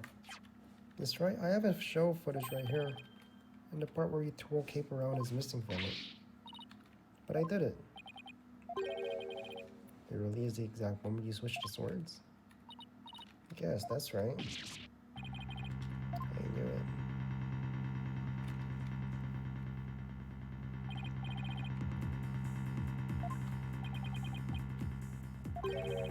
That the defender did not swap the swords? No, Your Honor, that wasn't my intention. I mean, I did swap him. I know I did. You got it. Human memory is unreliable in this case. We can see the footage for ourselves. The claim of this witness are false. But now that it has been proven that the accused did not swap swords, it means that the use of steel swords to pierce the coffin was wholly intentional. And by the way, was it not you, Mr. Justice, who argued that Russo's death was not an accident but murder? I assume you have no objections? I have no objections to that. I know who did it. To you, Mr. Apollo Justice, I demand you withdraw this discrepancy and put it out. It must mean something. Would the defense kindly save their spat until after the court is adjourned? Now, after all this debate, it seems we've come back around to the original argument. Defense knew about the prank plan that would place the victim inside the coffin. But what's more, the defendant did not perform the sword switching trick on stage. Through her actions, I'm afraid I've come to see the true intentions of the accused. Her murderous intentions. It's a shame. She's saying she did. What happened? Was it edited?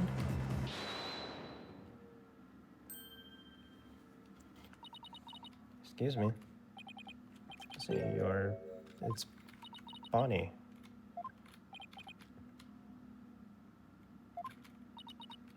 I'd like to testify. The more I think about it, the less possible it seems. I don't believe Truzy killed Mr. Roos. Hey, shut the fuck up. Let her talk.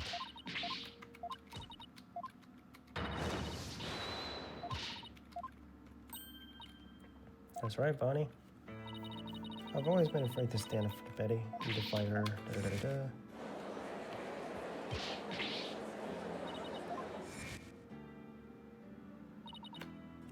Make a small request. Testifying with words.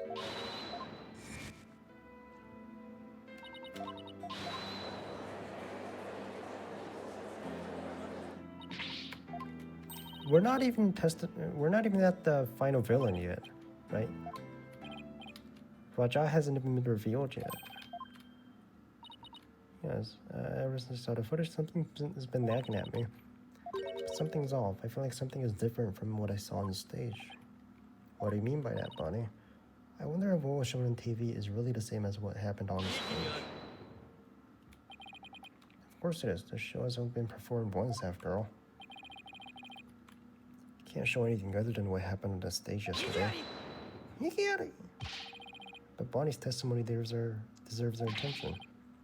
We have to examine the show footage. But what can we check against it? Do you have some other footage of the show? Oh, I have some footage. You do? One of the TV station's cameramen said he was a big fan of mine. I kept this camera on me throughout the entire show. And then afterwards, he gave me the footage he shot as a present. To tell you the truth, that was kind of creepy. So I was gonna get rid of it. Well, let me see it. Let me see it. Now, let's take a look at the new footage.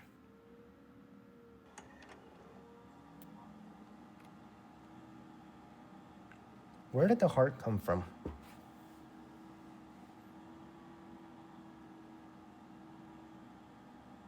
Look at this fucking camera, man.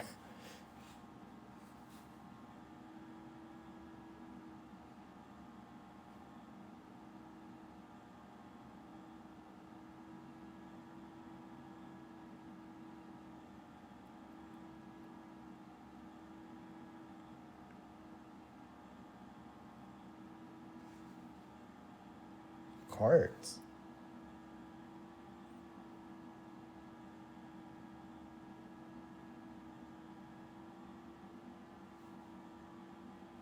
We didn't see the cards. Wow, okay then. He really did keep his camera on Bonnie the whole time, didn't he? That's kind of creepy, man. Who the fuck did that? Yeah? Okay, how are we gonna go about this? We might just find an inconsistency. Bonnie felt there was something off about her. What's different? Your Honor, defense would like to compare the two. Very well, I will allow it.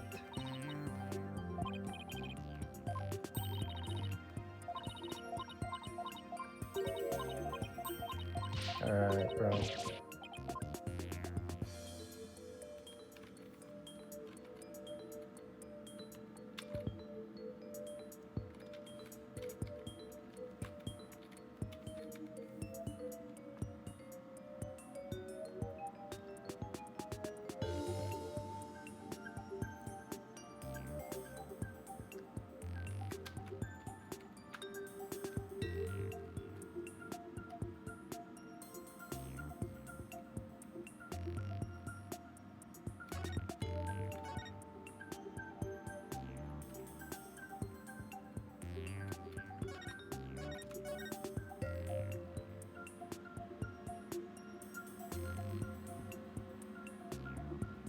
There were cards coming out of it.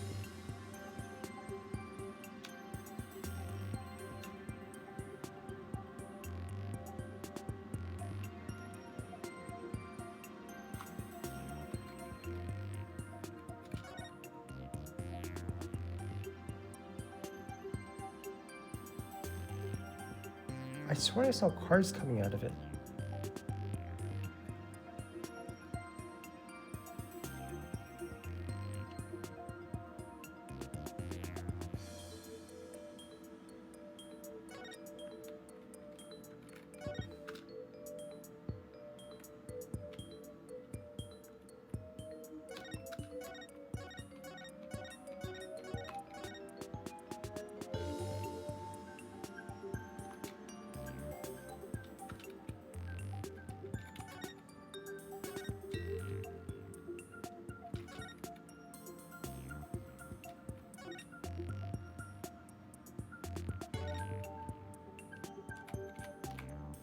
Whatever these are.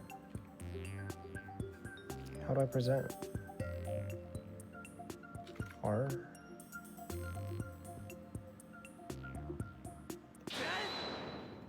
Is it?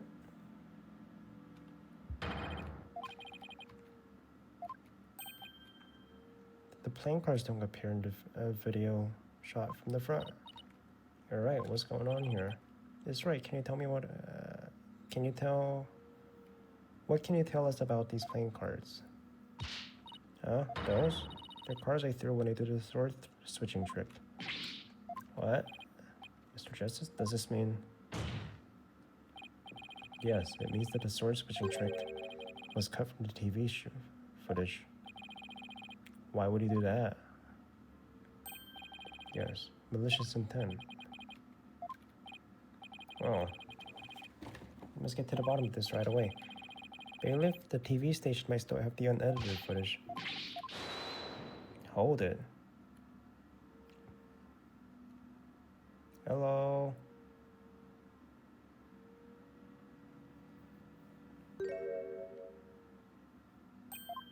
It's you. What up, Your Honor? It's just a big misunderstanding. Believe you me. Give a guy a chance to defend himself before start pointing fingers.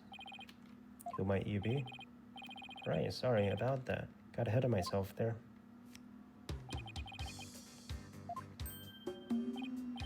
Oh, well, how polite of you. Business card, yes. I read about this custom among businessmen in this country. I haven't familiarized myself with the various replies. How do you do, good sir? Or what's crack-a-lackin' homie, for example? You're from Take Two, are you? Come to think of it, I believe I've seen you on television before. Yes, Roger with Tins. He's a TV producer. Best known for his catchphrase, hang loose, baby. Hang loose, judge, baby. Nice courtroom you got here. The prosecutor said about me. How do you know so much about him? In preparation for this case, I watch all of his TV shows. Was Burger to Bar or Burger Bar straight to learn about the local cuisine? You went to Burger Bar. Who would have thought? You really wanted to try it, buddy, because that line, you. Compared to my aesthetic training, an hour's wait is nothing. I recommend Sal's, Western Burger, Japanese. What did it say? Jalapeno jack cheese, by the way. Ahem, Prosecutor Satmari. Unexpected enthusiasm for food aside. Mr. Routines, what is this misunderstanding you mentioned? For starters, it's true that the footage was edited. You'll get your hands on this anyway, so I might as well show you the unedited footage. It's a pretty long video, so I'll show you the part with the playing cards. So keep your eyes peeled. Alright.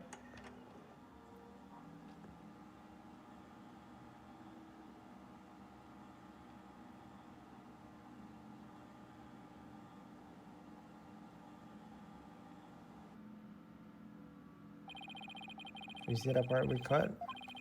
She spins around, the playing cards go flying, everything's like it's supposed to. Then it seems the defendant really did swap the swords. Which means the sword Miss Wright thrust into the coffin was a rubber one. In other words, Miss Wright couldn't have killed Mr. Roos. See, that's the first one they're sending us right there. What do you mean? Well, Trucy definitely did swap the swords as you saw. So yeah, maybe she didn't kill Mr. Roos when she stabbed the coffin. But that just means he was killed after he showed up pretending to be a corpse. So you're saying that up until that point, everything was going according to script? If that's true, then when and how exactly do you think he was killed? It was after the dragon piece.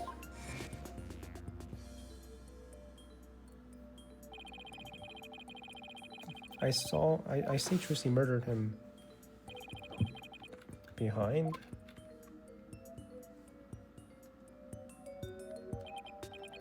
I see. There's a ring of truth to your assertion. You bet. Plus, there's a suspicious-looking shadow in the footage, too. Towards the end of the footage, just before the dragon hits the stage. It might be easier to just see it for yourself.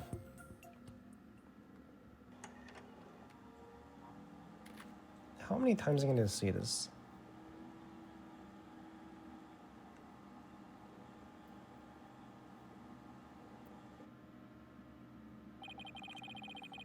It's only for a split second, so it's hard to catch, but it's there.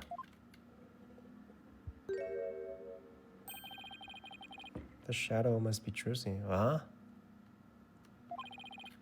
Using a steel sword, she hid behind the curtain doing the trick to kill the victim. Huh? Now that you mention it, I suppose it does look like. No, it doesn't. It's Mr. Hat. That's not all. Aren't we forgetting that the witness willfully edited the sword to switch out the footage? See? There's your second misunderstanding right there. Your Honor, would you mind if I testified about it? I've seen people testify on TV and I've always wanted to give it a shot. That'd be fine. This is quite unexpected. It threatens to disrupt the karmic course of the case. Lighten up, pretty boy. You're gonna like what I gotta say, promise. Very well. However, if you do anything to impede the last rites for the victim, I will have you removed. Alright. Please give us your testimony. Ratings are on now. Taking over the floor, so listen up, all your viewers.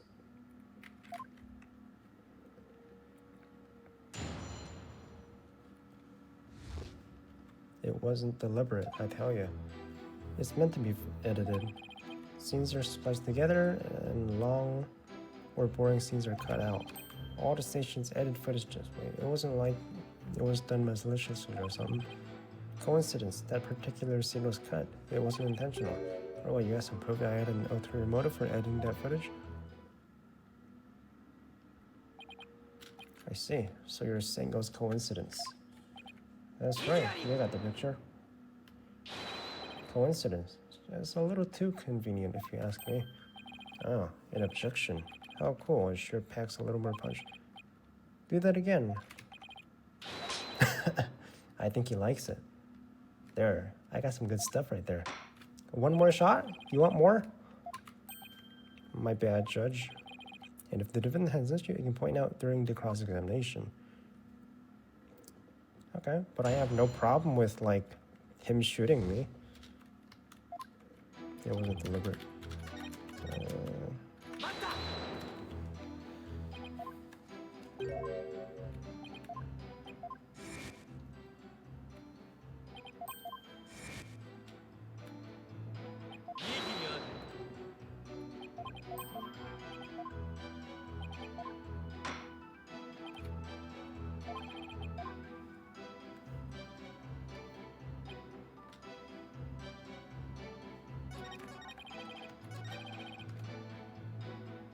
You got some proof I had a ulterior motive?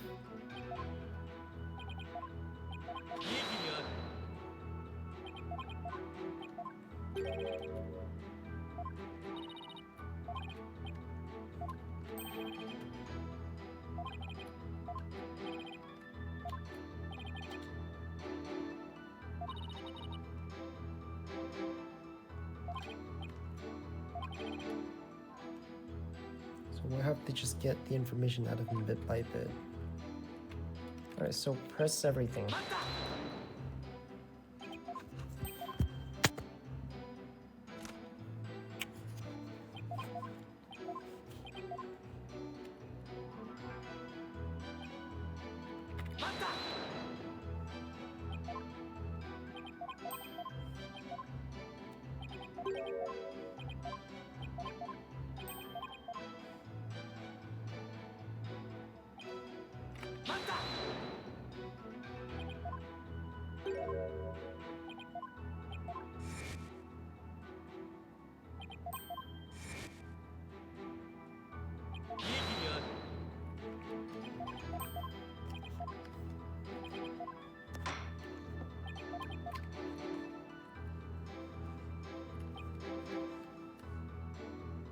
What?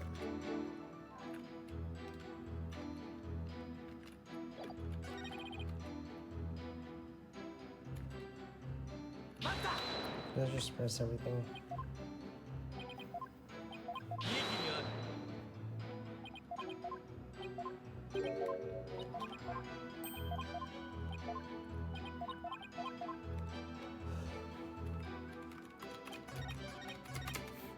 Do you press this?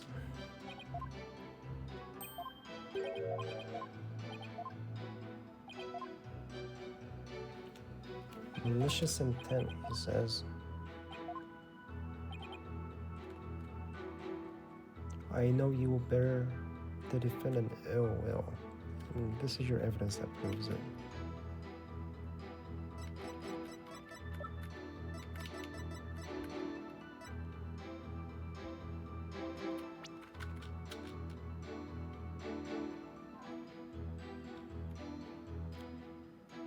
I do know you bear the defendant ill will. People tell you to do your job when they don't know the first thing about it.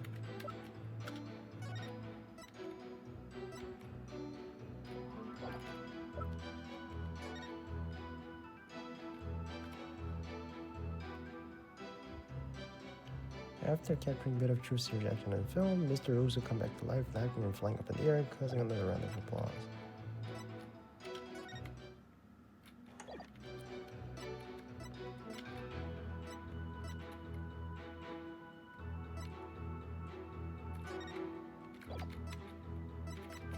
Gotta be the prank plan, right? The stage where the show was performed and the understage passage.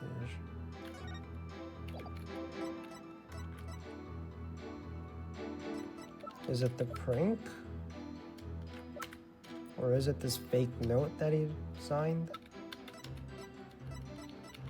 Is it the signature you made her sign? Oh no, there's like 3 different ones. Which one do I show him? It details liability for compensation. And boy, do I have some evidence for you, champ. People tell you how to bring your dear job.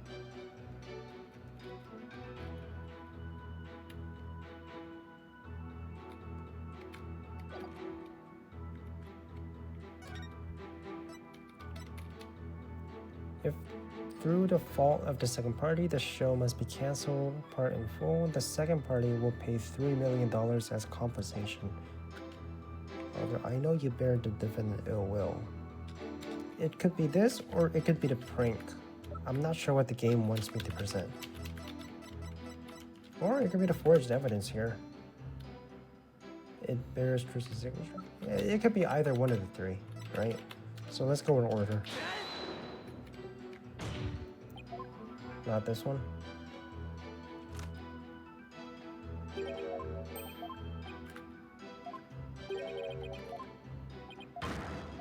Okay.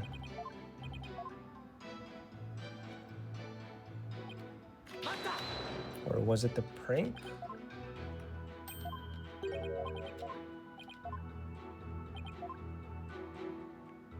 Bad will.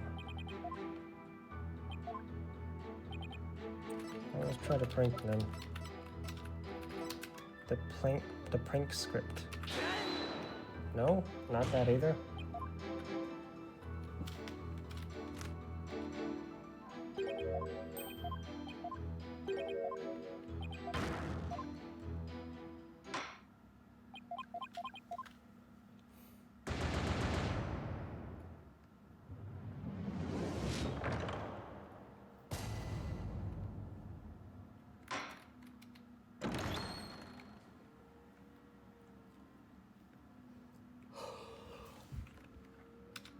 It's RNG, man.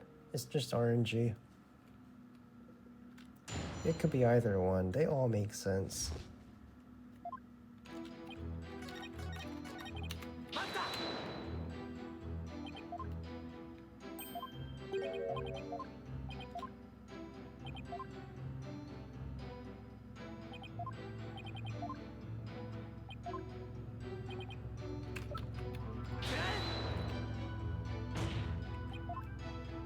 No? Not even that?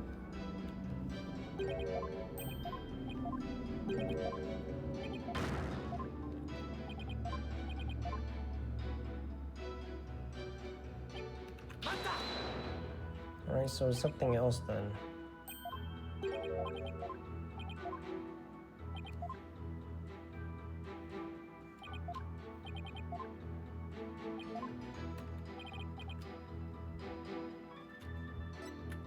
I know you bear the defendant ill will.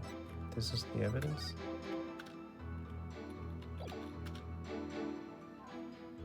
Mr. Rose is apparently ousted from Trilogy 13 years ago.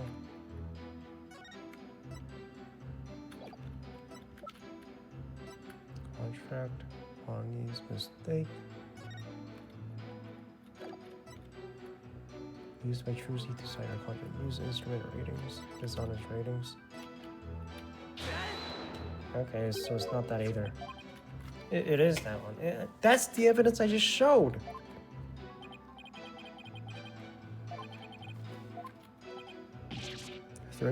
That's the fucking same evidence. That's a complete irreversible sum. What the fuck? That's the first thing I showed. Nevertheless, Roger Retton had her sign his unreasonable contract anyway. Or more accurately, he conned her into signing it. Conned her? How did he do that? There's a trick to the clipboard that was used by Miss Wright to sign her contract. It houses carbon paper that can secretly copy her signature onto other documents. Come on now. It's quite a nasty accusation you're slinging my way, but you do have the paperclip. Proof I had anything to do with that carbon paper stuff. Just because Trucy and her agency can't pay up doesn't mean I conned her. But $3 million, that's totally out of reach for the average person. In any case, this is important new information. This is so stupid. Like, I show him evidence, and then it says it's wrong, right? And then I present the paperclip, the clipboard, and then it shows the first evidence I showed him. Look at me to the trick. I don't even need you. Just press him. This game makes no fucking sense.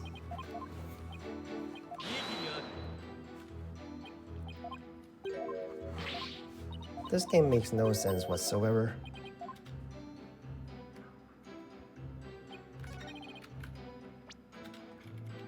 Where's your proof?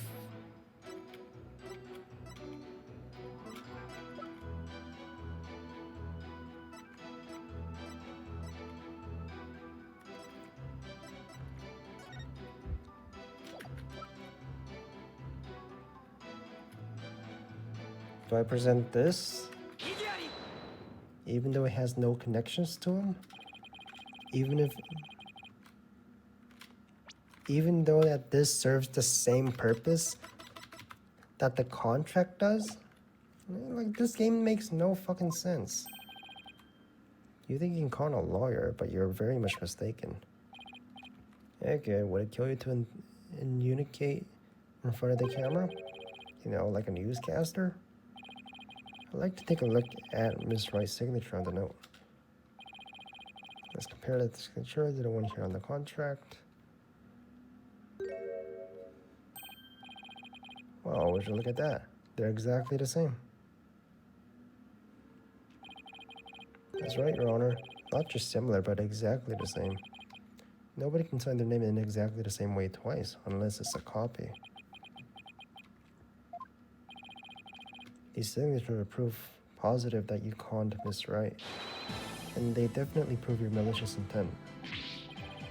Saying, not bad, lawyer guy. Didn't know you had it in you. It's really getting interesting now. I'll get great ratings for sure. Don't try to dodge the issue.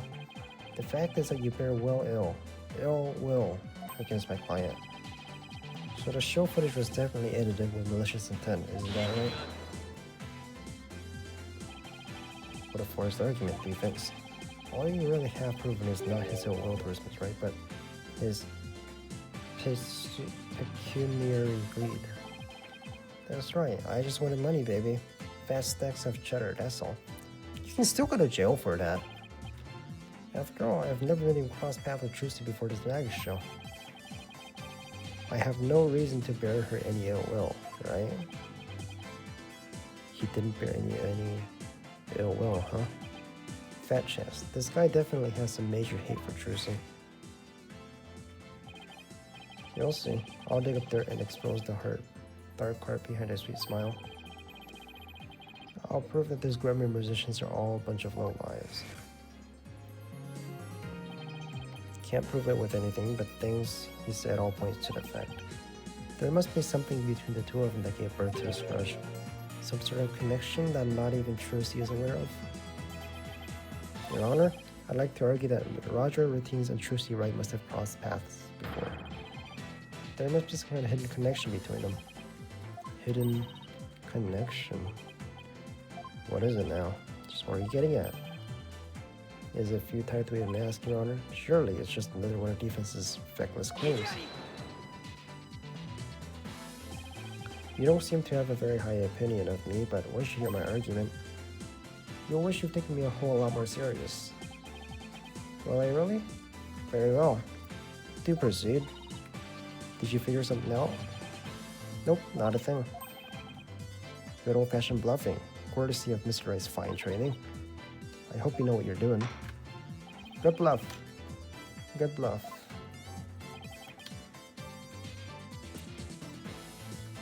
He's a musician. Sort of hand trick that he did.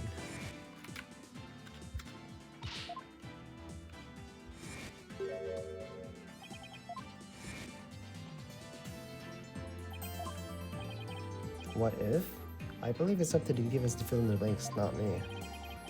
If yes, he may have some contact with Mr. Ray somewhere along the way.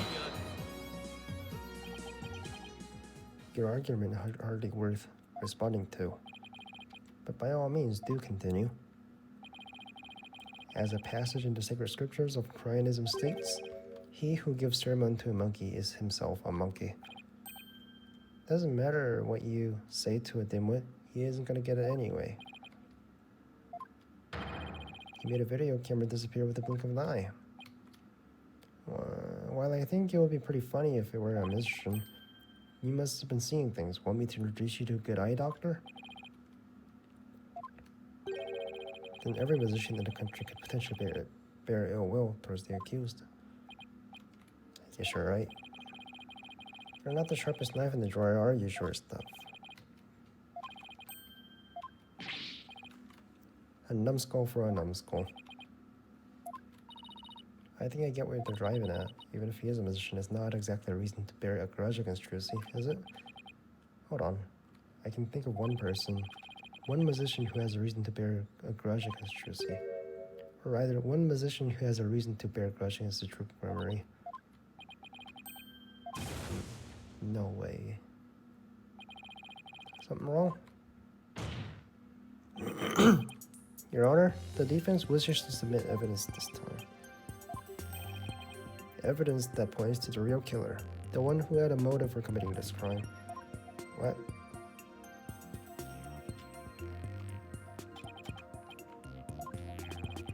Trucy Wright is the sole heir to Troop Memory at his name. This puts her square in the crosshairs of one particular musician.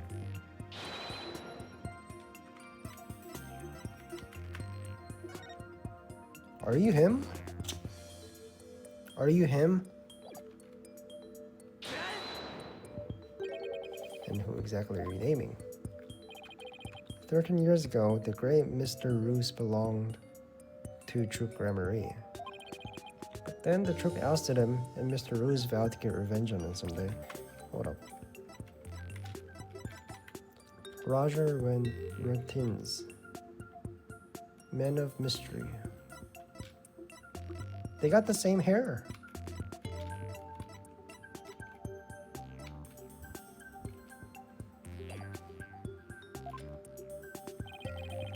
What better way to accomplish that than through a ruination of her soul hair? But Mr. Rose is the victim. You've named the dead man as your suspect. Is he really dead? What do you mean, is he really dead? If the fact that Mr. Roos is the victim is what's throwing you off, then how about we consider this possibility? What if the man who died on the stage yesterday wasn't Mr. Roos?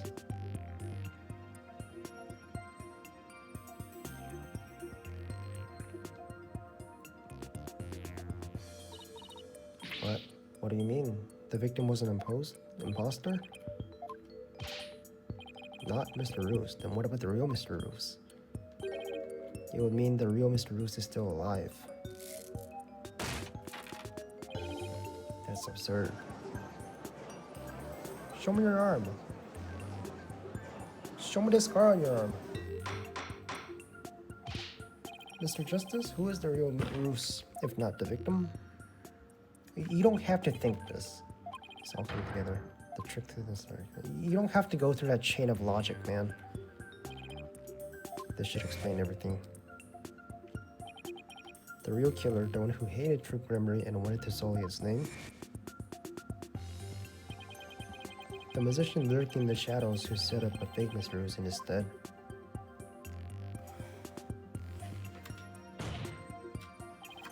The real Mr. Roos is Roger Attings. That's him. Roger Attings is the real Mr. Roos.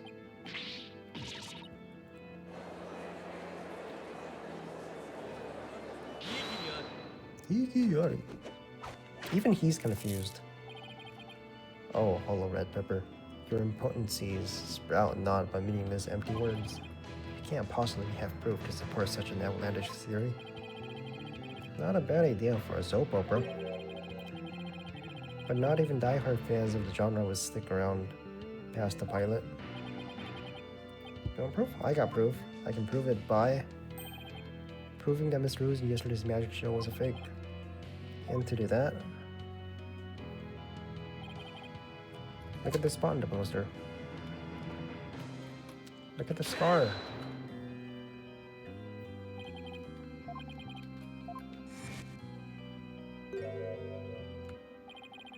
The video of the victim shot of himself shows no trace of that injury.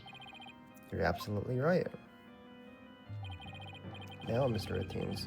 Also, shouldn't he have aged? He should have had a few more wrinkles on him, right? Is there a nasty 13-year-old scar under that sleeve of yours? Well, Mr. Ateens, why don't you roll up your sleeve and let the court have a look? Or are you hiding something else up there? Come on now, I got nothing up my sleeve. I don't need to hide anything up there because I require no tricks or gimmicks. For you see, my magic is the real deal.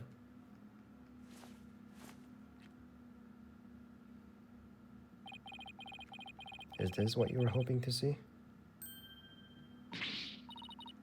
There it is, the scar. Just what I thought. That's right, I'm the forgotten musician, abandoned to the dark understage of history. The great Mr. Roos.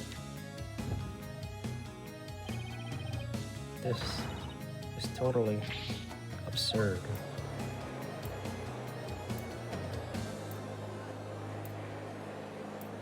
Hey, yo, Trucy. There's another Grammary. Trucy, well, yeah, he's your uncle. Audio smart carved into me by the trick memory would bring me back into the limelight once more. Strange or karmic threads before me.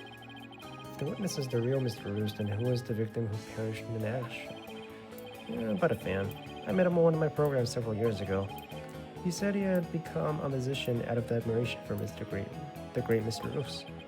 In confidence, I told him my true identity and let him take my mantle. And when did this man take over for you? About 2 years ago. Taught him my tricks and even acted as his producer. And so, a mere amateur became a popular musician overnight, courtesy of my magic on the stage we call television. Hope you enjoyed the show. You really had us all fooled. Mr. Ateens, or should I say Mr. Roos? Okay, then... Man of Mystery. Is that his real name, or is it Ruse? Your hatred of Draco Marie, you killed the victim, Mr. Mystery. His name is actually Mystery. And then you set up Mrs. Wright to take the fall, didn't you? You did it all just to tarnish the Grammar name. That actually brings up the name. That actually makes them more majestic. I set up the prank, that much is true, but it was simply a harmless joke and truth, I assure you. Yet she learned of the plan, made use of it to commit murder. That is how strongly the criminal element runs in the blood of these Grammaries. But if it was a secret prank plan people knew about, couldn't you have been the one to use it to murder instead? Gah. His head. Just kidding. Heed my words, lawyer, for I fear your grasp on reality is slipping. I do believe I told you my magic is real. It employs neither tricks or gimmicks. Why don't you make your point already? My alibi is pristine as ever. Would you agree? Yes, I suppose that is correct. The witness does have a solid alibi. Huh? Recall at the offense that at the time of the magic show, Mr. Ateens was at Take 2 TV. The fact that many people can easily attest to. That's right. Forgot about it. Oh, so what do you think, Your Honor? Would you like me to testify on the matter? Yes, please. Yes, please.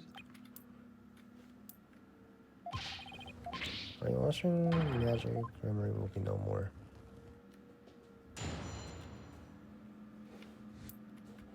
My perfect alibi. I was at the TV station at the time of the Penrose performance, busy working on another TV program. I could spare no time for a magic show. I do ask my staff if you doubt my claim. There it is, simple and perfect, no tricks, no gimmicks, just the truth. This guy's a cool design, though. Do you understand now, perhaps? I did grace the theater with my presence until after the incident, so how come I could have committed the murder?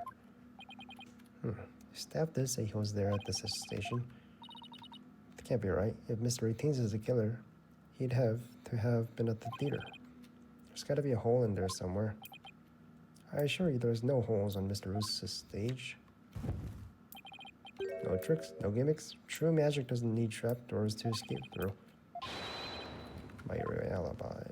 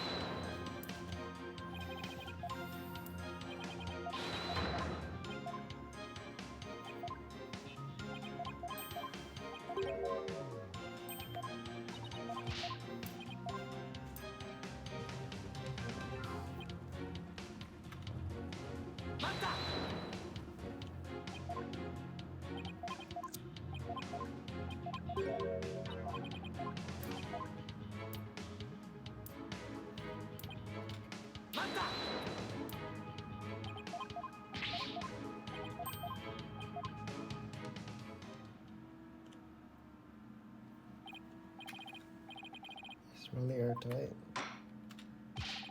I believe we've heard enough. I believe the witness does indeed harbor some ill will against the defendant. There is no reason to doubt that he was at the TV station at the time of the incident. Yes, the facts prove it was impossible for the witness to have been involved. These last rites for the victim have dragged on long enough. The soul of the victim himself is so bored that it is resting on top of your Honor's head. There's nothing on his head, bro.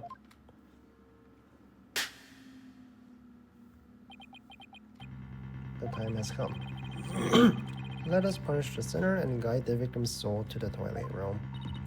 You mean jail? Be thrown in prison and will be out of job. But if you catch tasty fishes, will you sell me some at a good price? Told you, I have zero intent of going off the tuna boat. Ain't justice, you have to figure this out. It's no use. Can't find a single flaw.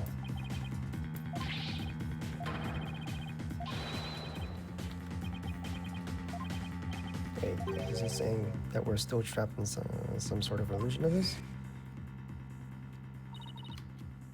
That's what professional musicians do. They make their audience see something that isn't really there. In other words, you make us see illusions, right? We call that misdirection. We keep you busy believing one thing, we're busy making something else happen. What we say is there really isn't, and what we say isn't there actually is. Could it be? You know what, Mr. Rightons? I guess we have all been spectators to the elaborate illusion you've prepared for us. An illusion that subtly turned our attention towards something you wanted us to see. What are you gonna have you got something, Apollo? I should remember something Trucy said about misdirection. What a musician says is there really isn't, and what they say isn't there actually is. If we've all been taken for a ride by Mr. Rateen's magic, then maybe he's made us see something that wasn't really there. Logic chain? He was there when it actually wasn't.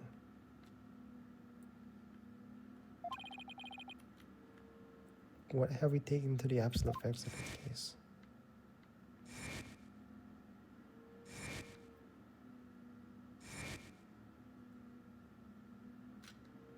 Logic chain?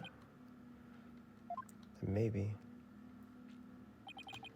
Athena, there's something uncanny about this case. What is it? Routine's alibi is too perfect. It's true. It's like it's impossible to break no matter how hard you try. But maybe that's the trick. Maybe that's exactly what he wants us to think.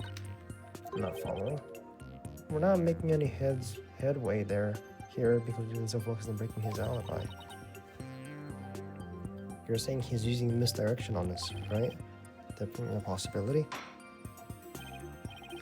Would the defense care to share with everyone what is discussing over there? Your Honor, we believe that if we were to reconsider a certain assumption, we may finally arrive at the truth. In fact, I think we will eventually see who's behind the curtain, so to speak.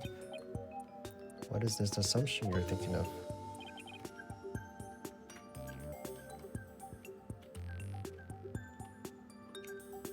This is the one key assumption we've been taking for granted this whole time.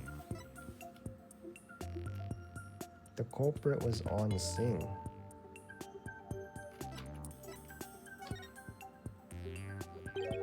What if the culprit was somewhere other than the theater at the time of the crime? What if there was some way to commit the murder without actually being there? If that were the case, then Mr. Rotina's perfect alibi would become irrelevant.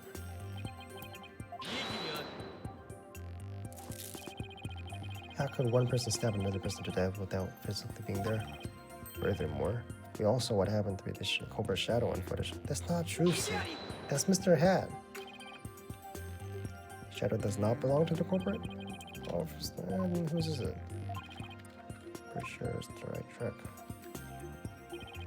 We evolved into something in the magic show itself. In that case, please point it out on the show footage for us. This is the thing that looks suspiciously similar to the shadow figure of the culprit.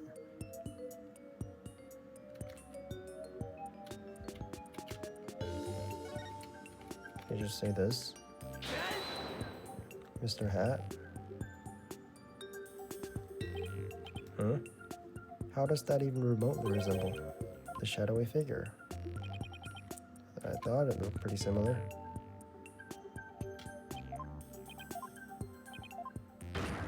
Are you fucking serious? Alright. Play it again.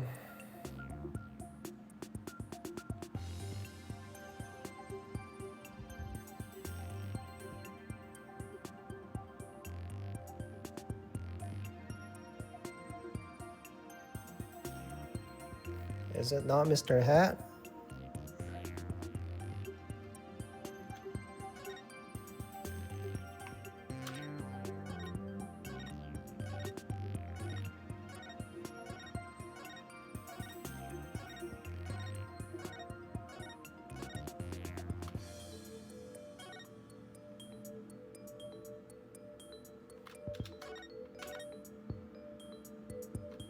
Is it not Mr. Hat?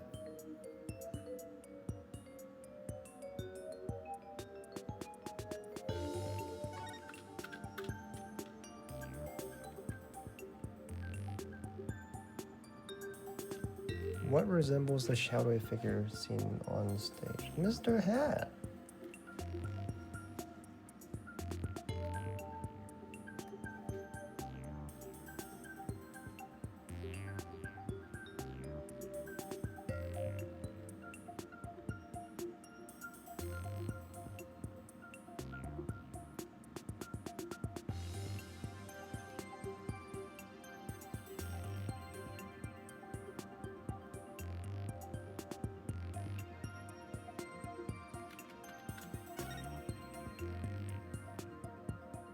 Go back.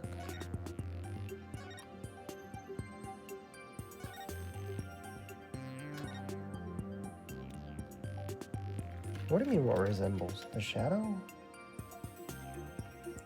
Right, play.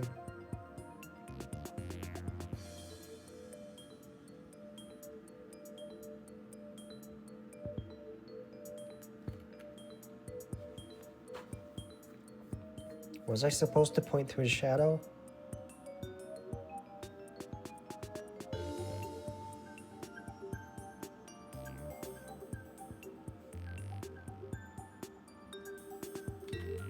Hey, pause, fucking pause, man.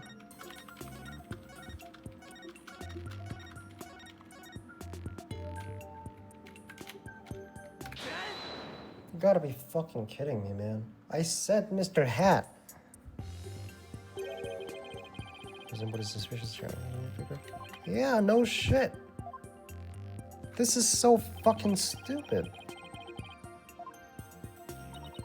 Let's see. That's Mr. Hat shadow. No shit.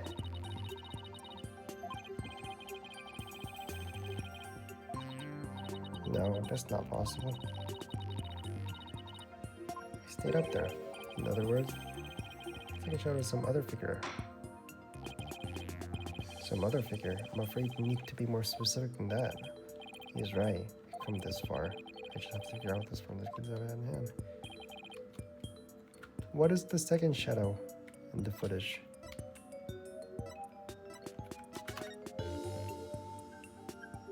Well, it's gotta be the knife, right?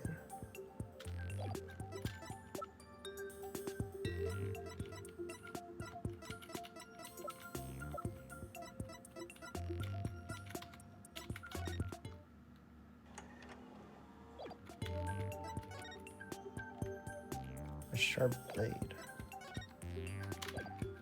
It's gotta be the knife.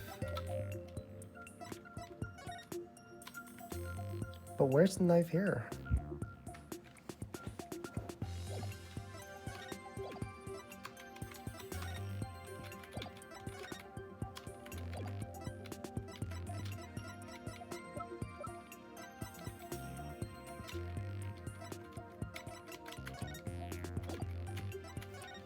Wait.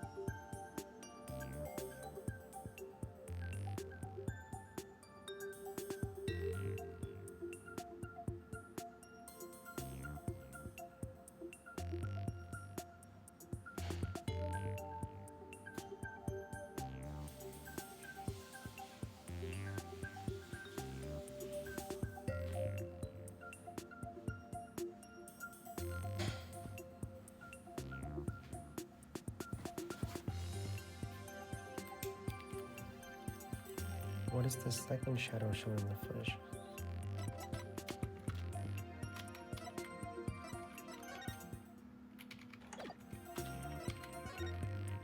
The dragon? Get the video camera after he comes tumbling out.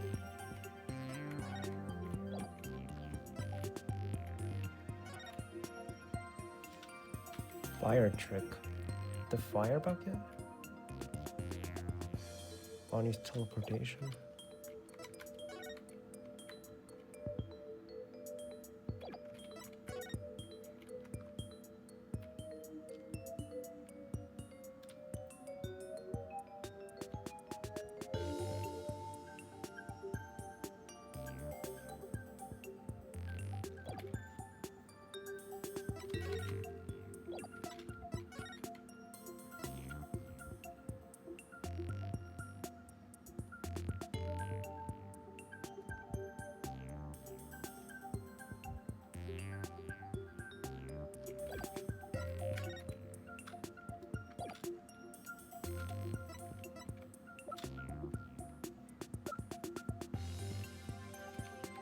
The fire bucket? A bucket to be used in case of fire. Not only was it empty, but the slime's inside of a pail.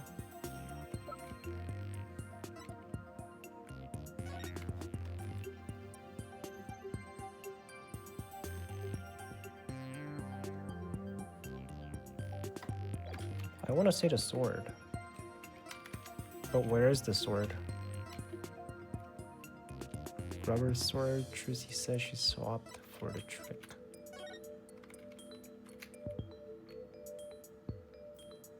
Flying up into the air, causing another round of surprise. Cause of death, shock result, being stabbed through the back with a sharp blade. I want to say the knife.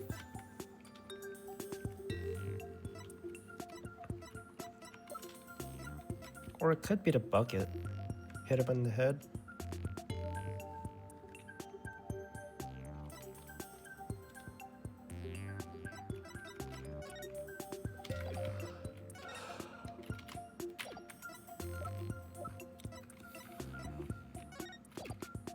His blood is on the murder weapon.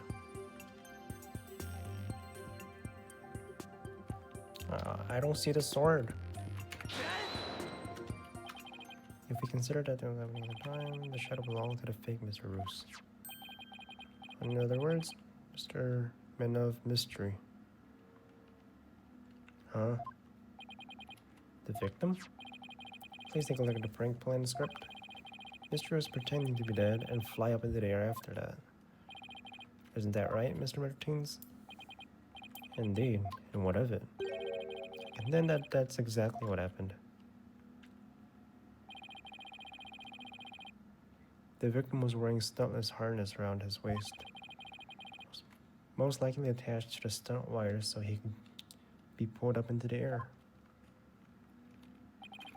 So you're suggesting that after pretending to be dead in the coffin, the victim flew up into the air, just as the prank script says. Exactly. So we just couldn't see him go flying up because the dragon was blocking our view. And that last trick, ladies and gentlemen, is a true piece, the resistance of the corporate murder's magic show. Don't tell me you've got it all figured out. Yes, I think so. If we can just look beyond Mr. Rathin's last bit of misdirection, we should finally be able to see the real truth. The victim must have pulled up to the catwalk. Just like Mr. had. And hit the cushion up there with a considerable force. But what else happened there at the time? Are you ready to elaborate? Sure. In that case, please answer me this. Why did the culprit make the victim fly up into the air? To murder him. That's probably where the sword was, right? And how did the victim actually die? When he was only pretending to be dead in the coffin. Can you figure this out? The answer should become clear. Could it be? Mystery must have thought it was just part of the prank when he appeared on stage. So he was still alive at that time, right? Didn't suspect a thing when he was being pulled here. Wait, go back to that picture? Mr. was called backstage, and just as the set pieces fell. How did you get the rope on him? The culprit had already planted the real murder weapon and cushion in the catwalk. In a cushion in the catwalk. It was probably a knife or a blade of some sort. You mean, yes, it really was a magical murder. Just as a prank script said, Mr. Mystery was whisked up into the air. Straight into a blade there in the catwalk.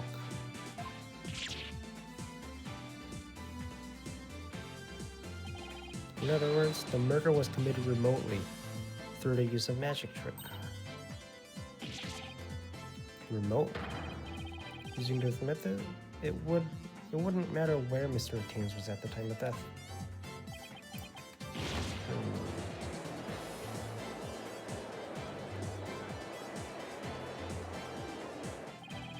But how exactly does it work, Mr. Justice?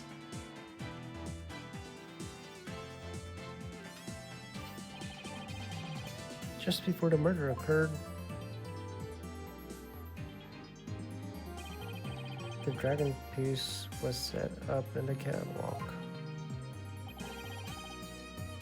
And it and Mr. Men of Mystery were connected to each other by a wire at the time. And carrying out the prank plan, Betty made the dragon piece fall, which caused Mr. Mystery to rocket straight up. And the blade in the cushion.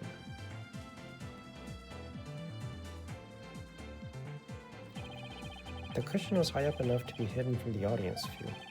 That's why nobody saw the blade.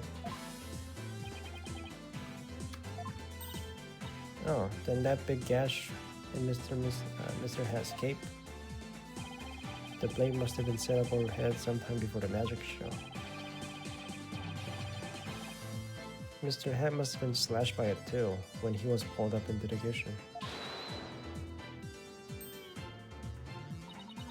Can't believe it. I had no idea. I was told that Trilogy would freak out if I made the set piece fall. That's the only reason I did it. You were used, Betty. Roger Athenes used you. I thought he was my little puppet to boss around, but it was the other way around. After the incident occurred, Mr. Athenes arrived at the theater. He got the murder weapon and swapped the rubber sword with the bloody steel one. And that's also when he lowered the victim's body down to the stage.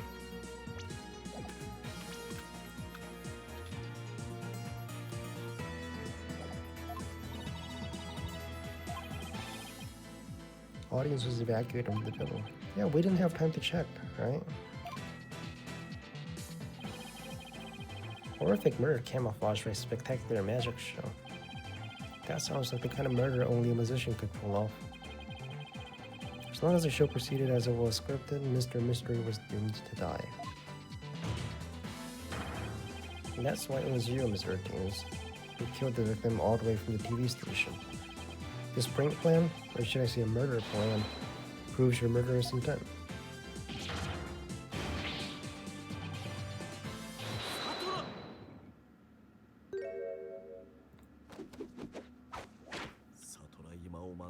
Nayuta. Alright, man. Enough. You dim-witted, ignorant, imbecile, putrid red pepper. He's mad. He can't possibly have a counter-argument to make. Talk about not knowing when to let it go and move on. Do you have a review or something? No blade of any kind was found in the catwalk, which means you have no evidence to support your theory. But Mr. Athenes retrieves it after the fact. Did you just cut off his own hair?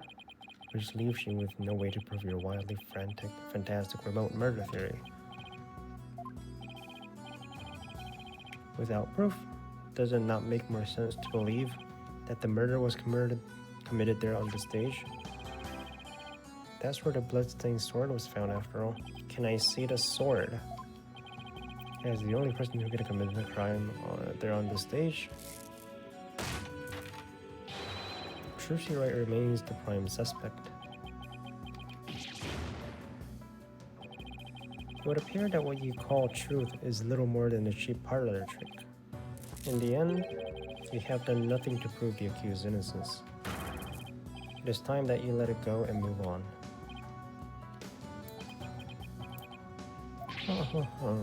Are you seeing this, magnified Gramarye? My magic is exactly punishment on your granddaughter. The Gramarye name is done for. Apollo, we needed him with the decisive piece of evidence here. I know. That's just what I was thinking. Mr. Justice, do you or don't you have anything to prove that the witness committed this remote murder you proposed? The entire incident was carried out exactly according to the script. Right, so theoretically there should be no evidence for us to find or use. Which means our best bet is to see if something unscripted happened. There's gotta be something Athenes couldn't have foreseen. And once I find it, that's how I'll expose the murderous trick.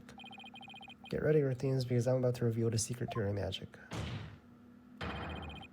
There's no tricks or gimmicks here, just some good old-fashioned logic. Alright, logic time. Logic chain. As long as the magic show went unscripted, the murder would happen without fail. Everything in this case was carefully planned so that no evidence would be left behind. Still, one thing happened that definitely wasn't in the plan. Bucket?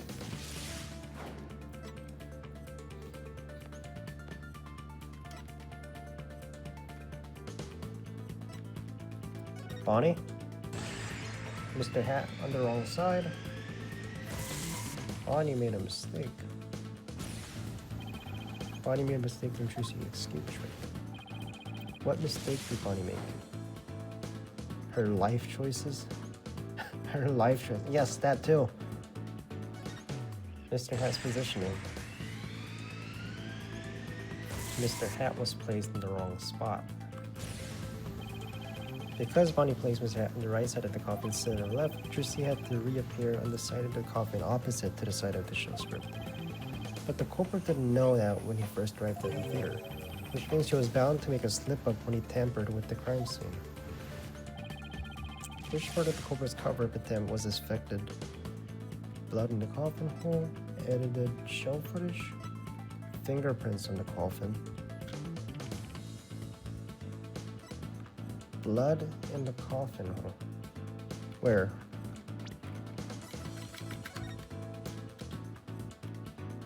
No, not the coffin hole. The edited show footage.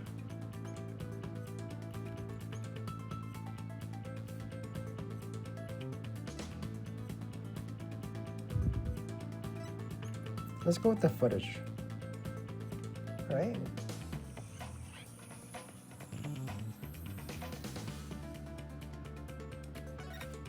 The footage? No.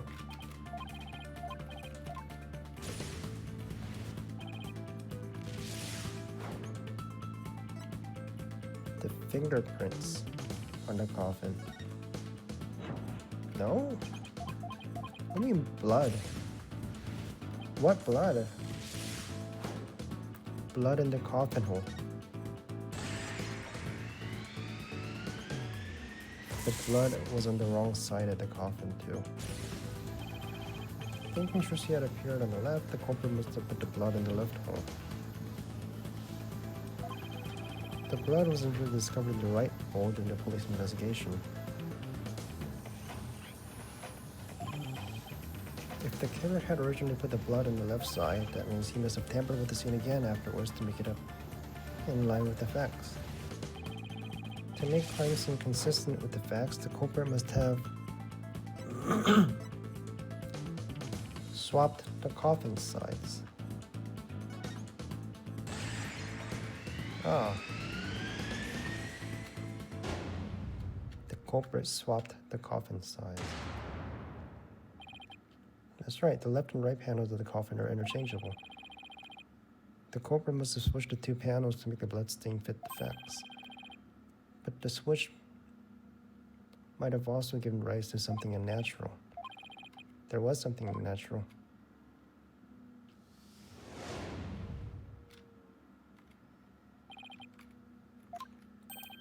Another bluff. There's no way of anything. No. There are tricks and gimmicks to it, just like any other illusion. What? After the murder, you switched the right and left panels of the coffin, didn't you? Because you did, you left behind something very unnatural for us to find. That's right.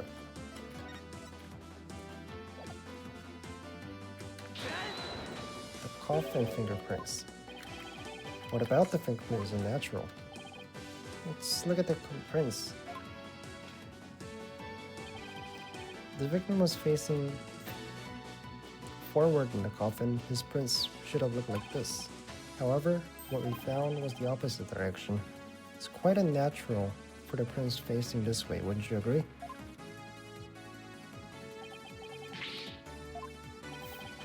It's strange, isn't it? But how did they get this way? They got this way because the culprit thought the magic show had gone according to the script. The culprit thought Mr. Hat would be on the left side of the coffin, and that Miss Wright would also pop up to the left of the coffin as per the show's script. He then assumed she thrust the sword into the hole on the left side of the coffin. That's why he put the blood in the left hole when he was trying to cover up his crime. There was blood in the coffin? What do you mean blood in the coffin? He was also wearing gloves. Where's the blood? Blood in the left hole. Why would there be blood in the coffin? He was stabbed in the back, right? Where's the blood though? I don't see the blood.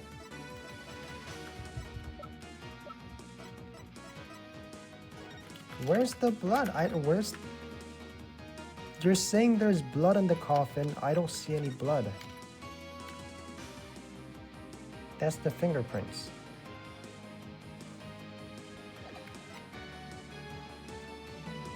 There are traces of blood in one of the coffin holes. Can I see the blood? Whatever. Just more bullshit. Sometime after leaving the bloodstain, culprit must have realized his mistake. He found out that due to Bonnie's mistake, Mr. Hat was to the right of the coffin. And despite the culprit's script, Miss Wright had thrust a sword into the hole on the right. In short, the hole with the blood in it was the opposite side. To make the blood's location fit the facts, he had to tamper with the evidence yet again. So he tried to cover his sweat tracks by switching the coffin's left and right panels. Oh, and that's how the fingerprints in the coffin ended up backwards. He could have done this. And what's wrong with facing the back? The prints ended up facing the opposite direction.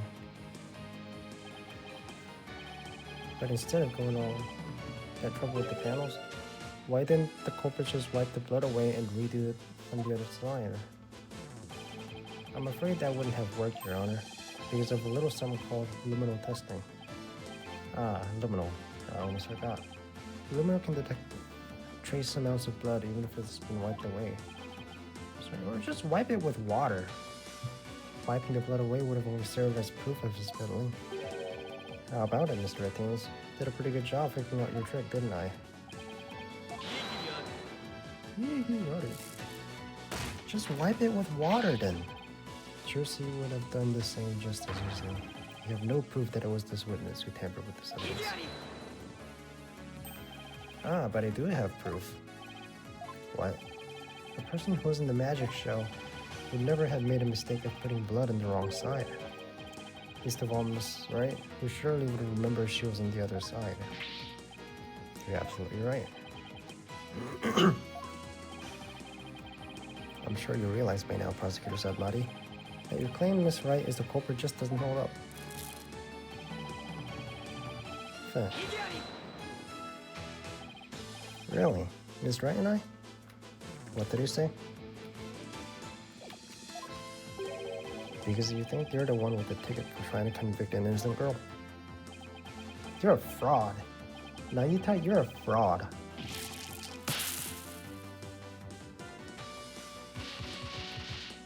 How the fuck did that happen?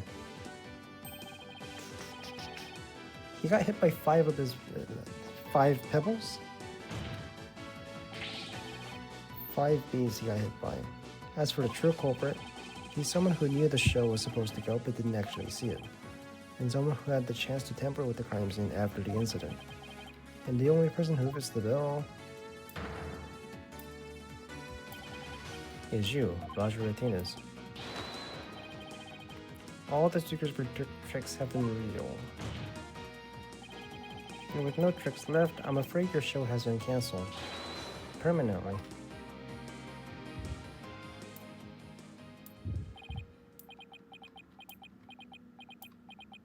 Meltdown? All of my secrets have been revealed, you say. Meltdown time? The camera's moving. Don't make me laugh, boy. That is truly real magic. There are no secrets to reveal. Behold, ladies and gentlemen, true power of the great Mr. Roos. Witness burn. Truce's mom. Zach's other uncle? Zach. The great Mr. Roos. Magnify. And now for the final here to the memory name. Right here, right now. You too. Chopper. Huh. No, this isn't right. Ah. No, I didn't do anything wrong. No, it's not my fault. I'm not the one doing it. I'm the victim here. What? Stop, no! Curse you, Gremory.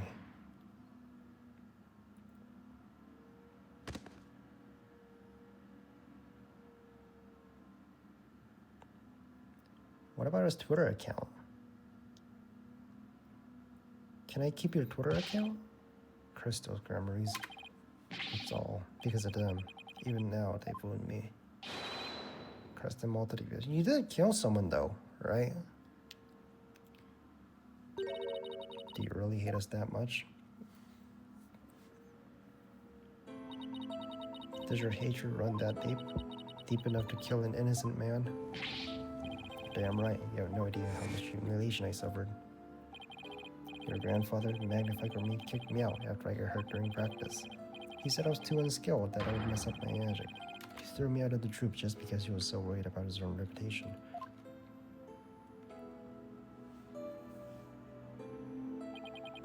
Since I was but a child, it was always my dream to become a great musician.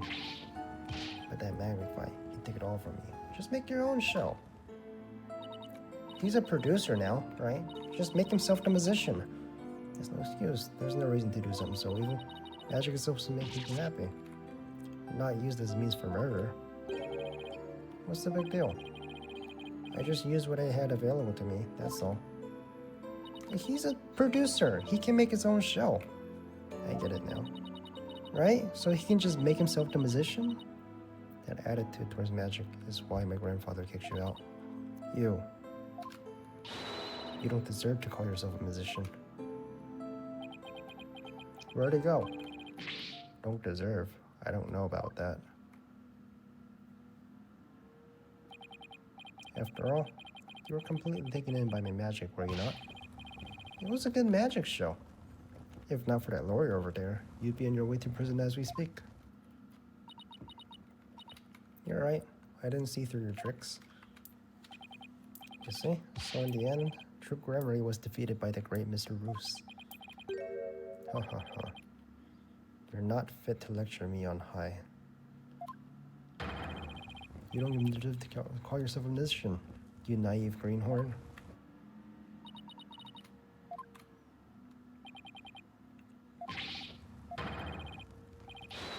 Take that, Gremory. You lose. Alright, man. See you in jail.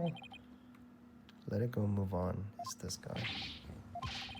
This court and my prison can both burn in flames of my creation. Bailiff, take Mr. Routines away and bring a fire extinguisher just to be safe.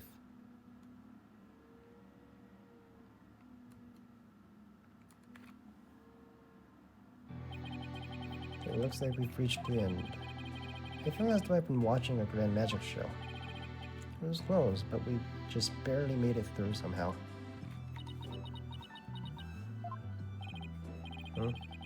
Why does she look down? This right? Yes, Your Honor. I'm about to announce my verdict. Can I see that wonderful smile of yours? That smile of a true entertainer, as I do? Yes, Your Honor. Now then, this court finds the defendant, Trilogy, right? Not guilty. Yay.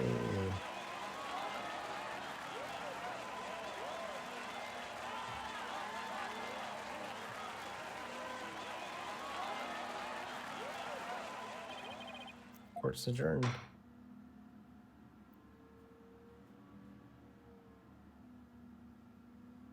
We did it. Thanks for everything, Trilogy. Now you can open your show tomorrow, just as planned. Yep. And it's all thanks to me. You can't. You need this guy. You need the fake Mr. Rose, and he's dead. So you can't have a show tomorrow. But now that Mr. Rose is gone, I'll need to find somebody to replace him. I ain't doing it, bro. It ain't me. Nope, it ain't me. I don't like the way she's looking at me. Juicy, I'm sorry about everything. Hey, what you apologizing for? You used us. We're victims too. You've made me accomplice to murder. But Betty, you have to take some of the blame for this too, you know. Even if we didn't know he was planning to kill Mr. Mystery, we did cooperate with him. It's all my fault, isn't it? Neither of you is to blame. The only one in the wrong is the person who used the magic to commit murder. Roger routines. Don't you think I know that? Say what you want, but I don't think for a second that I still don't hate you. What's your problem with me? I guess she really does hate me. But Betty, why? You used to be a big fan of Trucy's. Hey, shut up. I've always hated her. Really, but if we hadn't seen Trucy's magic show, we never would have tried to become professional magicians ourselves. Speak for yourself. But Betty, you still have her autograph. She was acting this way this whole time because she secretly loves Trucy? Wow, Trucy, never knew that being the best could be so tough. Come on, Bonnie, we're leaving. Gotta get ready for tomorrow's show. It's not true, so zip it, dummy. Polly, do you think I am a naive greenhorn? Yeah? No way, she's not.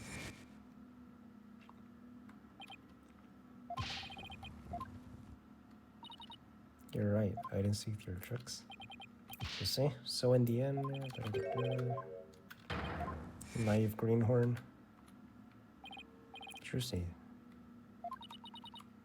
Maybe a little. I didn't see through his tricks, and I let myself be taken in by his magic. I can't trust myself anymore. What the fuck? How? Maybe he was right to call me a greenhorn. You shouldn't take stock in his words. He doesn't even know the first thing about you. You're a wonderful primary musician. You should be proud of yourself. Thanks, Apollo. But what makes you say that? Because of this. An entertainer always keeps a smile on the face. Gotta be this. His notebook, the Grimmery Creed. True entertainer always keeps a smile on their face. When you performed your magic trick in court today, you showed the world your dedication to your troop's creed. Even though all jeering, you kept a smile on your face and won the crowd over. You're everything he could have hoped. You're a great musician, Trucy. A great musician? Me? You really are, and that's why you don't have to worry about what routines said. Thanks. Still, I couldn't have done it without you. I would have lost my nerve if I'd been up there alone. But I was able to keep smiling because of you. Thanks. Remember what you said to me in the detention center? After all, you're sure you swapped the swords, right? Yes, I remember doing it. And I just know it wasn't your fault, Trucy. But how can you say that? We don't have any proof it wasn't me. I mean, I know you're a great lawyer, Polly, but I believe in you, Trucy. Then I believe in your skills as a professional musician. So I'm gonna prove your innocence. Don't worry, you're gonna be fine. Your words were what kept me going. Apollo, thank you from the bottom of my heart. Now I can be everything I was meant to be. A real smile's the best.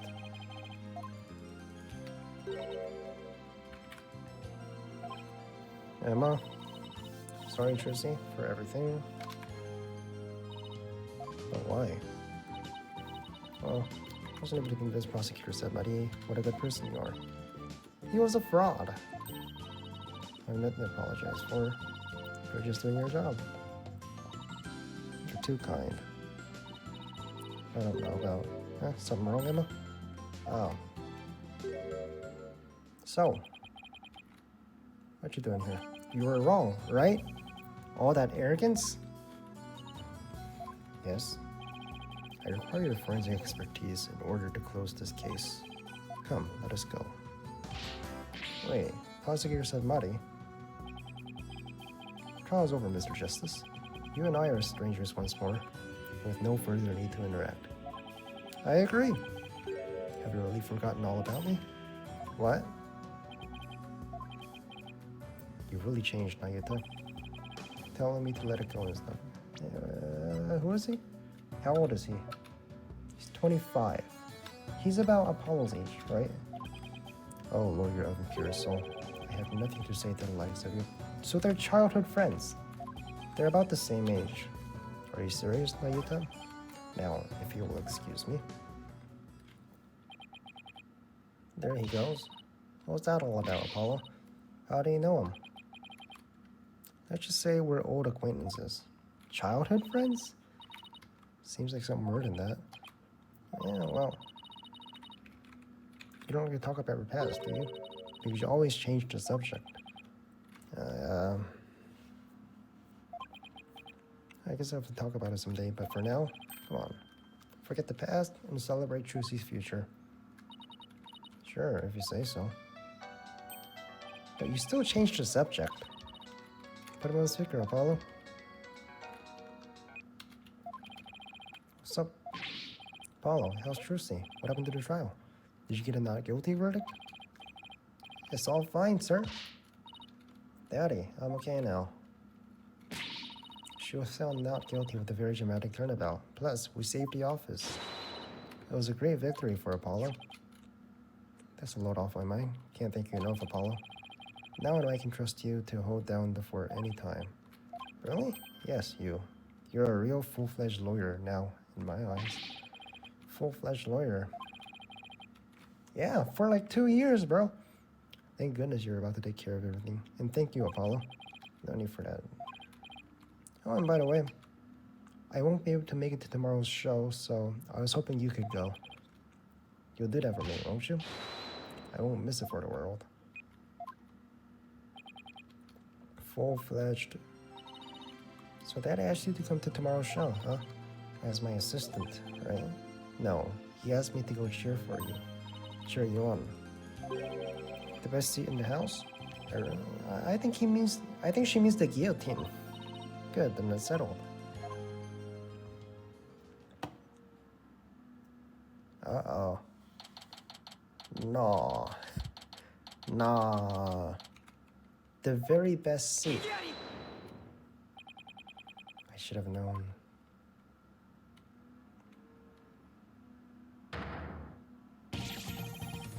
This is what she meant. There are no tricks or gimmicks here, ladies and gentlemen. This is real magic. You're kidding, right?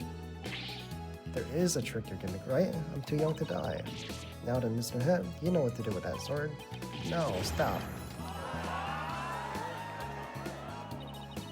And that's how Trucy Land ended on a rousing high note. With a big round of applause and Polly's ear-splitting screams. What kind of ending is that?